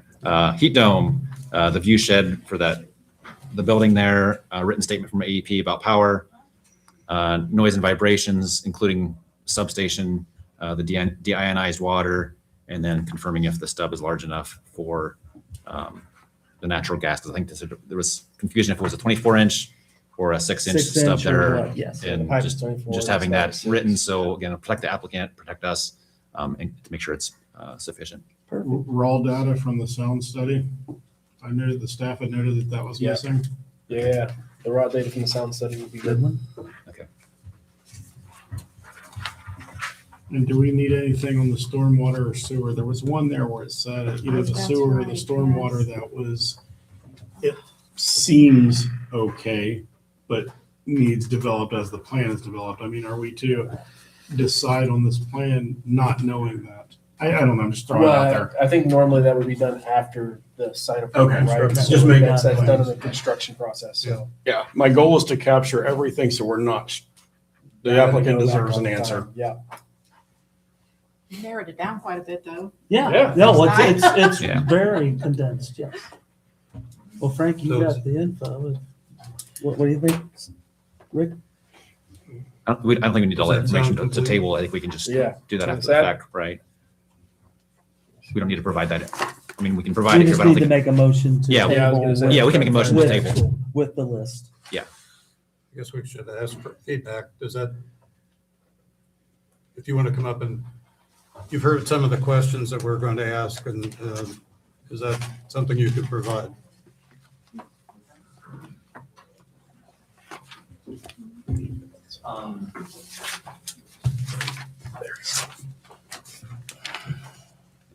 So one alternative that I think staff mentioned was it could be approved with conditions. Sounds like we're down to identifying some potential conditions that have to be satisfied. That includes a written statement about power, when power is available from AEP. If it's in 7 years, would that impact the site plan approval? We would time the development of our building to when the power would be available. So I don't know if the 3 to 5 years is necessarily dispositive if it comes back in 7 years. Yeah, I think give us a date that would be sufficient. Okay. Yeah. View shed on broad, understood. Keep dome study, understood. And I'm comparing my notes to your notes. Yeah. Low frequency vibrations, effect of the deionized water, cumulative effect of the AEP substation with noise and vibrations. Guarantee of service for gas, and by the way, we absolutely need to have that. Sounds like there was a question about guarantee of water service as well.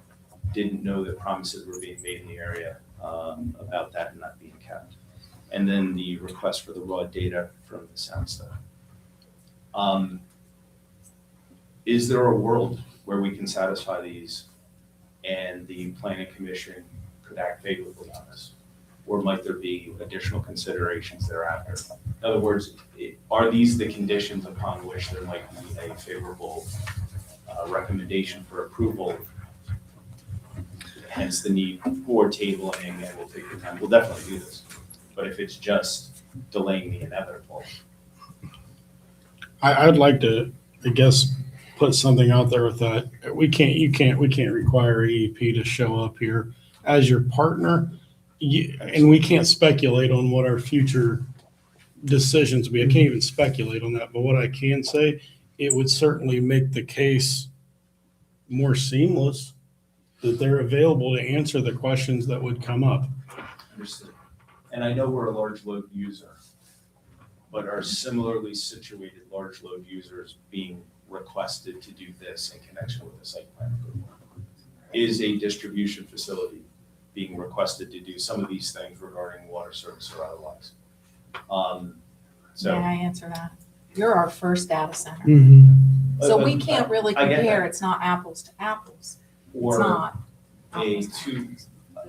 looking at what's in the industrial park, for example. We're just trying to make sure that we have all the data that we can possibly get to make a decision. Because we're just making a recommendation. You know, Understood. we're not city council. So, but we do feel like we have responsibility to make sure we're not the noxious fumes, anything like that. That is, you know, bee populations, all of that, with the vibrations. I understand, you know, you're wanting to protect your product.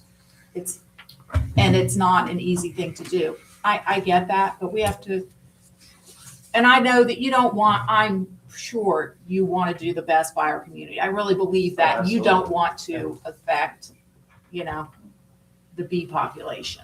You live by the bee population. We all live by the bee population. A lot of data centers. So, but we need guarantees. We need facts on paper that what's going to be affecting us, and we don't have that.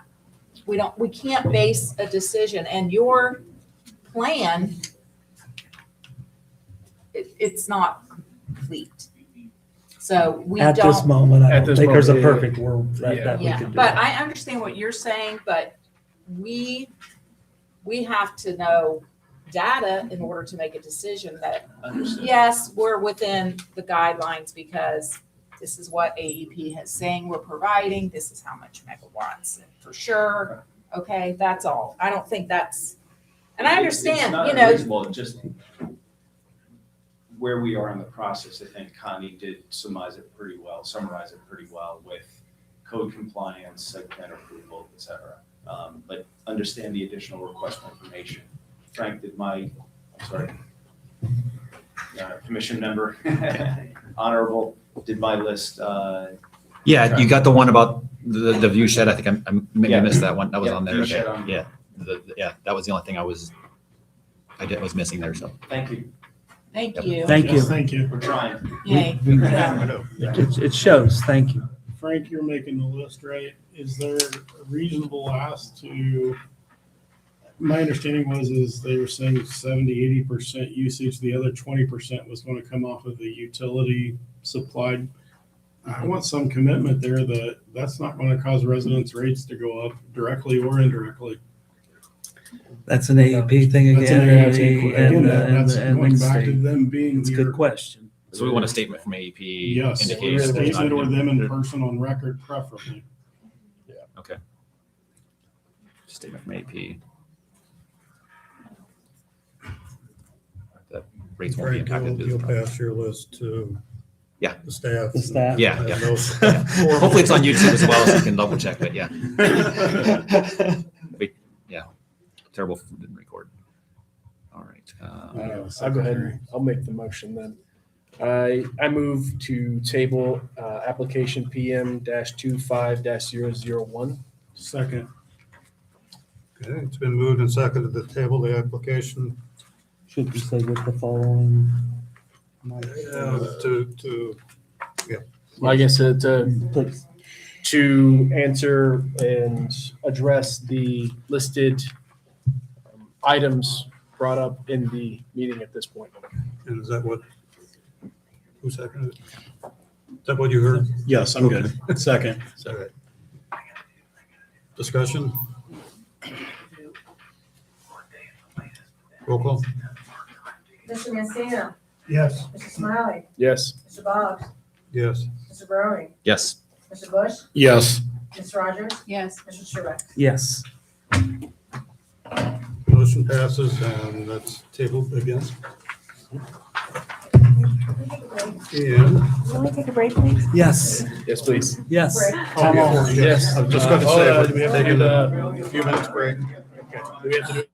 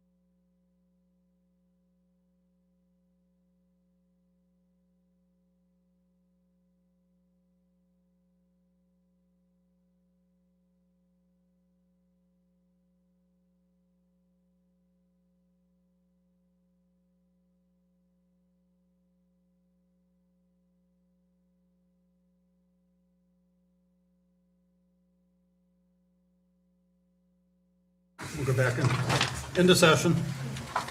Next item on the agenda, Transportation Corridor Overlay District TCOD 25001 is on the table. We're ready to take it off the table, right? Correct. So I will move that we remove TCOD 25001 from the table. Second? Thank you, Frank. Discussion? Roll call. Mr. Smiley. Here. Ms. Rogers. Yes.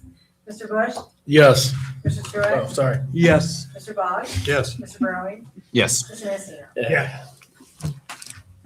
That's sort of Apologize. present, Yes, right? yes. Get some coffee. Back. Yeah. So we're ready to proceed. All right, so location of this is at 14652 East Broad Street, totaling about 3.34 acres in size, currently zoned general business. The applicant's requesting approval of a transportation corridor overlay district application pursuant to section 125907 of the Tassau Code for the construction of a paved parking area for use for outdoor vehicle storage. So if you look up here, this is the parcel in question outlined in yellow. We got our frontage on Broad Street down here to the south. Again, you can see it is kind of a flag lot situation with the main part of the acreage being in the rear. Currently, it's vacant, undeveloped. There are two intermittent streams on the property, one on the far north and one through the middle. The adjacent parcels to the west are under common ownership of the applicant. The proposal is, of course, approval of the TCOD application for construction of an outdoor vehicle storage facility. The conditional use was approved by the Board of Zoning Appeals on March 12th of 2024. So a little bit of kind of general information. Again, it's 3.34 acres. Post-development impervious coming in at about 53% of the site area. Setbacks, it was reduced, or increased to 65 feet from 50 feet. The remaining setbacks have remained the same. Here's a look at the updated site plan in general, and then the access, it's been modified a little bit from the last time. So there's one right-in, right-out access onto East Broad Street. That's a 14-foot lane width at the right in, right out, widening 28 feet total for two-way access. Previously, there was two full access points on the East Broad Street. There's also one emergency access drive immediately adjacent to the right in, right out on the west side. That's going to be 20 feet wide. Again, that's emergency access only. Here's kind of a closer look at that. So parking, it's increased to 79 from the 78 previous. Lighting has all remained the same. There's a location map for the proposed lights on the property. Screening, so the fronts remain the same. On the east side is going to be 10 existing trees remaining and 22 additional, as well as a 6-foot tall metal privacy fence on the outside of the proposed trees. Here's kind of a look at the tree removal plan and tree survey that was included on the application. So on the south side, adjacent to the residential district, this is the interior side lot line. There's going to be 10 existing trees, 14 additional, with a 6-foot tall metal privacy fence installed inside the trees north of the proposed detention basin. And on the west side, there's going to be 11 existing trees left, 10 additional. That 6-foot fence is going to be inside the trees along the border of the proposed paved area. And on the rear, there's going to be 5 existing trees remaining with 26 additional trees. And then that fence is going to be outside the trees along the north rear property line. Here's kind of a closer look again of the proposed site plan showing that screening. Again, there's going to be 2 stormwater ponds. The only real change here is that the pipe on the north side of the stream is increased a little bit in length, but also in diameter from 18 to 24 inches.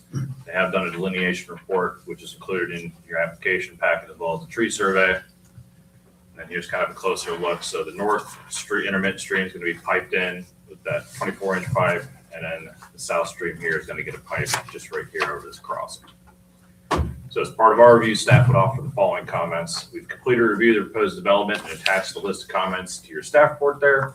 So all the comments that are struck through are ones that have been addressed, and anything remaining or additionals are read at this point. So we do have one comment on the lighting. We'd need to know the fixture types. That would be cut off, downcast type fixtures, and it can't create nuisance glare on adjoining properties. The applicant in their application package stated they can provide those with the construction plans. So we've attached this possible condition should the Planning and Zoning Commission so choose. Then again, sidewalks in the TCOD district, they have to provide sidewalks anytime there's a change of use or a new development. If there's no existing network, they can pay into the fee in lieu of the termination of city administrator or their designee, along along Broad Street. The sidewalk requirement is 8-foot wide asphalt path. In this case, there's nothing for it to connect to, so they'd be doing the fee in lieu. So the conditions of approval from the conditional use that was approved by the Board of Zoning Appeals in 2024. Number one, being address all comments currently in progress as we're working through the application here. 2, the application has to be carried out within 6 months of the date of approval. The applicant's carrying out that conditional use by actively working towards approval with this application. 3, all permitted installations have to be kept in neat and orderly condition. That'll be enforced throughout the life of the use. 4, no lighting constitute a nuisance, shall no way impact safe movement of traffic. Again, that's what we'll need to see those lighting details for. If the Planning and Zoning Commission is comfortable with that just being shown in the construction plans, they can include that condition that's been provided. See our previous comments before. Traffic impact study has to be required. They did submit one to the city, which was reviewed and approved by our traffic engineer and the Public Service Department. Showed no improvements were warranted. Public Service Department had the following comments. They have significant concerns with flooding issues for upstream adjacent properties as the northern stream is piped in, and reducing the flow volume of this drainage path. The city reserves the right to require additional agreements, holding the developer property owner responsible if it is determined that the proposed work causes flooding or drainage issues on the upstream area. They also said that the proposed grading north of the northern stream area appears to address flooding concerns for neighboring properties. That'll be reviewed in further detail with the construction plans. 3, basins appear to be property sized, but again, we'll be taking a look at all the calculations and stuff with the construction plans. And 4, the applicant did submit a traffic impact study which showed no improvements were warranted. City engineer had the following comment. It appears that the new off-site tributary areas were taken directly from Stream Stats, which is an online database. They'd like that to be confirmed with the subdivision storm system to the north, be field inspected by the engineer to determine the tributary area is accurate. Did not receive any comments from any other departments or agencies.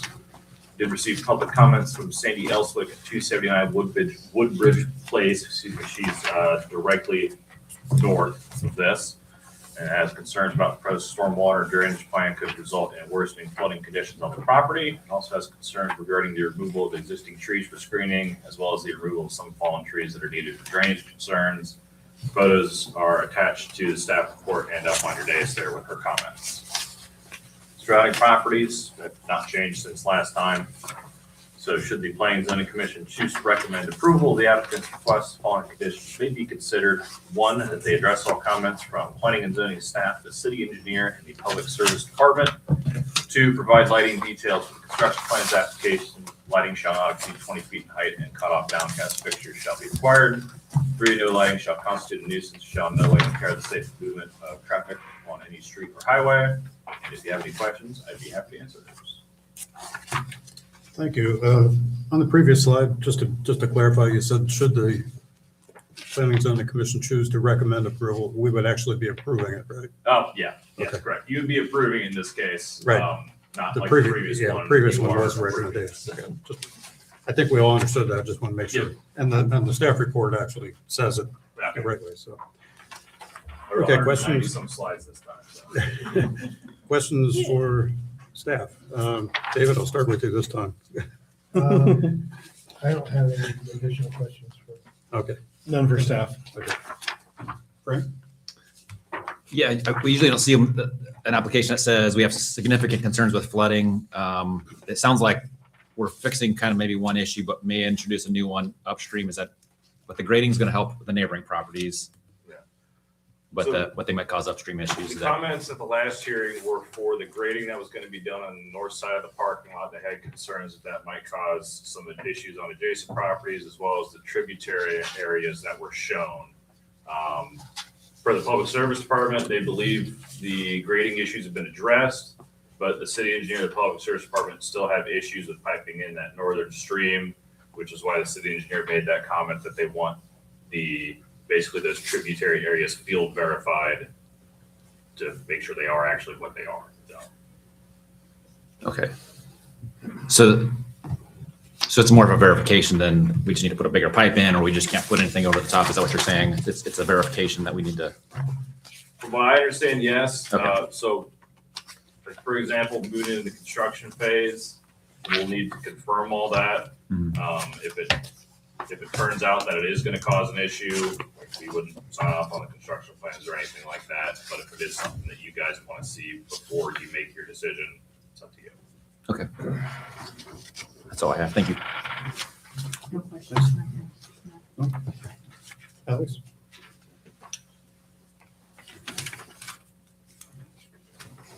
Sorry, I know. I was going through just trying to find the item. No, no, not at the moment. Thank you. Okay. I have none at this point. Good staff. Jerry? The only one question I had, which I finally found it, hold on there. So the fallen trees that we're seeing on the aerial photos of that, all that's going to be cleaned up, correct? Because they're running the parking lot or the parking spots all the way back here, is that correct? What The fall, So Where I they think got it's the the email. fallen It's the trees, email. the email. Email? Yeah. there's a bunch of fallen trees. I just want to make sure where the property line is, or where the parking lot's stopping, and is that all going to be cleaned up? Because I think that's one of the questions from the neighbors. Yeah, so if there's fallen trees on their property, yeah, they'll have to be cleaned They'll up. have to be cleaned up. Okay, that's what I just wanted to make sure. Okay. No other questions. Okay, thank you. Next we'll go to the applicant.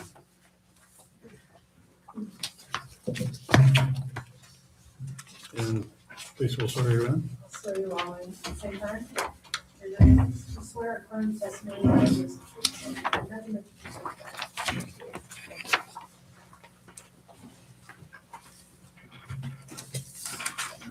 Thank you. Not quite as late as last time. Yes. Well, we could delay if you want. Yeah, it's all right. Only got an hour left and we can be right back at it. Name and address, please. Yes, my name is Richard Main. My address is 23 East Church Street, Newark, Ohio. I'm the attorney for the applicant. I know a lot of the questions that you all had last time, the public had last time, were related to drainage and the grading. We did bring our engineer with us this time around to help answer those questions as they may come up. But as kind of the staff noted, the drainage, or not the drainage, the grading was addressed on the plans. Try to level that out, make the softer slopes. There is no concern about it caving in per se, which I think was what was discussed last time. As far as the aerial photos and the trees, all of those dead trees will come out. All the trees that are fallen will come out.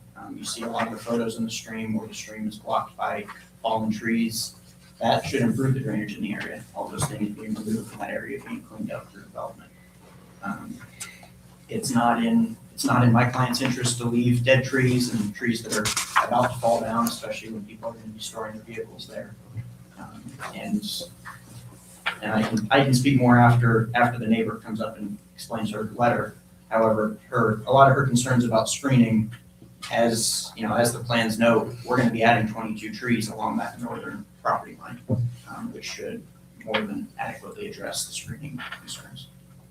Again, I'll have more to say after she speaks and any questions you all may have for me, but just wanted to start out with that one. Thank you. Questions for the applicant from commission members, Frank? So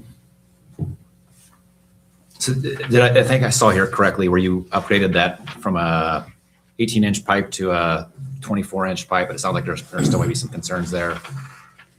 Is that Yeah, so we updated that from an 18 to a 24. That was based on the stream stack areas that were actually provided to us with our last submission. We also provided an overland flood route with a 4-foot bottom ditch that's between the two properties. So that would allow anything that goes beyond the culvert to spill through and continue back to the stream downstream of us. Rachel? Yeah. Oh, sorry. Rachel Dempsey. My company address is 350 Worthington Road, Westerville, Ohio. Thank you.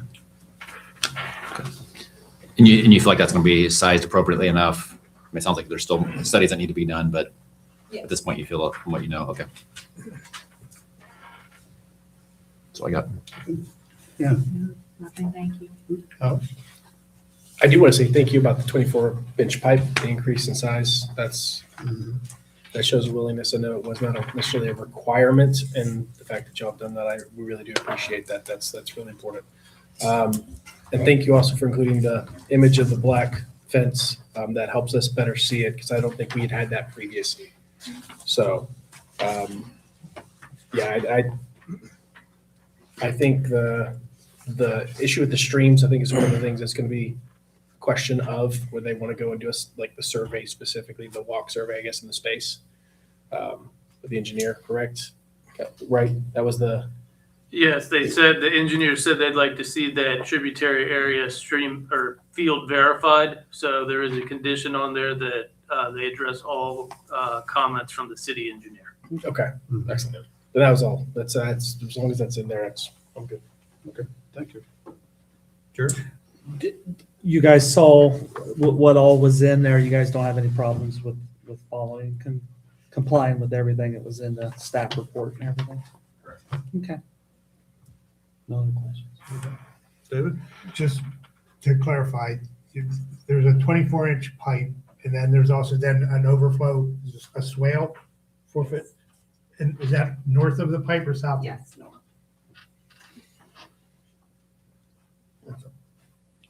I remember the last time we were in here, we had talked a little bit about, I believe, the neighbor that had the concerns, just she at the north also. Have you had any conversations with that owner about working together? I know we talked about just being a good neighbor, a good steward to your neighbor, about working together. I guess if I could speak to that, Please. she's here today, so I'll let her speak. Absolutely. But, I mean, when we started this process 2 years ago, she was at one of the first meetings that we had. I gave her my card at that point and I said, contact us, we'd like to work through these issues. And I had not heard a word from her. I'm not, as an attorney, I don't feel comfortable going out and seeking out contact with just residents that, tends to put off a lot of people. But we have tried to have an open line of communication, and there, aside from her coming to these meetings and submitting things, there hasn't been communication to us. Have you reached out since the last meeting? Have I reached out to her? I don't have any contact information for her other than, I guess, her address. Your client, has he? I have not. Okay, that's all. Thank you. Thanks. Any follow-up questions from anybody? Speaker request forms? Yes, Sandra Ellsworth.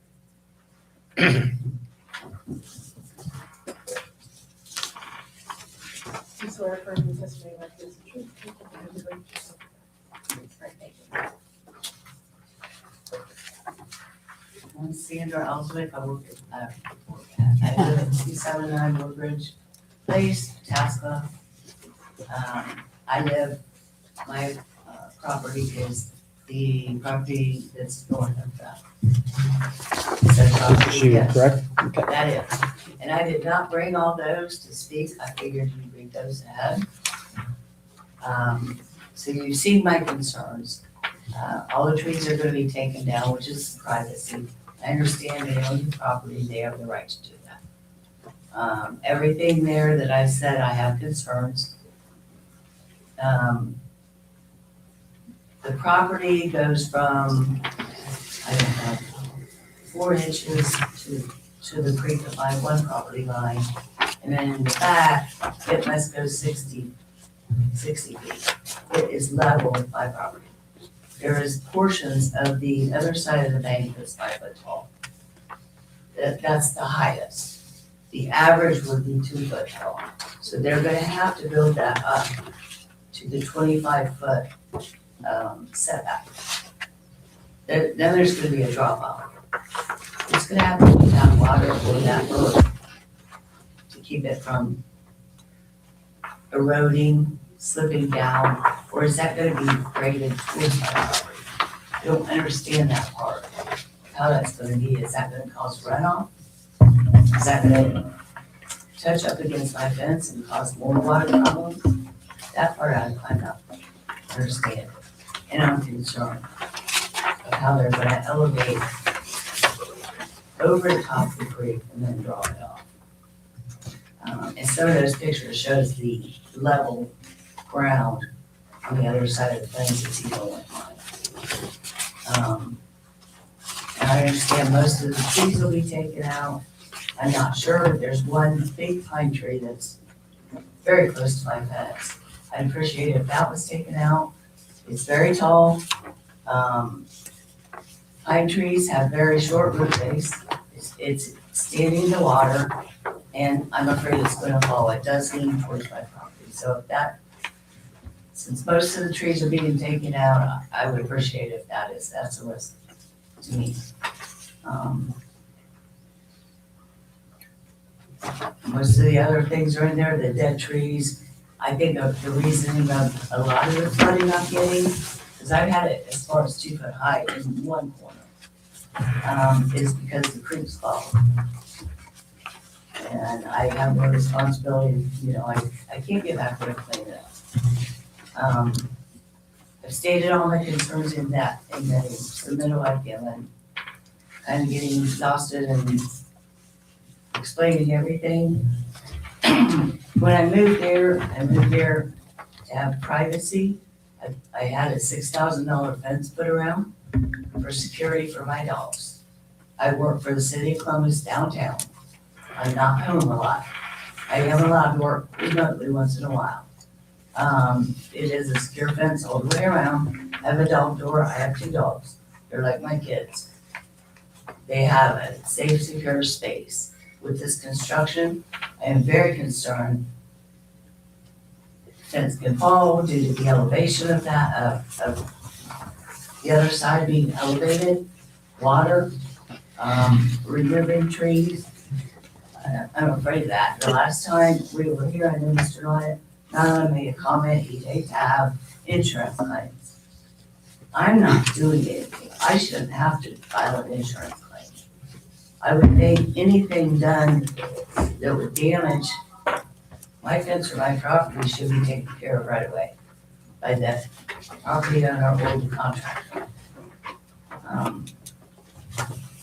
And I did, you know, I don't even know who the contractor is. Do you? Has it been stated? I don't believe we'd be notified of the company. Because I did notice in some of the language there, it did state that any problems that would occur from this would be the developer, the contractor / current property owner, whether it be Mr. Nyland or somebody else. I would like to know when that contractor has decided if they're wanted and insured, and if any of my damage will be taken care of right away. I don't feel I should have to file an insurance claim for that. Basically, anything I've submitted before that, that's my concern, you know. You know, in the summertime, I see nothing. Once all these trees are removed, I understand there's gonna be a privacy fence. RVs are above that. I'm gonna be looking right at that. But the biggest concern is bringing that setback, elevating it, and what is gonna hold that when you park RVs on top of that. It's not gonna be brought back all the way to the fence, it can't be. I don't feel my fence should be the retaining wall. So that is a big concern, and I'd like to see how that's gonna be addressed. And is that water gonna run off and flood the sidewalk? That's it, and I do remember one meeting, I asked if it could be tabled and that we could work together and work something out, Mr. Nyland said no. So that's not necessarily true that we're not talking. And yes, Mr. Maine, did give me his card. And I asked if I had any questions at that time, that was the first meeting. At that time, I did not, and then I brought my concerns back, I did not contact him. So, that's what I have to say. Can you, just real quickly, you're at the very top of the property, correct, on this? Yes. Are you You're the very 44 or top, right? 45? And those are all trees that are going to be going across there, correct? And I'm looking at this plan. If you could enlarge that, it does show my property line. It doesn't go even with that line. This is the plan with the trees, correct? Yes, She's lot 44 yes. in the above lot. So I have two. northeast. Yeah. Over here. Would She's be over about there, 45, but there's, right? so there's trees going in off of this one. And here, it's showing. So if I trees. recall on that legend, number 5, the Oh, ones that are marked number 5 are the only ones remaining. And there's only, I think, one back there. Jack, in this C103, I'm looking at trees all along that whole back side, correct? That's where they currently are. They'd be adding additional. They're adding trees. additional. So if you look at the plan, I guess the trees that are like dark are gonna be the additional trees. Yes. You can kind of see there's, like lighter. Can you show that gray to her leaves, so she can those are see gonna that? be the ones that are remaining. Can you put the 103 up on there so she can see This that? is one of. Oh, that is, yeah, all It's really those hard to see circles are those in trees. circles. Yeah, Those those will are all be new trees. Yes. Yes, ma'am. Just so you know, Okay. I thought that was, I just wanted to verify. Yeah, I was looking at the legend that came with that. And it said number 5 was the remaining tree. I got There was you. only No, it's one. different. I got you. So I And, misunderstood. and I don't know if the pine tree's gonna be left, but, Jack, Yeah. from what I understand though, I mean, I don't know the law, but if a tree on their property falls and crushes their fence, That would be a civil issue. civil issue, between yes, them. So exactly. You'd have to pursue legal counsel. So what am I gonna do with my fence down? With my dog? Your fence? What do you mean? If a tree falls, it's gonna knock my fence down. Then you'd have to address that with the property With the owner. property.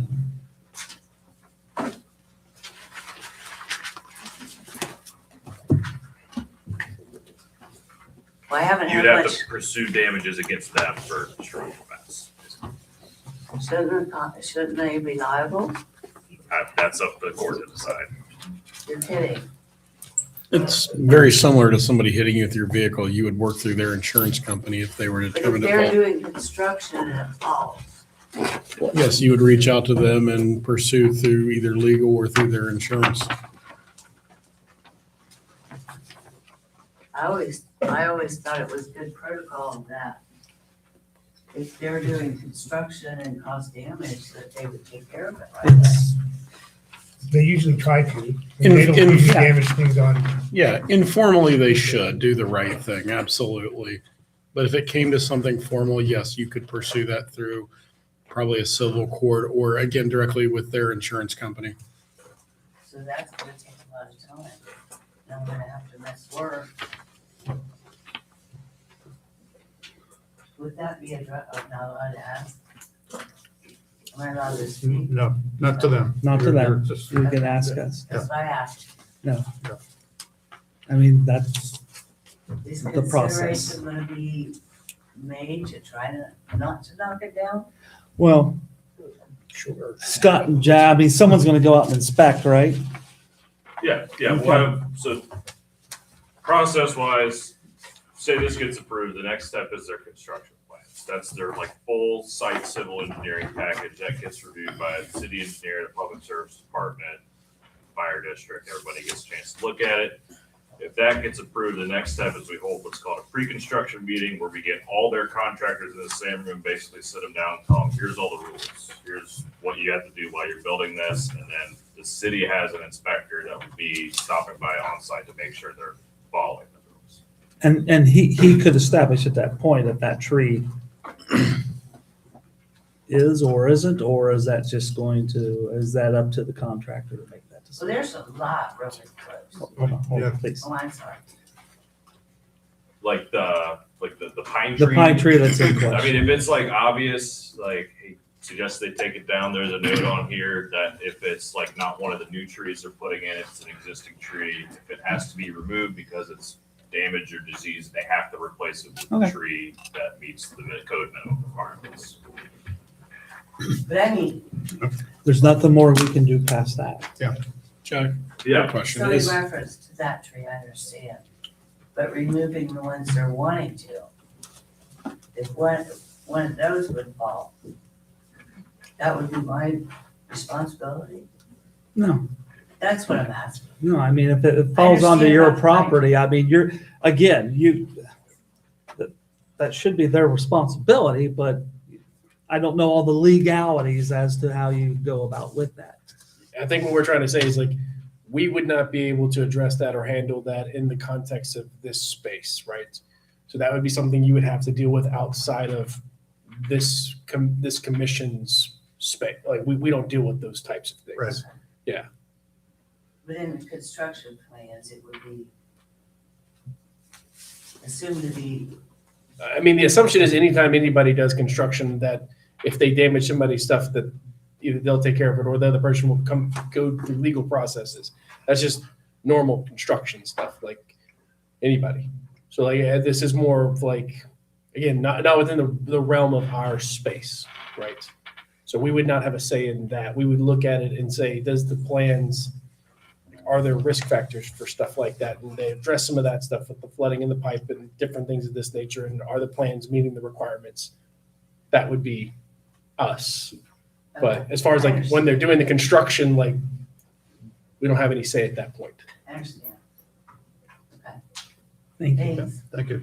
She had a question, Tim. Yeah, her concerns about water runoff, swale, what have you coming on. Does the applicant, are they required to have any type of drainage or dust permits that would address that? So Erosion plans? yeah, as part of their construction plans, we'll take a look at the whole drainage of the site. So we use the City of Columbus standard stormwater design manual. And as far as like pre and post development runoffs is, you can't exceed what the pre-development runoff is. So as the site exists now, just bare ground. When they make impervious, they have to detain it, treat it, and then it gets released back into the stream at a rate that does not exceed what it was before it was developed. With that amount of fall, I imagine they'd be required a silt fence or something. I mean, as far as like the grading on the north, during construction, absolutely, there has to be erosion and sediment control during construction. That's one of the big things our inspector's looking at. As far as like the grading on the north side, we'll have to take a look at that and make sure it isn't at risk for subsidence or anything like that. Yeah, okay.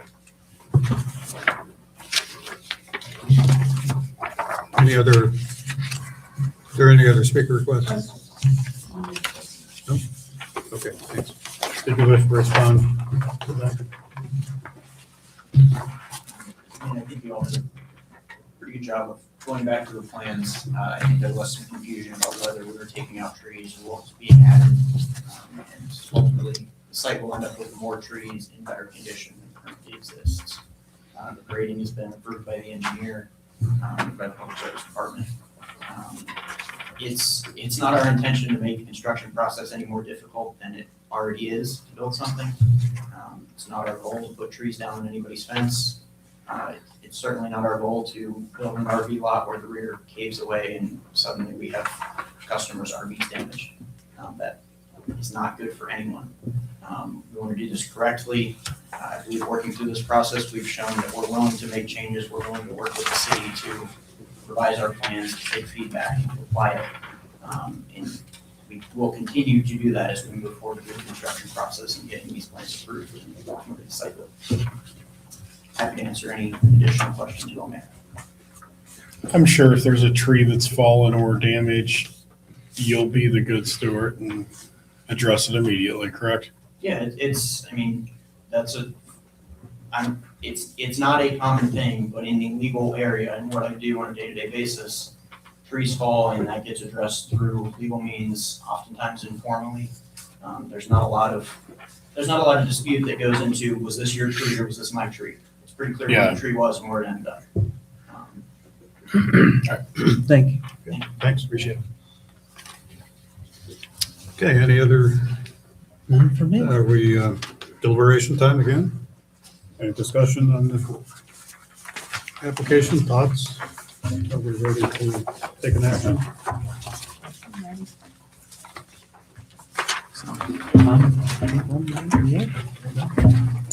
We're ready. If we're ready, I'll make a motion that we approve Transportation Corridor Overlay District Application TCOD-25-001 pursuant to section 1259.07 of the Pataska Code with the following three conditions. for approval. I second. Thank you, David. So it's been moved and seconded to approve the application with 3 conditions as listed in the staff report. Any discussion on that motion?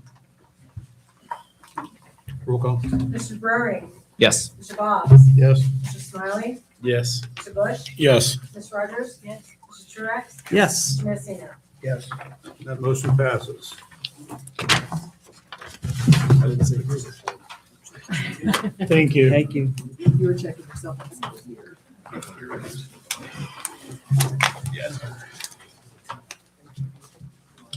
All right, next on the agenda, final development plan application FP 2602. Michaela? So the applicant and the property owner in question is MI Homes of Central Ohio, and they are requesting approval of a final development plan for Phase 5 of Forest Ridge. So this is where the proposed Phase 5 will be located, outlined in red. Hazelton Etna Road is all the way over here to the west, and Ruby Road is along here. The amended preliminary plan for Forest Ridge was approved on March 4th, 2026. That amendment was needed because they wanted to reduce stream impacts per the recommendation of the Ohio EPA. The changes that were made was that it was switched from 7 to 8 phases of development. They relocated some lots and removed a section of road. And they moved section 5 to the northwest corner next to section 3 from where it had been previously located. So this chart is an overall picture of how the phases, the layout of the phases changed from the first preliminary plan to the amended preliminary plan. We are on Phase 5 right now, so that changed from being 45 lots to only 26 lots. So the previous preliminary plan had Phase 5 being down here, and the current preliminary plan now has Phase 5 being up here. That's how that changed. The construction plans were approved on March 12th, 2026, and Section 5 will have a total of 26 lots, about a little over 8.5 acres in total, with about 2 acres dedicated as public right-of-way, and that would include the extension of Ruby Road and the creation of Water Lily Lane and Golden Oak Drive. The setbacks would be 30 feet from the front and rear, and a minimum of 5 feet from the sides for each lot. And overall, no changes were made from the preliminary plan to the current proposed final development plan. This is a table of where we are in the whole development process. We have gone through phases 1 through 4, and all of them are platted and currently in development. We are on Phase 5 right now, and phases 6 through 8 are still to be approved. So this is a look at the layout of Section 5. This would be a look at the landscape plan of Section 5.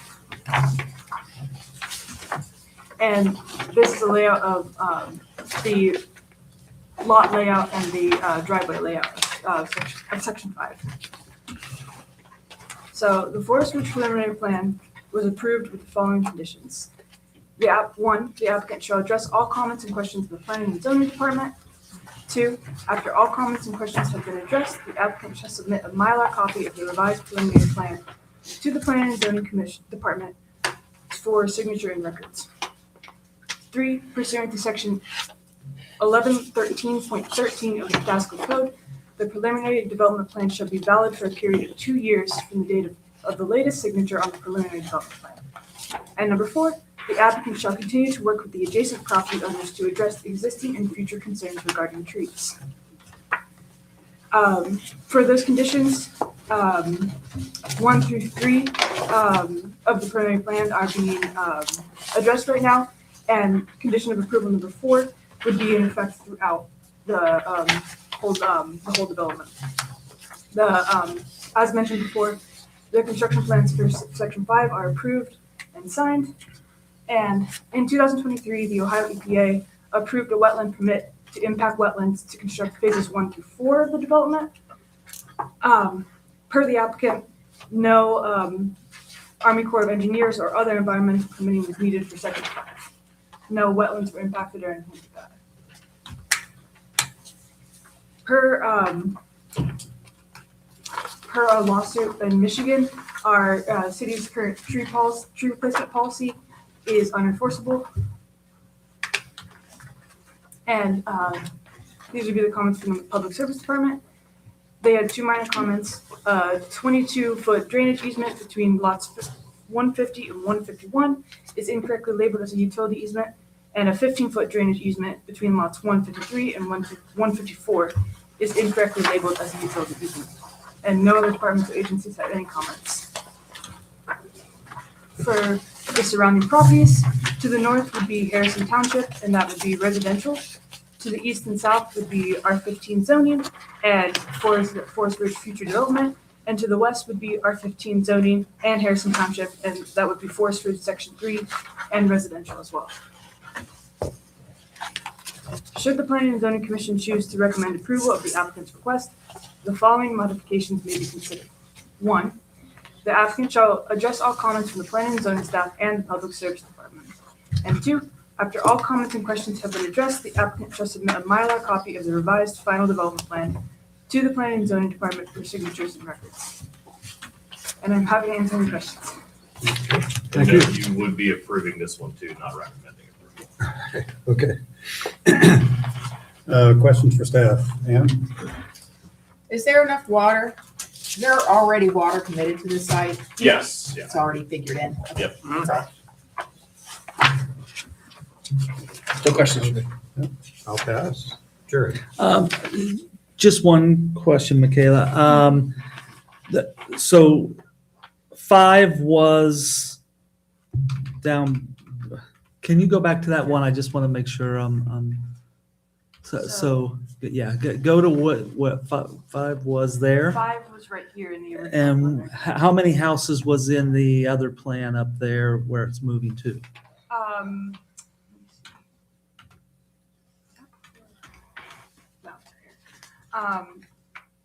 So that was that originally section 4?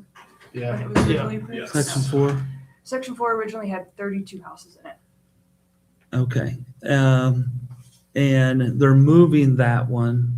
So is there an assumption they're probably going to add houses into that one, or are they going to leave that Actually, one? there's less houses. They added houses in. I know there's less section than 3, 5 when they move section 5 up there. 4. I'm just trying to figure out where they're moving one somewhere. So the section 4 moved to section 5, which went from 32 to 26, right? Yeah. So that's, If you remember from last month's hearing with the They added preliminary plan, section they 8. didn't necessarily like pick up section 5 and move it and put it here. It's just the line between where they delineated those phases Okay. changed. Okay. Section 1 was coming in off the road and then down south. That's east, right, because the all road way moved around, a all the little. way to the back. well, Okay. if I remember correctly, section 5, actually, they did move section 5 because section 5 had the road adjacent to, because it is less houses in Mhm. section 5, and it is the same delineation for section 5. But I think it got moved because of like where the road was. There was The stream. The stream. Yeah. So it's like, it got shifted around up into the upper sections. Yeah, they took those lots where the stream were and shifted. And shifted. Okay. Yeah. No more questions. Thank you. I have the same question. Michaela, simple question for you. You said there was 2 easements, utility easements that were incorrectly labeled. Yeah. What were those easements supposed to be? Were they not supposed to be there? Were they anything impacted there? They were supposed to be there, but they were just drainage easements and they were labeled just as general utility easements. There's no impact though. They're fine. Nothing's over them or anything. It's just labeled incorrectly. Yeah. Okay, no They problem. just put- Okay. it's- No yeah. problem. Okay, that's all. Frank? Nope, no questions. Okay. All right, thanks. Applicant, I guess representative of the applicant.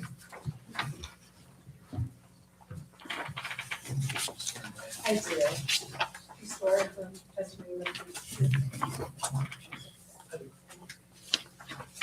CSAC 4131 Worth Avenue, Columbus, Ohio 43219. Really okay with the conditions, just here to answer any questions if you have any. And then timeline for us would be potentially, depending on sales, putting this section in the fall of this year, or if sales are slow as they were last summer, it may push to next spring, but that's just our timing for this section 5. And then any questions on here if you need. Thank you. Alex, questions? No questions. None. Jerry? None. Tim? Frank? Nope. Ian, I think you say none. Said none. Okay. Thank you. Any speaker requests on this? I have Brian and Linda Cutler. Not here? We went to there. I was gonna say it's pretty late. Yeah, it's late. Yep. Okay. What's the commission's wish on this tonight? What do we wish to do? This is deliberation time. Make a motion. Do it. Do You want to Make a do it? motion to approve, except now I gotta pull my paperwork out. Go Yeah, ahead. see? Make a motion to approve. I'll make a motion that we approve application number FP-26-002 with the following 2 modifications listed. Second. Okay, thank you, Jerry and Frank. Any discussion on the motion to approve with the 2 conditions? Roll call. Mr. Bush, Yes. Mr. Smiley, Yes. Mr. Bobs, Yes? Mr. Burry, Yes. Mr. Mancino, Yes. Ms. Rogers, Yes. Mr. Truax. Yes. Motion passes. Thank you.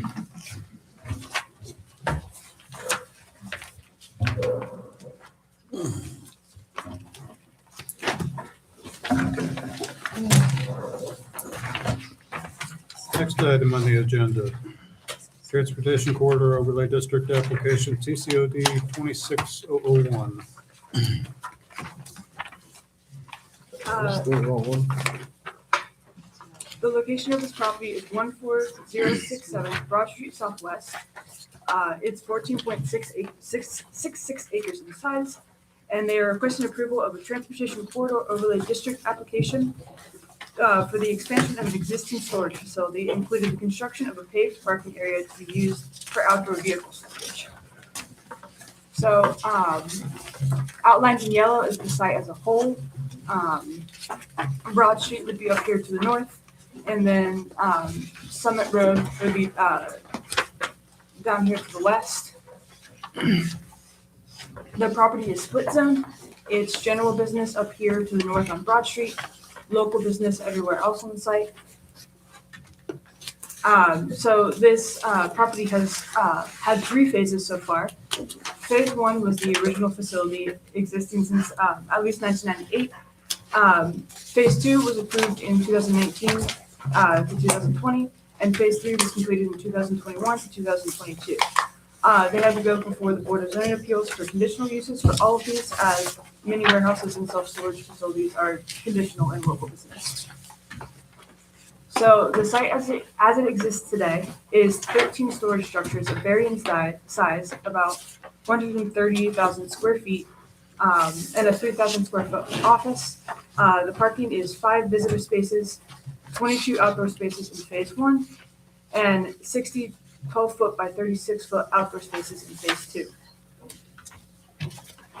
The proposal for phase 4 is to construct an additional 260-foot by 100-foot, 25,000 square foot total paved surface outdoor storage area with 32 spaces.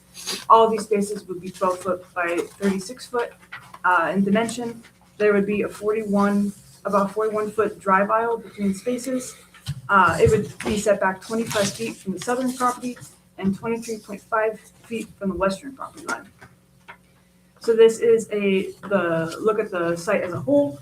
The phase 4 is proposed to be down here beneath the retention basin. A closer look at phase 4 with all of the layout of its parking spaces. And then this is the proposed drainage for phase 4. Everything would be collecting in a central drain right here and then going and traveling to the retention basin. The BZA approved a conditional use application for phase 4 on March 10th, 2026 with the following conditions. 1, the applicant shall carry out the proposed use within 6 months of the date of approval. 2, all permitted installations shall be kept in a neat and orderly condition so as to prevent injury to any single property, individual, or to the community in general.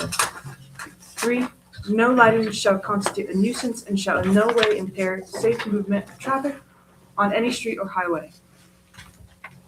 4, such use shall be subject to the restrictions outlined in Chapter 1259, Transportation Corridor Overlay District, pursuant to 1215.05 E7. 5, all lighting shall be a warmer white in variety. 6, the maximum height of lighting shall be 20 feet in height and shall have a cutoff downcast fixture. 7, L3 or L4 type screening shall be installed pursuant to Section 1291.12 of the Pataskla Code, where required within 6 months of the date of approval. And 8, the fence shall be an 8-foot tall, 100% opaque wooden fence. The planning and zoning would offer the following comments. No lighting has been shown on the plan. We will need locations, mounting height, and types of fixtures for any proposed lighting.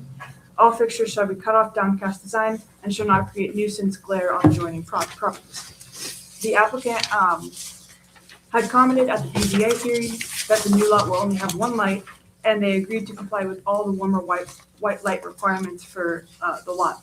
They also afterwards committed to providing a photometric plan, and that is included as a condition of approval.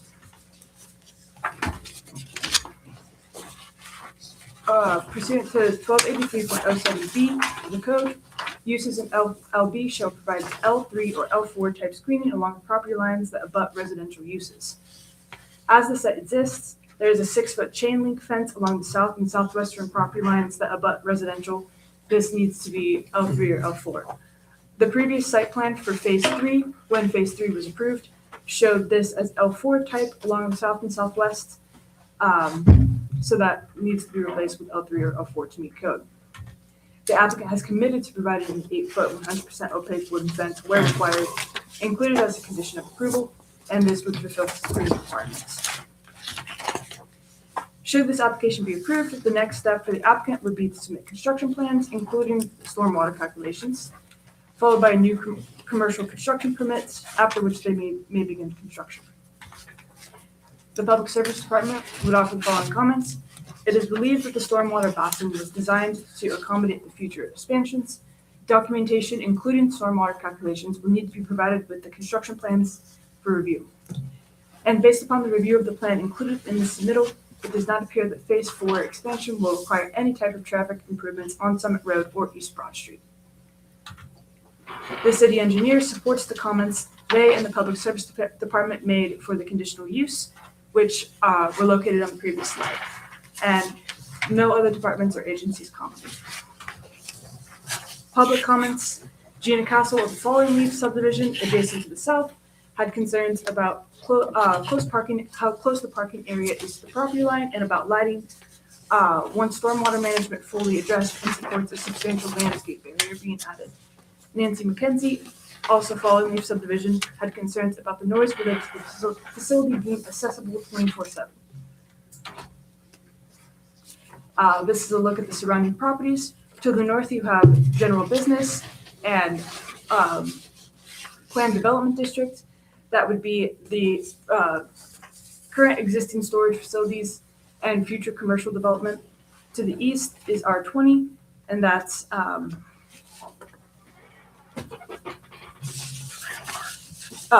Franbard Park. To the south is local business and R20 as well, and that is a church and Falling Leaf subdivision. And to the west is general business and R20, and that is a trucking company and single-family homes.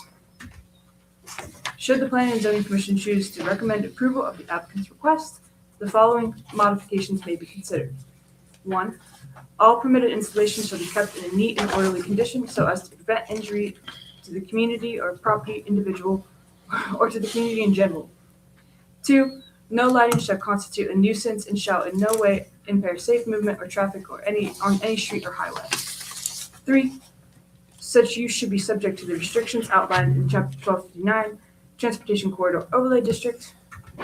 4, all lighting shall be a warmer white in variety. 5, the maximum height of lighting shall be 20 feet in height and shall have a cutoff downcast fixture. 6, L3 or L4 type screening shall be installed pursuant to section 1291.12 of the Pataskal Code where required within 6 months. 7, the fence shall be an 8-foot tall, 100% opaque wooden fence. All of these above were conditions of approval on the conditional use. 8 has been added. The applicant shall provide staff with a photometric plan of phases 2 through 4 for review and approval. And I'm happy to answer any questions. Thank you. Okay, any questions for staff?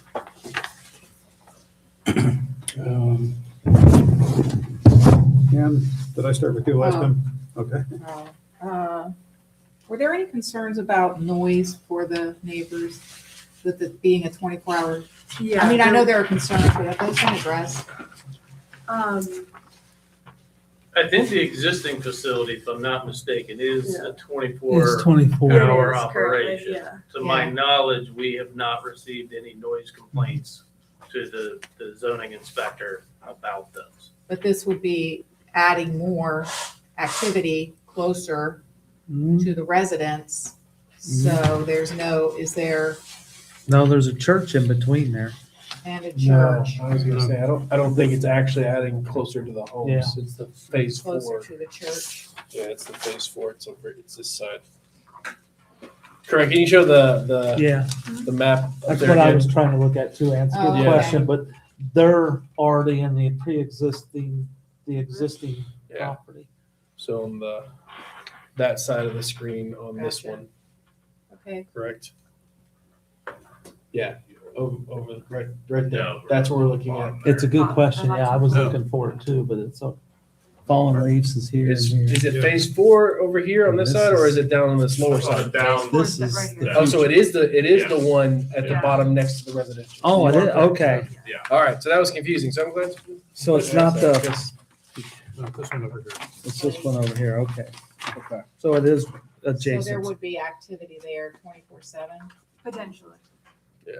and is there a noise study done, or? So it wouldn't be continuous noise, like previous applications or anything like that.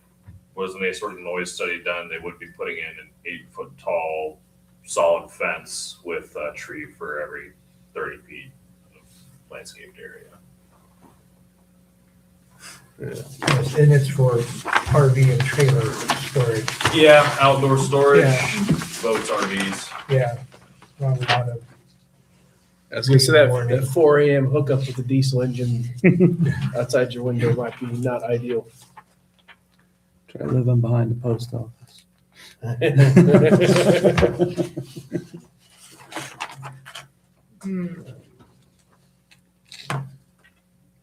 I do see they have a fair amount of stuff here though, so. Is the applicant here? Yes. Okay, maybe we can. Whatever, Okay. I'm sure you're on it. Trying to.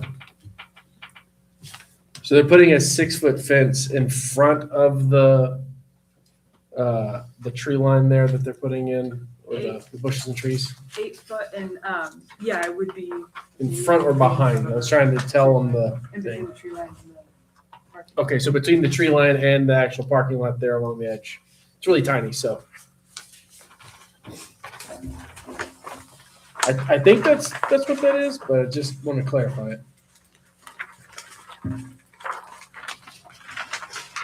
Do you know what I'm talking about? Can you Yeah. tell? It's like fence and then And I think tree line. And does it It ends at doesn't the show very it end though? Particularly well, but there'd be an 8-foot tall 8 fence foot. with one tree basically every 30 feet. The code doesn't have a requirement like what needs to be in front unless you're adjacent to a public right of way, then the trees need to be out front. But I mean, if that's something you guys want to talk to the applicant about, What have that discussion. And I was also going to say, I mean, then it abruptly ends too at the. It looks like it abruptly ends, correct, at the end of that line, and then there's nothing going up to Broad Street. Just want to make sure that I'm, because I see another line there, but I don't think it's fenced. I just want to make sure that I'm clear on that. So following that back line over to where it cuts up where the Here? the church is, or the property next to the church. Yeah, Yeah, so right there going up. they'd have to screen that as well. Okay, but that does not have a fence line there. Because there's a line that runs, I assume it's like the building parking setback line, but like, to make sure that, there's no continuation of that fence line that way. There's a chain link there, okay, okay, That also would be solid privacy. okay. On the west side. Yeah, on the west side. Okay. So that would be, so you'd have basically fence line running both on the south side of that lot as well as on the west side of the lot, going up to where it corners and goes out west. Okay. It's not on the plan, so I just wanted to make sure that was clear. Okay, cool. That's my only question was around this space right here, since it's so close to the. Okay, thank you. Jerry? No, sir. David? No. Frank? Just one question. There was some comments about there potentially being a stormwater issue, but then it said that there was, the staff report said that the stormwater basin was sufficiently sized. Do you know if there are still issues on there, or kind of see what? So with these plans, when they come in, it's a conceptual. And then public service and the engineer will look and say, looks like you have it appropriately sized, looks like you have drainage routed to it. If this is approved, the next step is construction plans, where they have to provide documentation to prove that will work. So right now, that should work. Next step, prove it. Okay. And that's stated in page 3 of 5, just so you know, In the staff report. in the staff report. The stormwater calculation. Right above Public Service Department, full comment. And this particular, I guess, business has been before both the BZA, the planning commission, at least twice before, I think. So if you look at their site plan where it talks about like future development phase, zoning, LB or whatever, when they built this, they sized that pond to accommodate development of the whole property. But we still need to have them give us the calculations proving that it's gonna be able to accept what they're gonna put in. Okay. So again, it'll be better than, no worse than what it is currently, and hopefully improve it. Yeah, it can't make it worse. Yep, got it. Okay, that's the only comment I had. That's it, okay. The applicant, yeah, you want to step forward?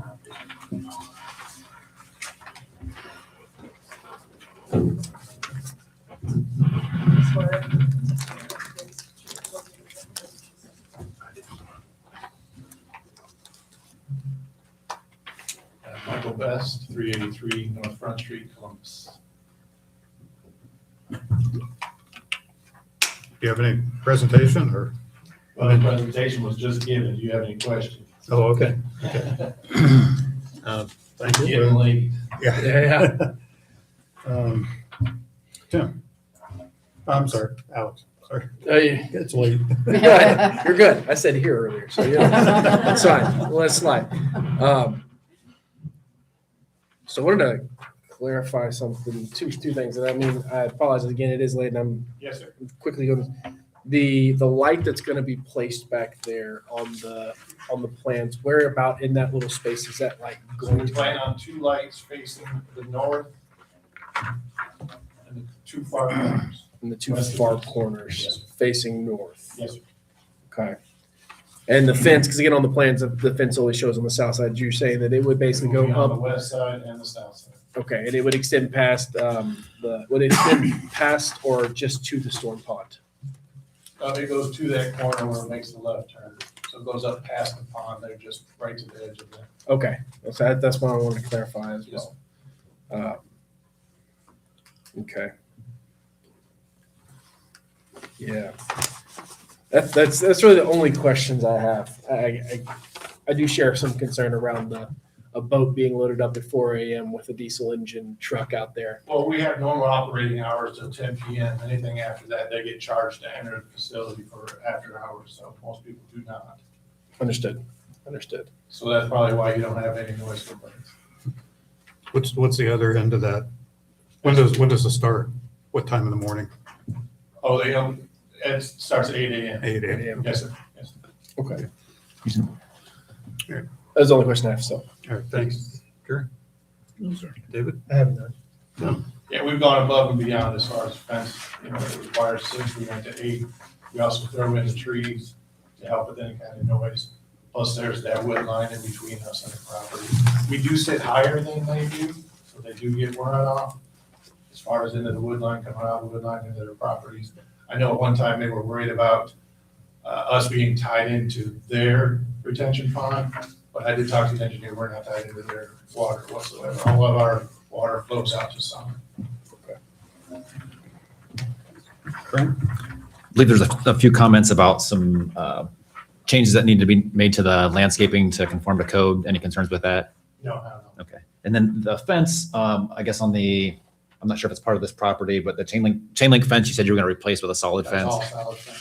That is currently that way, or it's No, going to be? everything else chain link, it Okay. would be all solid. And will that be as part of this phase, or is that a future phase That's coming? part of this phase. Part of this phase. Okay, great. That's all I got. Ann? No. Yeah, anything else for the applicant at this point? Thank you. Thank you all. Speaker requests? No. Deliberation then. Thoughts? Very straightforward. Seems straightforward. Yeah. Yep, seems straightforward. Ready to act on it tonight? If we wait long enough, we could say this morning. Those are bad words. We have no conditions, correct? Yes, yes. No there conditions. are Okay. Eight conditions on the opposite page. Oh. Got it. Yeah? Then I will make a motion to approve the Transportation Corridor Overlay District application TCOD-26-001 with the 8 listed conditions. Second. Thank you. Been moved and seconded that we approve application TCOD 2601 with the 8 listed conditions. Discussion. Roll call. Ms. Rogers? Yes.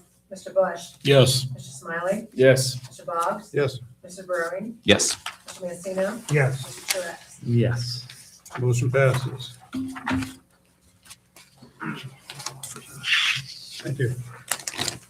All right.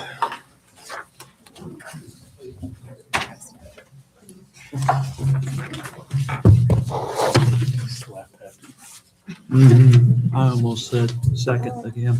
After ran all they did. Okay, new business item C, rezoning application ZON 26002.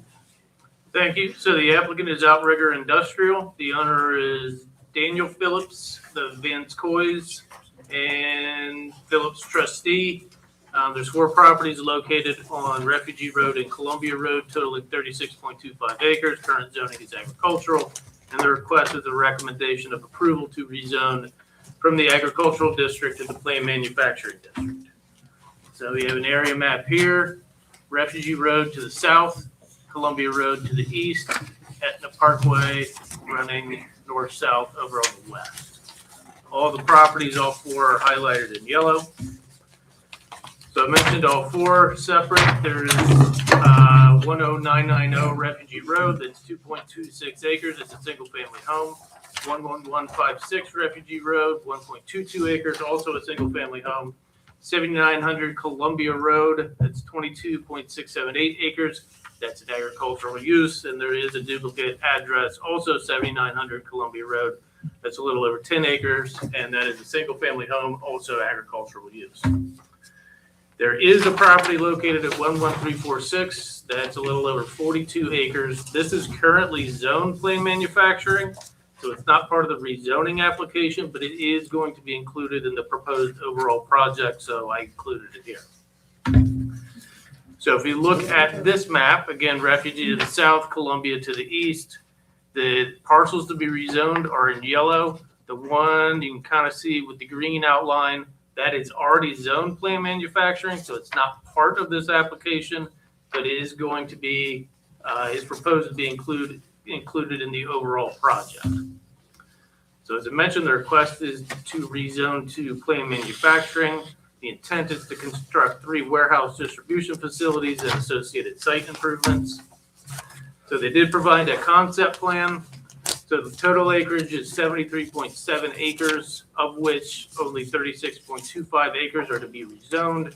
They do show stormwater detention amongst 5 ponds totaling a little over 8 acres. There is an AEP easement running through the property from the northwest to southeast. They proposed a 60-foot main access road to Refugee Road and 2 36-foot access roads to Refugee Road as well. So on the concept plan, we have building 1, that's about 700,024,192 square feet, 48 feet in height. They would have 440 parking spaces with 172 trailer parking spaces. They show mounding 8 to 10 feet along Refugee Road.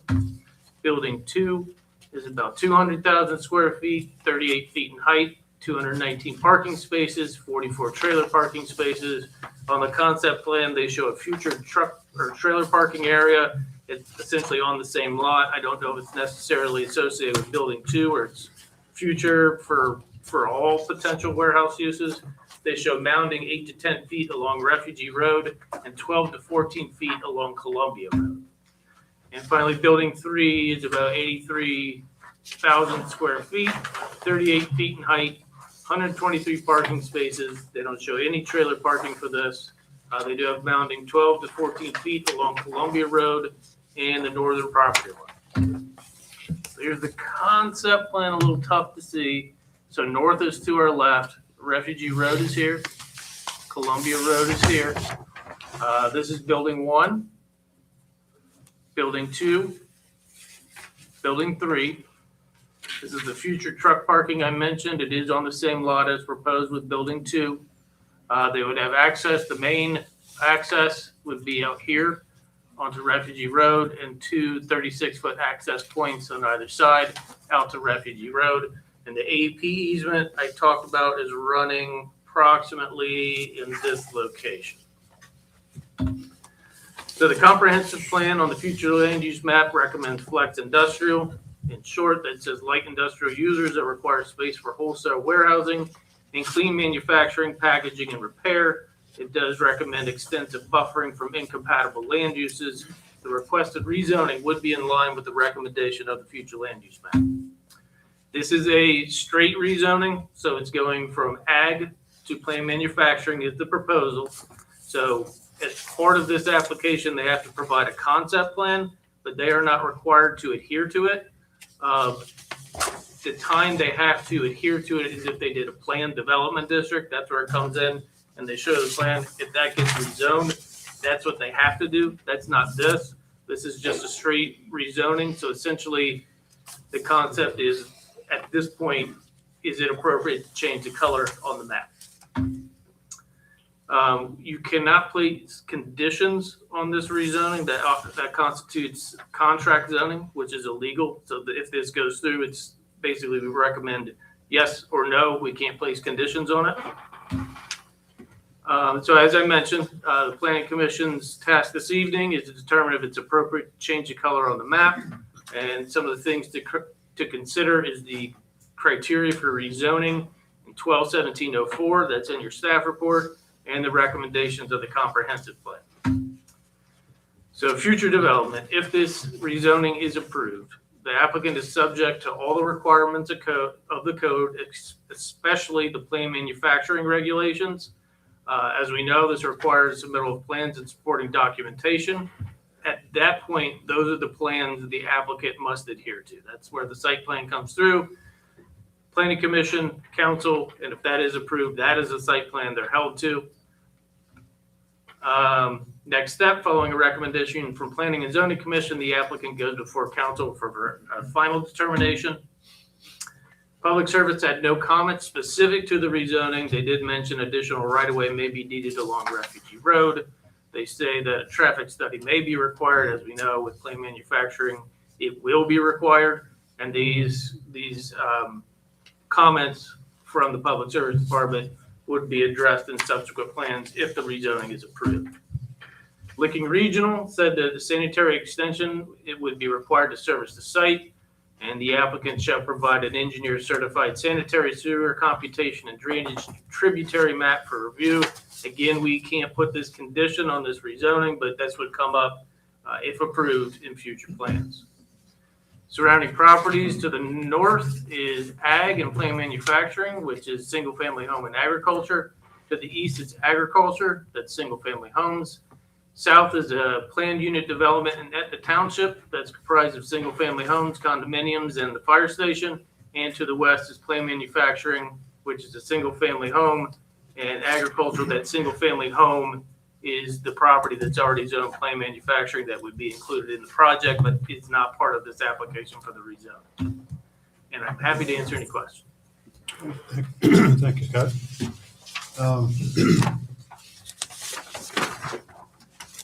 And we all know that Columbia, there's no access to Columbia Road. Do they have any special landscaping along there? Or, well, we don't know that yet, Yeah, right? we won't have anything real. The concept plan shows code compliant landscape, Okay. But again, but no access to Columbia. But again, we don't. if it were to differ, and I think with the AP easement, they'll likely need an easement, or excuse me, a variance, because there's that gap. So they'll probably have to go to BZA for that. But everything else in terms of the mounding, they meet the mounding requirements along Columbia, and they show no access to Columbia, which is prohibited by the plant manufacturing regulations. Right. Okay, thanks. Jerry? No questions. I'm just looking at the plan on the map. No, I don't have any questions right now. David? So all the property south of Refugee Road is at the township. Is that That's right? correct.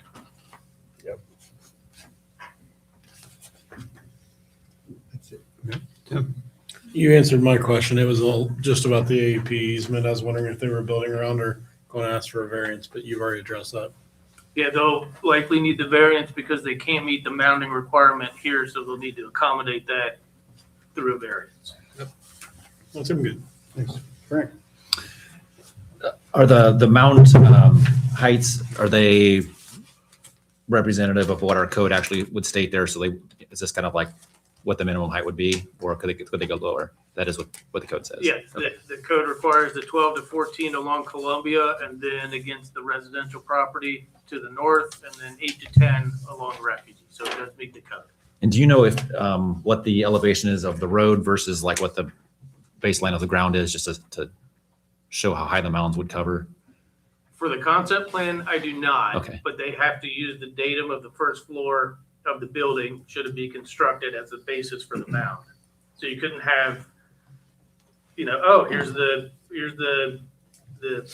first floor of the building, but the mound's down here. It doesn't work. So you'd have to elevate the mound to fully get that. First floor. For example, along Refugee Road, that full 8 to 10 feet. Otherwise, you'd have the mound below the building up, and the mound's not doing it. Okay, got it. So you answered one of the questions about whether Columbia Road access, so that's prohibited. That's good. If it were to be approved, would we see this or see any future applications for this project? Yes. Okay. If it's approved, plan manufacturing, and likely it'll have to go through the subdivision process. So you'll probably, from what I can tell now, at least plan manufacturing, likely the major subdivision process as well. Okay. Let's see here. And then landscaping would be required on the mounds as well. Yes. In addition to that, good. Okay. And that's all I got for staff. Thank you. Okay, thanks. Ann? No questions for staff. Alex? I can't remember, did they say setback wise what they may require? I'm sorry if you said it earlier, but like they're talking about on Refugee Road, how there may be additional setback requirements. I assume that's for expansion of the road eventually, probably, as I drive down that road almost every day. And I can't imagine adding this to that congestion, but like, is that what that's going to be for? And do we have any idea like how far that would be? So the future request be for additional right-of-way on Refugee Road to allow for the expansion. As part of this, they'll need, once we get to plan manufacturing, Yeah. assuming this is approved, they will need to provide a traffic study that'll indicate the roadway improvements necessary, which will likely require multiple turn lanes So it might end up with one solid turn lane down the middle and have to widen the road. So traffic improvements would be required, but based upon a traffic study, determine what those are. Gotcha. Okay. Yeah, I guess that's my only question, because again, this is just a concept plan, so this is really not even, there's nothing here, really, other than to say this is what we could do. All right. Okay. Any other questions for staff? Any wetland issues or anything? Eco?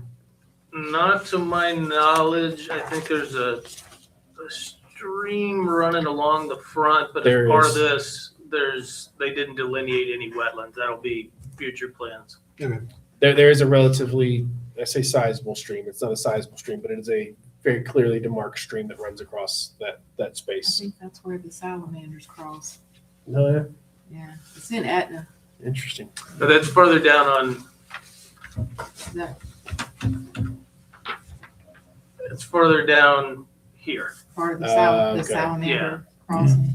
Okay. Okay, probably connected though. All right. Okay, if there's no other questions for staff on the applicant. Step forward.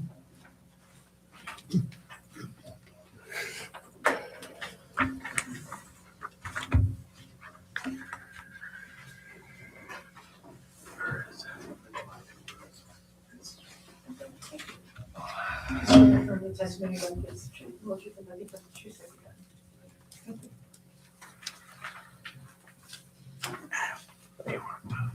Left and right.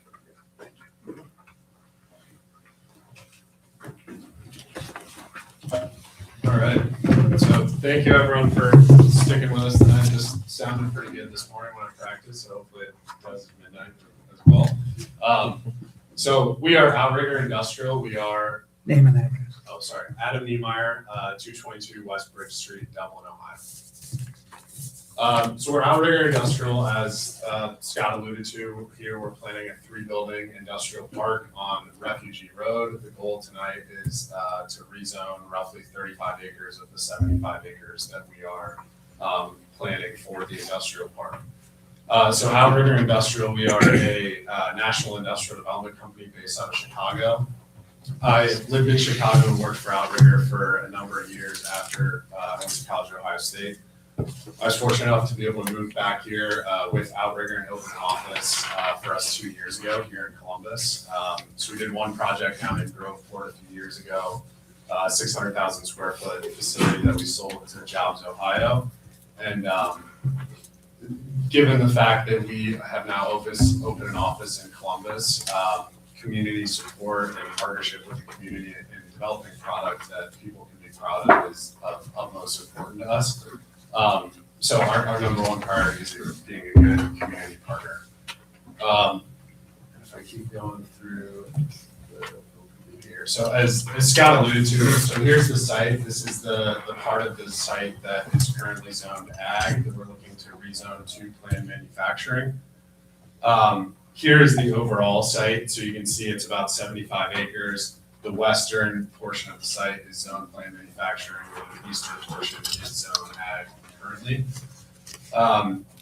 Here's the overall corporate park. So it's a little small, but the site we're talking about is on the southeastern end of the corporate park. It's highlighted in blue there. So again, we feel like our project fits the intended use of this site in this area. Again, there you see the current zoning map. So the light purple on the map is all planned manufacturing. Currently, the tan color is zoned ag. So the parcels that we're talking about, everything currently west of Columbia is zoned planned manufacturing, other than the parcels that we're talking about, and one parcel to the northwest. Everything else west of Columbia is planned manufacturing. And here is the Pataskala future land use map. So again, it's super small, apologize for that, but everything light purple current in the future land use map is intended for that flex industrial use. We feel like our use fits that.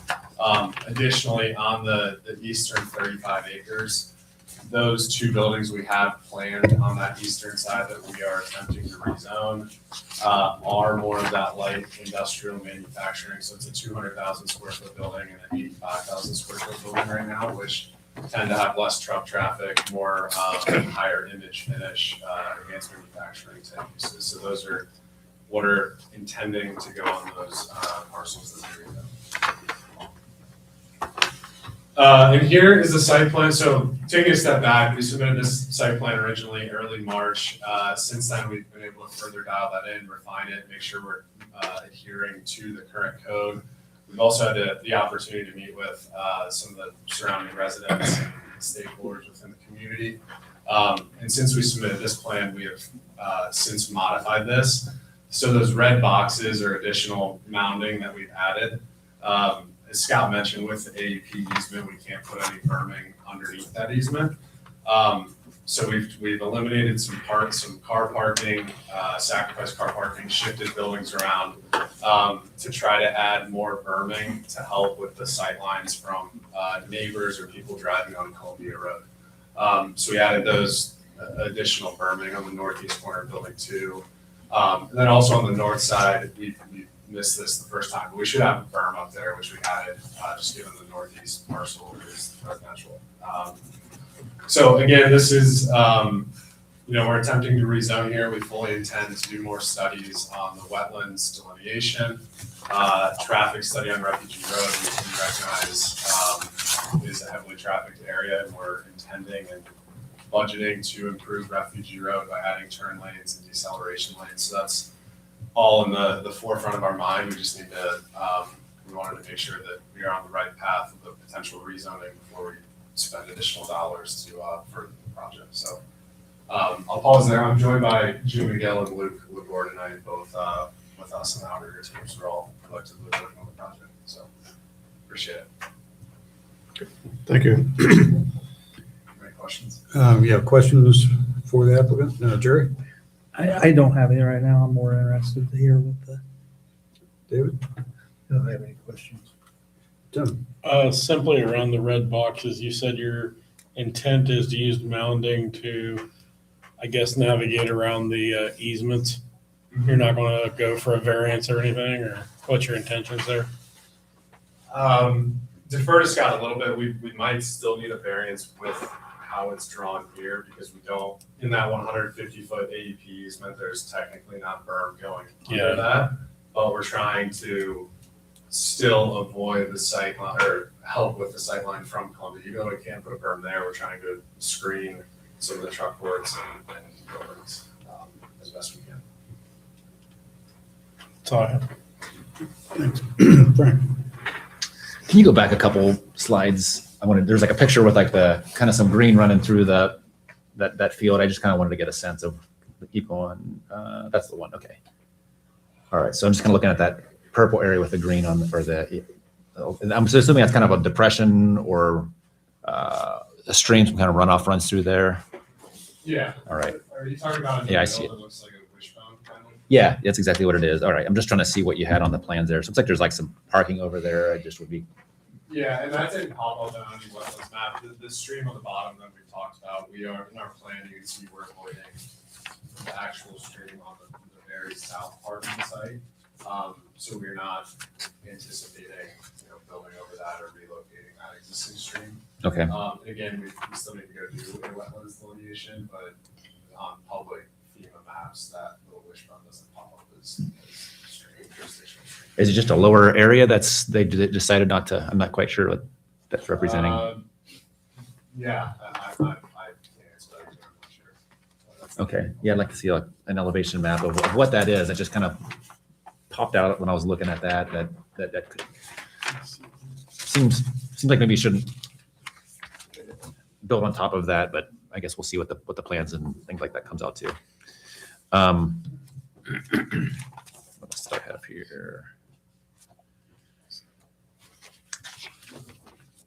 Do you have a sense of what the elevation of the building would be in relation to the road, like that first floor? Yeah, we haven't done a preliminary grading plan yet. I mean, the site's pretty flat, so our tallest building would be roughly 48 feet, and that would be the building on the far west side, furthest from any residential. The two buildings on the east side would be roughly 38 feet. And we're anticipating maybe a couple feet above the road elevation with that floor. Is there a reason you guys decided to go with a straight rezoning versus a PDD? Yeah, we explored both. I think with the PDD, there needs to be more that goes into it with, upfront dollars spent to further design and everything in order to submit for that PDD. So we're trying to, before we put all those dollars at risk, there's a lot to figure out here. So we're trying to see if we're on the right track prior to moving on some of those things. Okay.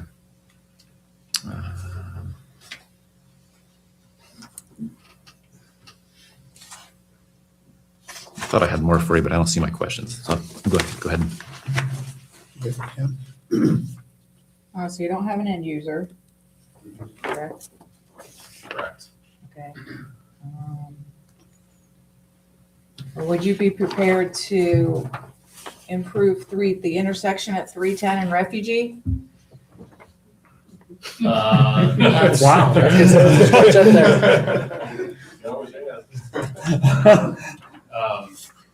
I don't think we could commit to that at this time. I mean, I've driven that a bunch. I know it's an issue. I know that's hopefully a future plan. Yeah, we'll make it the Yeah, I mean, there is the impact fees, 64 cents a square foot.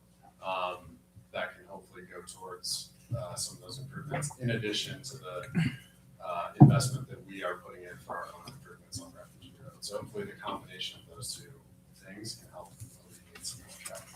You're aware there's a school nearby? Yeah. Okay, that's all I have. Thanks. Alex? So, yeah, I don't really have any questions except for around, you went around the stream, but I'm also a little bit concerned in the potential having to set further back for the road construction on how that's going to actually affect all of that stuff. But again, this is concept plan, so I don't know that that's something we are fully able to delve into per se. So I think I'm good. Okay, thanks. Any other questions? No, sir. No. All right, thank you. Stand by. We have any speaker requests for I him? just have one. Christy Schlegel? Is it possible to have show up? Oh, did you? Oh, okay. Sorry, my apologies. Is it possible to ask? Fill it out. You have to fill out a form. Yeah. Christy? No? Okay. I just have a question.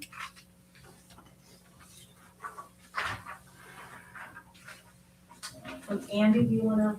It's Andy.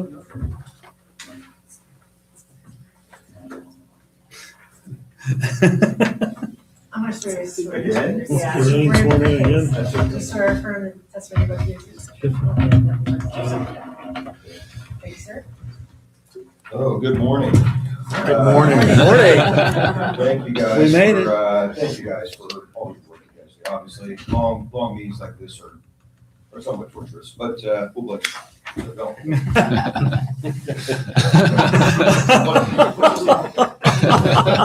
Scott's like, wait, what? So, I want to first off saying, I always have professed about continuing, and I continue to believe that Tasman needs smart development, economically beneficial.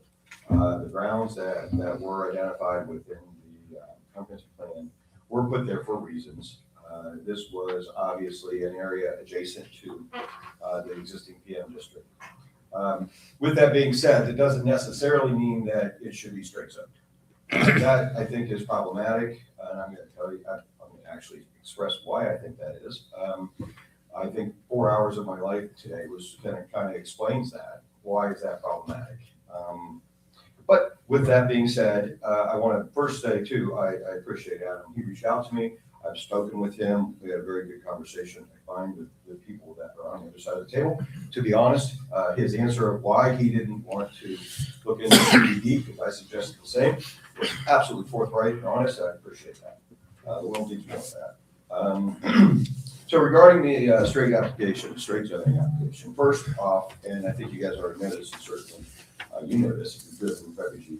Truck traffic on refugee, I think, is an absolute, or should strongly be reviewed and understood. Put it that way. That's mildly I tried to write understated. this as best I could, so I can be politically correct. You know, I did a little research myself, as you guys obviously have done research on all of these applications. You know, 1 million square feet will produce anywhere from 1.6 to 3.3 trucks per minute. That's every day. That's what intensive warehouse use does. Putting that on Refugee Road is dangerous, in my opinion. As an engineer, I think it's extremely dangerous. I'll say that. Refugee is not designed to handle that. We have a school currently that backs traffic up. For some odd reason, that's allowed. And then we have now a emergency department that's on the corner that I've actually seen trucks not be able to get through Refugee Road. That's also dangerous. They turn and use Columbia Road instead, which is yet another road that is designed not to handle any truck traffic whatsoever. We've been down this road before where the city tries to limit truck use on certain roads. It struggles to do so. We only have so many police on call on so many hours of the day. Trucks go everywhere, and damage to the roads are extremely expensive and hazardous to people. I've actually seen one of our emergency trucks coming back from a run cause another car to actually get off the road, to go into the berm and come off the road. I mean, Columbia Road is not designed for that, and trucks are being forced to use it. So it's a very bad idea. It's now the cut through. Basically, if you want to get around Pedasco, you're going to use Columbia Road.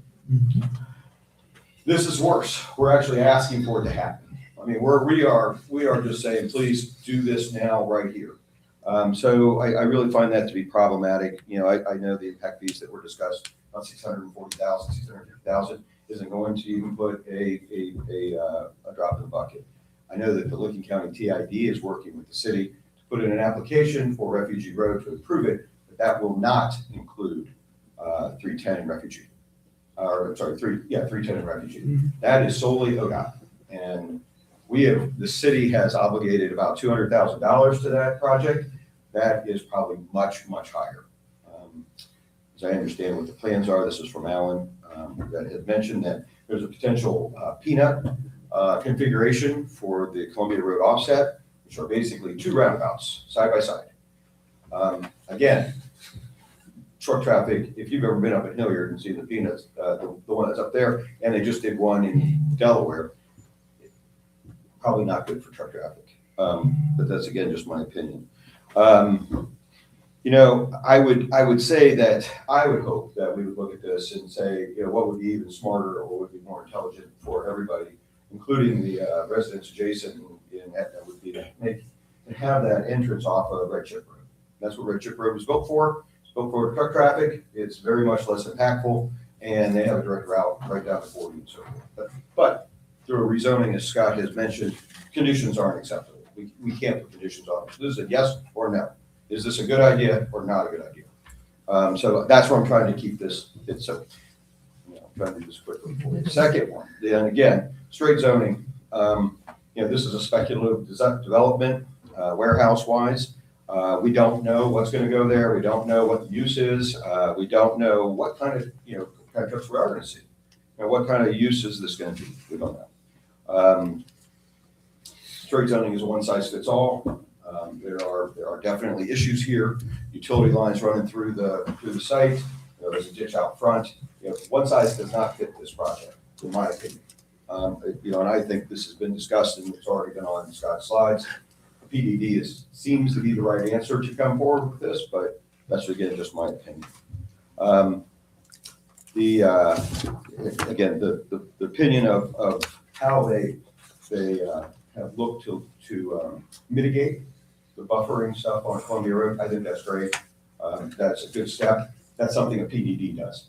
That's what it does by definition. So that's just my opinion again. I want to say, smart development has several key components to it, in my opinion. And this is why I try to utilize it. The development should be economically beneficial to the city. We don't know what this is. We don't know how many warehouse jobs this is going to have. Are this going to be a couple hundred? Is it going to be 1,000? Who knows? So getting out in front, this is getting the cart in front of the horse, in my opinion. The impact of the adjacent properties, this again is a component of smart development, in my opinion, is the impact of adjacent properties and reduction in current value outweighed by the benefit to the overall community. That's really what every person on this planning and zoning, BZA, council, that's what they've got to decide. Because the impact is substantial to Columbia Road. I don't know of any warehouse development, unlike some debate that we had earlier about data centers. I don't know any warehouse development that has increased property value. None. I don't know of any. Can't cite any. So I would again put that out there. Is this worthwhile for the community as a whole? So basically, I want to make sure that, in summary, that we evaluate this application strongly on the current conditions, as well as lack of knowledge of what might result from the proposed straight zoning and how that benefits, or does that benefit the community enough to impact the residents along the way. So, thank you very much. Appreciate it. Appreciate it. Thank you. And Jerry Waltz.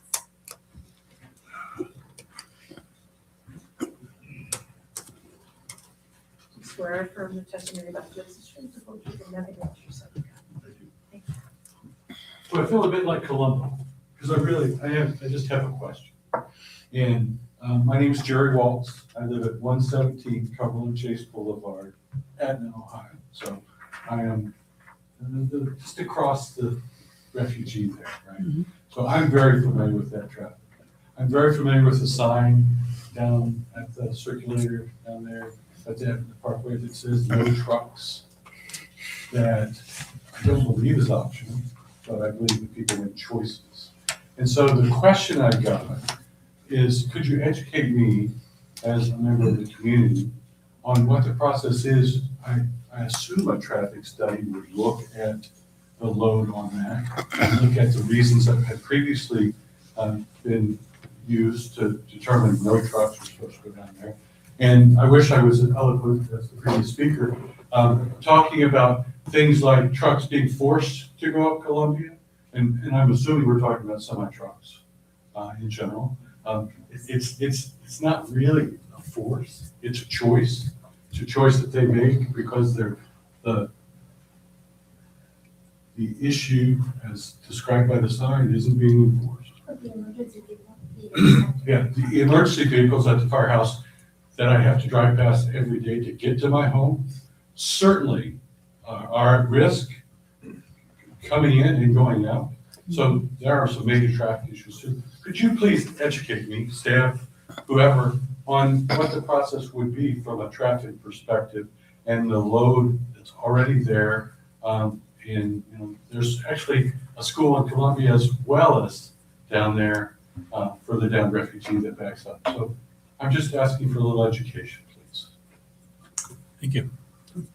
So, and I'm not an engineer, but in short, I know enough to be dangerous. So if you look with the traffic impact study, they'll look at the nearest adjacent major intersections to see what impact the traffic study or traffic has on that. They'll look at existing background traffic, and then they'll look at, with what's proposed, what the increased traffic will be on that stretch of road, and they'll determine what improvements are necessary to accommodate the increased traffic on that stretch of road. And that would only take place after you've made this decision and they move to the next stage? Because at this point, you're just determining whether this mystical cloud of what might be, which may or may not increase traffic, because we don't know what really is going to be there. So no traffic study would be made as it relates to any decision you make tonight. Is that correct?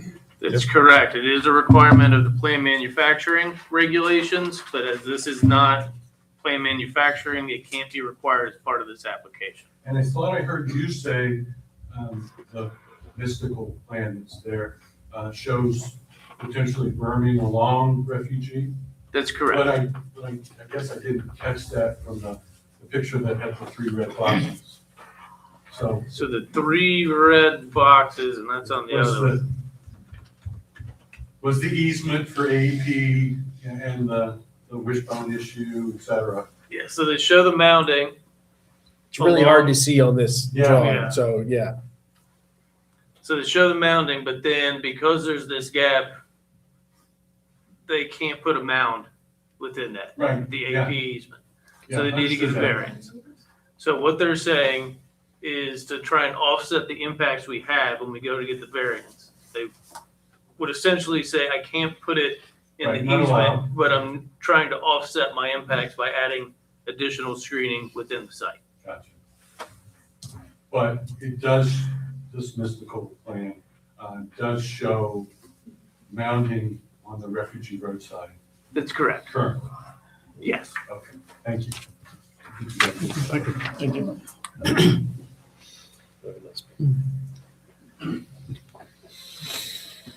Well, yeah, that's right.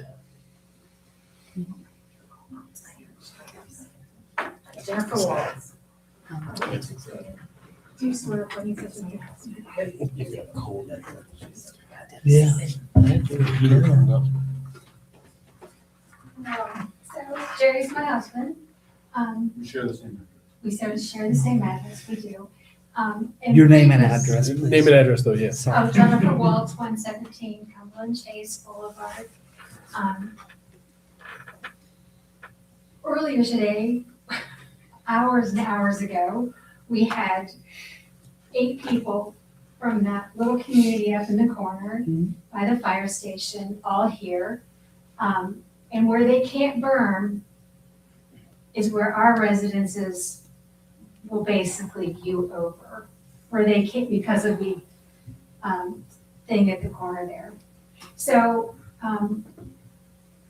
our property values are in direct compliance with, if that goes in right there, our little condos basically will devalue. That's only one of my concerns. One of the other is that if the company fixes and does improvements to Refugee, it's only going to go so far. And anybody who has driven there at school time, whether it's morning or evening, even with the extra turn lane for the school, it gets completely congested. The same problem is though for people who want to cut down Columbia, because in front of that school, the entire thing is bottlenecked and you can't get through. So we're talking about our kids as well. And so I know we're just talking about zoning, but I for one feel like as soon as the zoning is turned over to manufacturing, we just don't have any say anymore because it'll be a done deal. So I just wanted to share those with you tonight. Thank you. Thank you. Okay, applicant, you want to respond to either of those, any of those comments? Hopefully briefly. Yeah.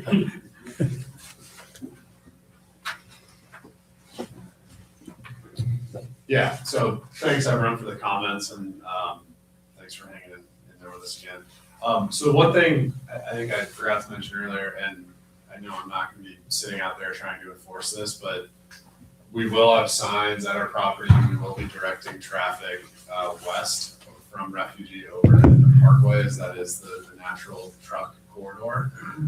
So that is something we'll fully try to push. Obviously, we're not gonna be sitting there enforcing it, but that is at the top of our mind. I know Andy, you mentioned the 1.6 to 3.3 trucks per minute. We have some studies that I think are less than that, which we will be able to prepare, as we move forward throughout this process.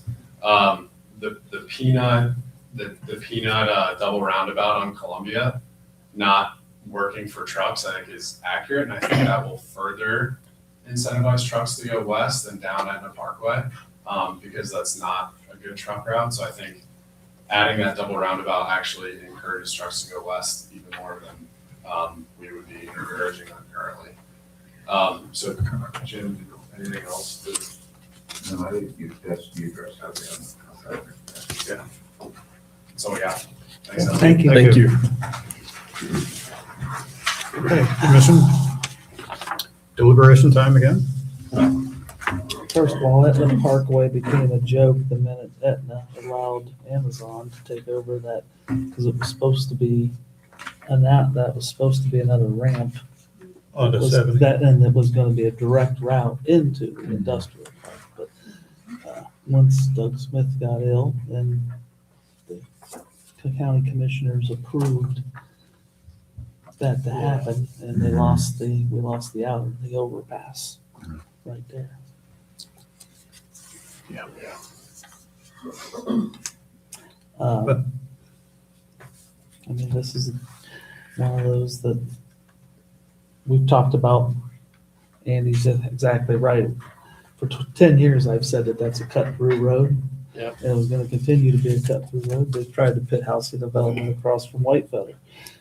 And I argued that the traffic study was not accurate because it's a cut-through road. Mhm. And that road's not built right now for that traffic. But I've always said this too. If you build it, it will come. They're not gonna widen it until they have to. That's the sad part. And that's everywhere. That's everywhere. I do feel like we've always said that access should be from Etna Parkway to these properties. So I just don't see access from Refugee being an option. I don't disagree. Unfortunately, though, the trucks, that's their easiest route. Yeah. Because there's no bypass or ramp where it was supposed to have been built. Yeah, I'm gonna say that I think the comprehensive plan is accurate for the space, but I don't know that I feel based upon the current infrastructure that's in place, right? That it's gonna be manageable at this time, I think is my bigger concern. Timing issue, really. Because again, you say build it and they will come essentially, right, kind of feel to it. But like at the same time, like if we do that, then we're just asking for more problems for everybody involved in that space and potentially much higher risk than probably what we're willing to take. Because I tell you what, one of those fire trucks comes through and there's an 18-wheeler that's done Barreling something down. and like now they can't get through. And I mean, again, I'm not comfortable with the straight zoning either. Yeah. I mean, I think PD would be more, but at this moment, that's not what's there. Straight zoning. Yep. A few thoughts. I think that the zoning map currently is accurate. I agree with you. I don't think straight rezoning is the right path. I think in any map, there's got to be a cutoff. At some point, it's, hey, this isn't right. And I think the current zoning map has it right. I disagree with the applicant. I actually like their plan, just wrong place. I think this encourages more traffic to the east. I think 310 and Refugee gets worse. I mean, we all drive it and traffic backs up at that light. There's improvements that's needed, in my opinion, prior. Yes, if you build it, they'll fix it. But in this case, they need to fix it if they want this first. A really tough time approving this one because of that. I think the current zoning map has it right. That's my opinion. Can I ask a question to the planning commission? Yeah, I'm Jim McGill, 2043, West Fletcher. I'm from Chicago. Okay, do you swear affirm the testimony about the truth, the whole truth, and nothing but the truth? Yeah. So I haven't talked, but I used to work with Adam, so I'm actually an old Pilates. Your name and address, please. Name and address into the. Now you gotta do Good, the sorry, recording. Just my name, right? Jim McGill. But so I'm an old Pilates guy, so I was involved in when they did the whole at the corporate park. And I actually did that Amazon building or oversaw that. But I do have a question though. If you guys, if you turn down the straight zoning, does that prevent you from coming back in through basically from basically a PUD or PD whatever the terminology is. No, and actually, we're. I know there's places, if you turn down on zoning, you can't come back. A No. lot of places, you can't come back for a year. We're actually making a recommendation to city council. They're the ones that make the final decision. Okay. Okay. Yeah. Okay, that was my question. Okay, thanks. Any other comments, discussion? Yeah, it's a little tricky, like, I mean, Scott was talking about the traffic impact study, and it goes from intersection to intersection, but they're kind of the end of the line as far as between Columbia Road and 310 there, so that makes it a bit difficult to get improvements there, other than creating an issue and then having to fix it. Yeah, but I share the same comments, like I think a PDD would be a much better approach for this one. Yeah, and just kind of looking at some of the, the concerns here, like I was kind of going through that earlier today. As far as rezoning approval, just there's not many of these that I feel really comfortable checking off. It's gonna be harmonious with the, in accordance with the general objectives, with the comprehensive plan, kind of. Will it be designed or constructed, operated, and maintained to be harmonious in appearance with the existing or intended character of the general vicinity, and will not change the essential character of the area. That's kind of an iffy one for me. You got the housing development right across the street. The hazardous and disturbing to existing or future neighboring uses, that's a huge concern. Served adequately by essential public facilities such as highways, streets. I mean, that's a hard no on that one. I don't see how that's, we have enough capacity on the road there. I can go down the list here on the rest of them, but I think from those right there, kind of tells me there's some big concerns that I'd have trouble approving this. Yeah, that's interesting. I mean, I think we can make a motion and then vote. Yes. And just for the people here, when we make a motion to approve. That doesn't mean that we approve it or reject it. That's just the way the motion goes, and then we vote. I'll make a motion that we recommend approval of rezoning application number ZON-26-002 pursuant to section 1217.10 of the Pataskla Code. A second. Okay, thank you. It's been moved and seconded that we approve the application ZON 2602. Discussion on the motion? Roll call. Mr. Boggs? No. Mr. Smiley? No. Mr. Bush? No. Mr. Burley? No. Mr. Mancino? No. Mr. Rogers? No. Mr. Truax? No. That motion fails. The recommendation will go to city council to not approve the application.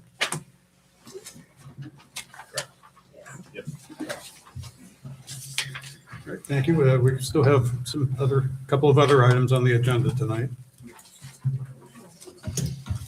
We're officially in new record for meeting. Yes, we are. Thank you all for coming. Thank you. Yes, thank you. Thank you. Just a few minutes. New business. I'm saying it's another day. Do we get double pay? Negative finance. Your sign sheet says yesterday's date. Excuse me, everybody. If you could move outside. If we could finish our Everybody, meeting. we need to finish our business, please. Put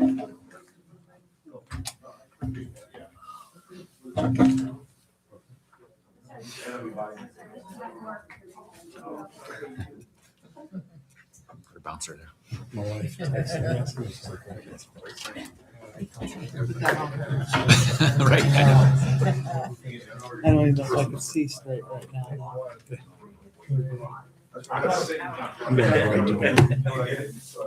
All right. All right, moving on to the agenda. Item number 6, other business, none. Anybody have any? We'll probably throw you. I actually do have some other business. I'm sorry. I apologize, everybody. I know it's late. I know this is, but I have a question around, obviously, the current data center application that's happening right now, right? And obviously, we've all shown concerns and questions around this. But as it is a current acceptable use for the space, right? But obviously, we're concerned about the size and the volume of consumption and the just general business as a whole. I would like to, I guess, propose and ask the question of how we do this to make a change to the current acceptable use and either put limitations on data centers or move it into its own use case with its own zoning requirements that give us a little more control over where it can be placed versus it can be placed in industrial anywhere, because then it's just free and clear, right? So like making it a conditional use? Yeah. That would go to the Board of Zoning Appeals for approval if it were conditional use. Well, to change the table, to make it a permitted use, to make it a conditional use, that would be a zoning change, which would start here. It would be an ordinance change. Yes. Yeah. And that's, I guess that's what I'm saying, because obviously, whether this one, the one that we currently are dealing with today, or we dealt with today as well, goes through or doesn't go through over the next time window, I also know that that's a high volume of resource use. If another one tries to come in and build a second one nearby, that could cause us substantially worse situation and could actually like almost cause us more headaches You down the approve road. them, but not us. Yeah, and then on top of that, the fact that like that's going to be additional resources, which we already know that there are certain entities that have purchased property within the same vicinity, and like that's a real possibility. And to be ahead of that and make the adjustments now to say, if you want to come in and do this, that's fine, but we need to have a little more control over where we're going to have that done at. So we can keep it out of space and direct it more towards the centralized space, if we even want to, at that point, allow it to be built because of the strain on the systems that exist today.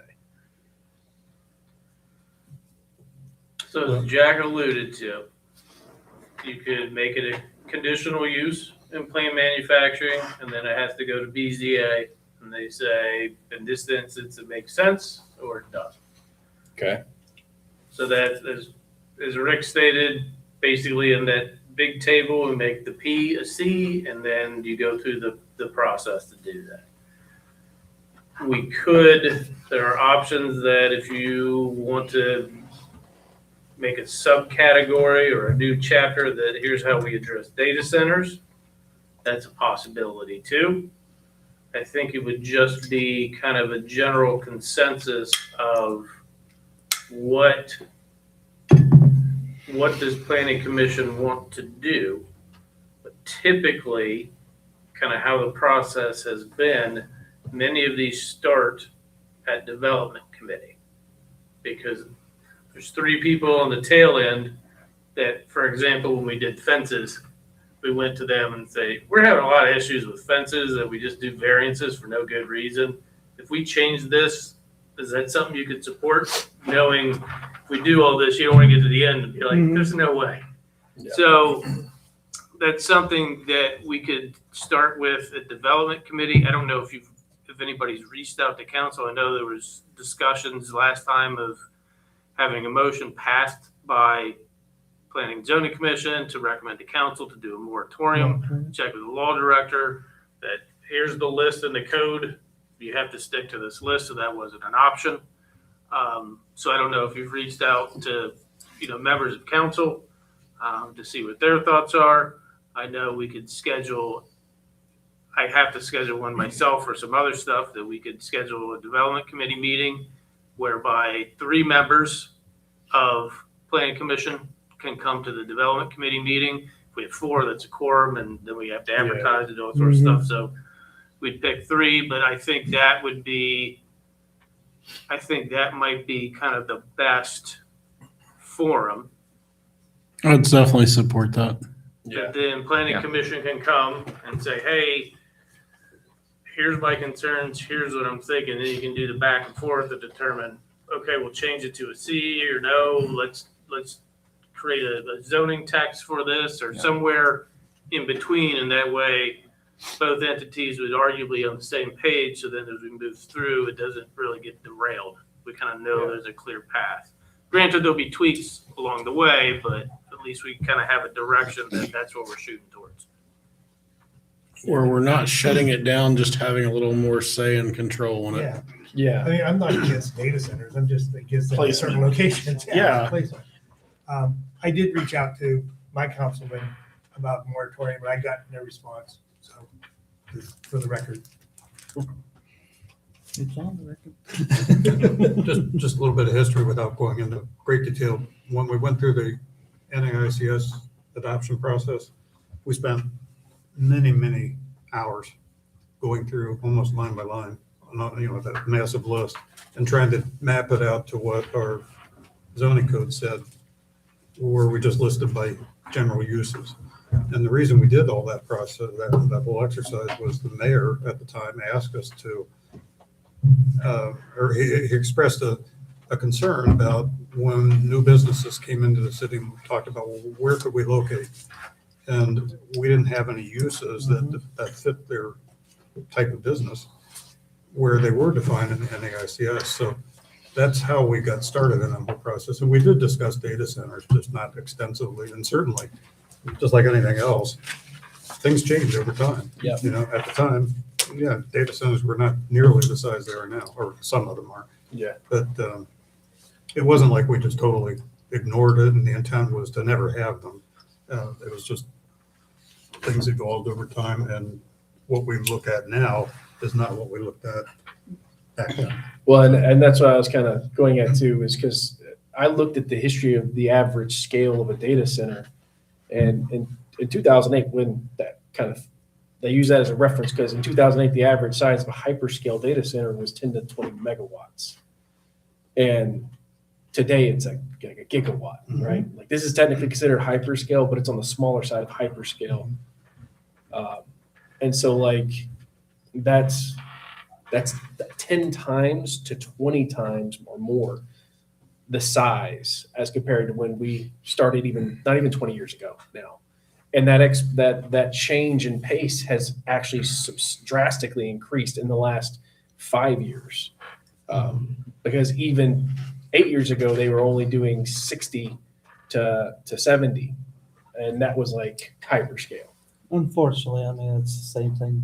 Connie did mention that. She's 100% right. The distribution centers are 4 times the size they were. This is true. They're This is all, true. I mean, that's the evolution of what's happening. Economy of scale. That's the economy. And the code just hasn't kept up with. Hasn't kept up. Yeah. Do you remember what year the Project X was proposed? Which we don't know, but we think probably was the Facebook data center. Because they were almost exactly the same place over here on Main. Yeah. They wanted to Yeah. build. And I don't know if Project X might have been before my time. Okay. There was a Project Oriole, and with any of these, that kind of when they come in, it's Project this. Yeah. You talk to people, hi, I'm Mike, no last name. Yeah. Here's my burner phone. And I was like, oh, we don't want anything in now. So all you can do is speculate and like, what are we thinking? So that might have been Project Oriole is my guess. Well, Some Project Oriole came for a data center. Right. And it started through the process, but I don't think it came to fruition because I think that was either Google or Facebook or something that ended up going on. Timing wise, So it that would seemed have been, gonna guess 16 thereabouts. Sounds about right. All right. Yeah. and the timing sounds about, I mean, we were supposedly the runner-up and the Yeah. winner of that one That's went to exactly, I Texas. remember, yeah. And we at were the same runner-up. time, Facebook opened a data center in Texas. So that's why I'm thinking it was probably Facebook. And then when they came back, the next time it was up in New Albany. Mm-hmm. And I often wondered if maybe New Albany was like, "Psst, why don't you go somewhere else and we'll be ready for you in a few years." But anyway. We'll give you the world. Yeah. Yeah. So, okay, so we're gonna take it to the development committee then, and are we Yes. informally gonna pick the three individuals to go, or is that, do we need to decide anything tonight? I guess is that the question on this one? We can, or if you want more time to talk amongst yourselves, and because I have to work to get that scheduled, the next council meeting. I'd suggest getting it scheduled and then decide. Yeah, so what council's Monday, the next one could be. That's fair, because somebody might not be able to make it for So whatever the time next it's one- scheduled for. That's fair. The next feasible date is April 20th. It's usually easier to do it before a council meeting because you know council folks are gonna be there. It's hard if you try and say, hey, how about this Tuesday? That gets difficult. So I will shoot for April 20th. All right. I will confirm, kind of let you know, hey, I got it scheduled, it's at this time. If you want to determine, I can get it scheduled and say, hey, it's scheduled, and like, as I mentioned, choose no more than 3 representatives, and we'll have you on the agenda. And that way you can kind of have that discussion as what do we want to do. Definitely volunteer if you would love to be a part of it. Yeah, I'll let, kind of, once I get it scheduled, I'll send it out, and then you guys don't reply all, but just send me an email saying, here's who will be attending. If I can add one thought onto that, and then we can move on. But if there's a way to make it a little more like, instead of just data centers, I think that's a good idea. Could we expand it maybe just to heavy utility use, maybe set a cap or something to that effect? That's not a bad idea. Again, I'm just thinking out loud, Like and it's late, yeah, but we 'cause just that's really the concern, right? Is that it's going to cause problems. right. We're Right. Well, and I'm also concerned about somebody- could you get a higher density in a smaller footprint, and then we'd have the same issue, you know, Yeah. with. I mean, it might be data center, but it could be a different type of facility. So just trying to think a little bit more. I don't know from, But I don't, yeah. go I ahead. don't know from a zoning perspective, if I have the ability to regulate like electric use. I don't have the ability to say it can't be, I mean, if we're saying a data center, for example, the one that they're working to get on the ballot, nothing over 25 megawatts. That's easy enough to do, but if we start to say you can't consume certain aspects, that starts. Could we do it for a certain zone? Like the industrial or something like that? Okay. Yeah, but I think it would have to be kind of a basic, easy understanding Yeah. in terms of. Yeah, that needs more thought You're for sure, talking but I to just, planners here, so it's just like, okay, no more than 25, okay, I can put that in, but if we start getting to the nuts and bolts of electricity consumption, And that- that's gonna be kind of beyond our area. I would say then how do you validate, prove, and enforce at the same time, right? Well, that's the thing, because we won't get their electric Yeah. bill, so if they say, oh, we'll consume this, okay. The other thing, like with water, you know, with Licking Regional, like as part of these, they'll come and say, hey, I want to build this facility, we estimate we're going to use this. Licking Regional say, I should be able to do that, but they don't commit until they sign that agreement. So it's kind of like, I can give you 12,000 gallons a day, but then until they come and say, okay, I will do that and you will do that, then we agree. So from a water perspective, like if we're looking corporate park, that's all Licking Regional. So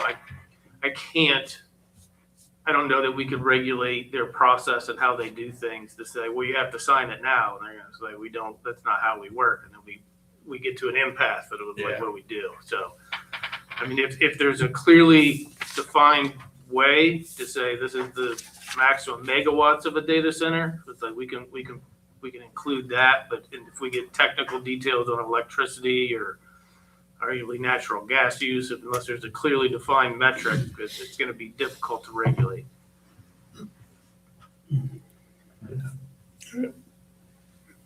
Okay. All right. Ready to I think move that's on? good. Item 7, excuse of absence for Frank from March 4th, 2026. I'll make a motion that we approve Frank Boring from March 4th, 2026, regular meeting. Second. Okay, thanks. Moved and seconded that we excuse Frank's absence, March 4th. Roll call. Mr. Messino. Yes. Mr. Smiley. Yes. Mr. Boggs. Yes. Mr. Burring. abstain? Mr. Bush. Yes. Ms. Rogers. Yes. Mr. Truax. Yes. Motion passes. Happy birthday. Andrea, How old? 13? Okay, next, approval of the meeting minutes for March 4th, 2026. Everybody had a chance to review those, and are there any additions or corrections? If not, I'll move that the minutes of the March 4th, 2026 regular meeting to be approved as presented. Is there a second? Second. Thank you. Discussion, roll call. Mr. Truax. Yes. Ms. Rogers. Yes. Mr. Bush. Yes. Mr. Smiley. Yes. Mr. Boggs. Yes. Mr. Burry. Yes. Mr. Mason, no. Yes. Motion passes. And I'll make a motion, we adjourn to Wednesday, May 6th, 2026. I will highly second that. roll call. Mr. Mason, no. Yes. Mr. Burry. Yes. Mr. Boggs. Yep. Mr. Smiley. Yes. Mr. Bush. Yes. Ms. Rogers. Yes. Mr. Truax. Yes. Good night. You evil man.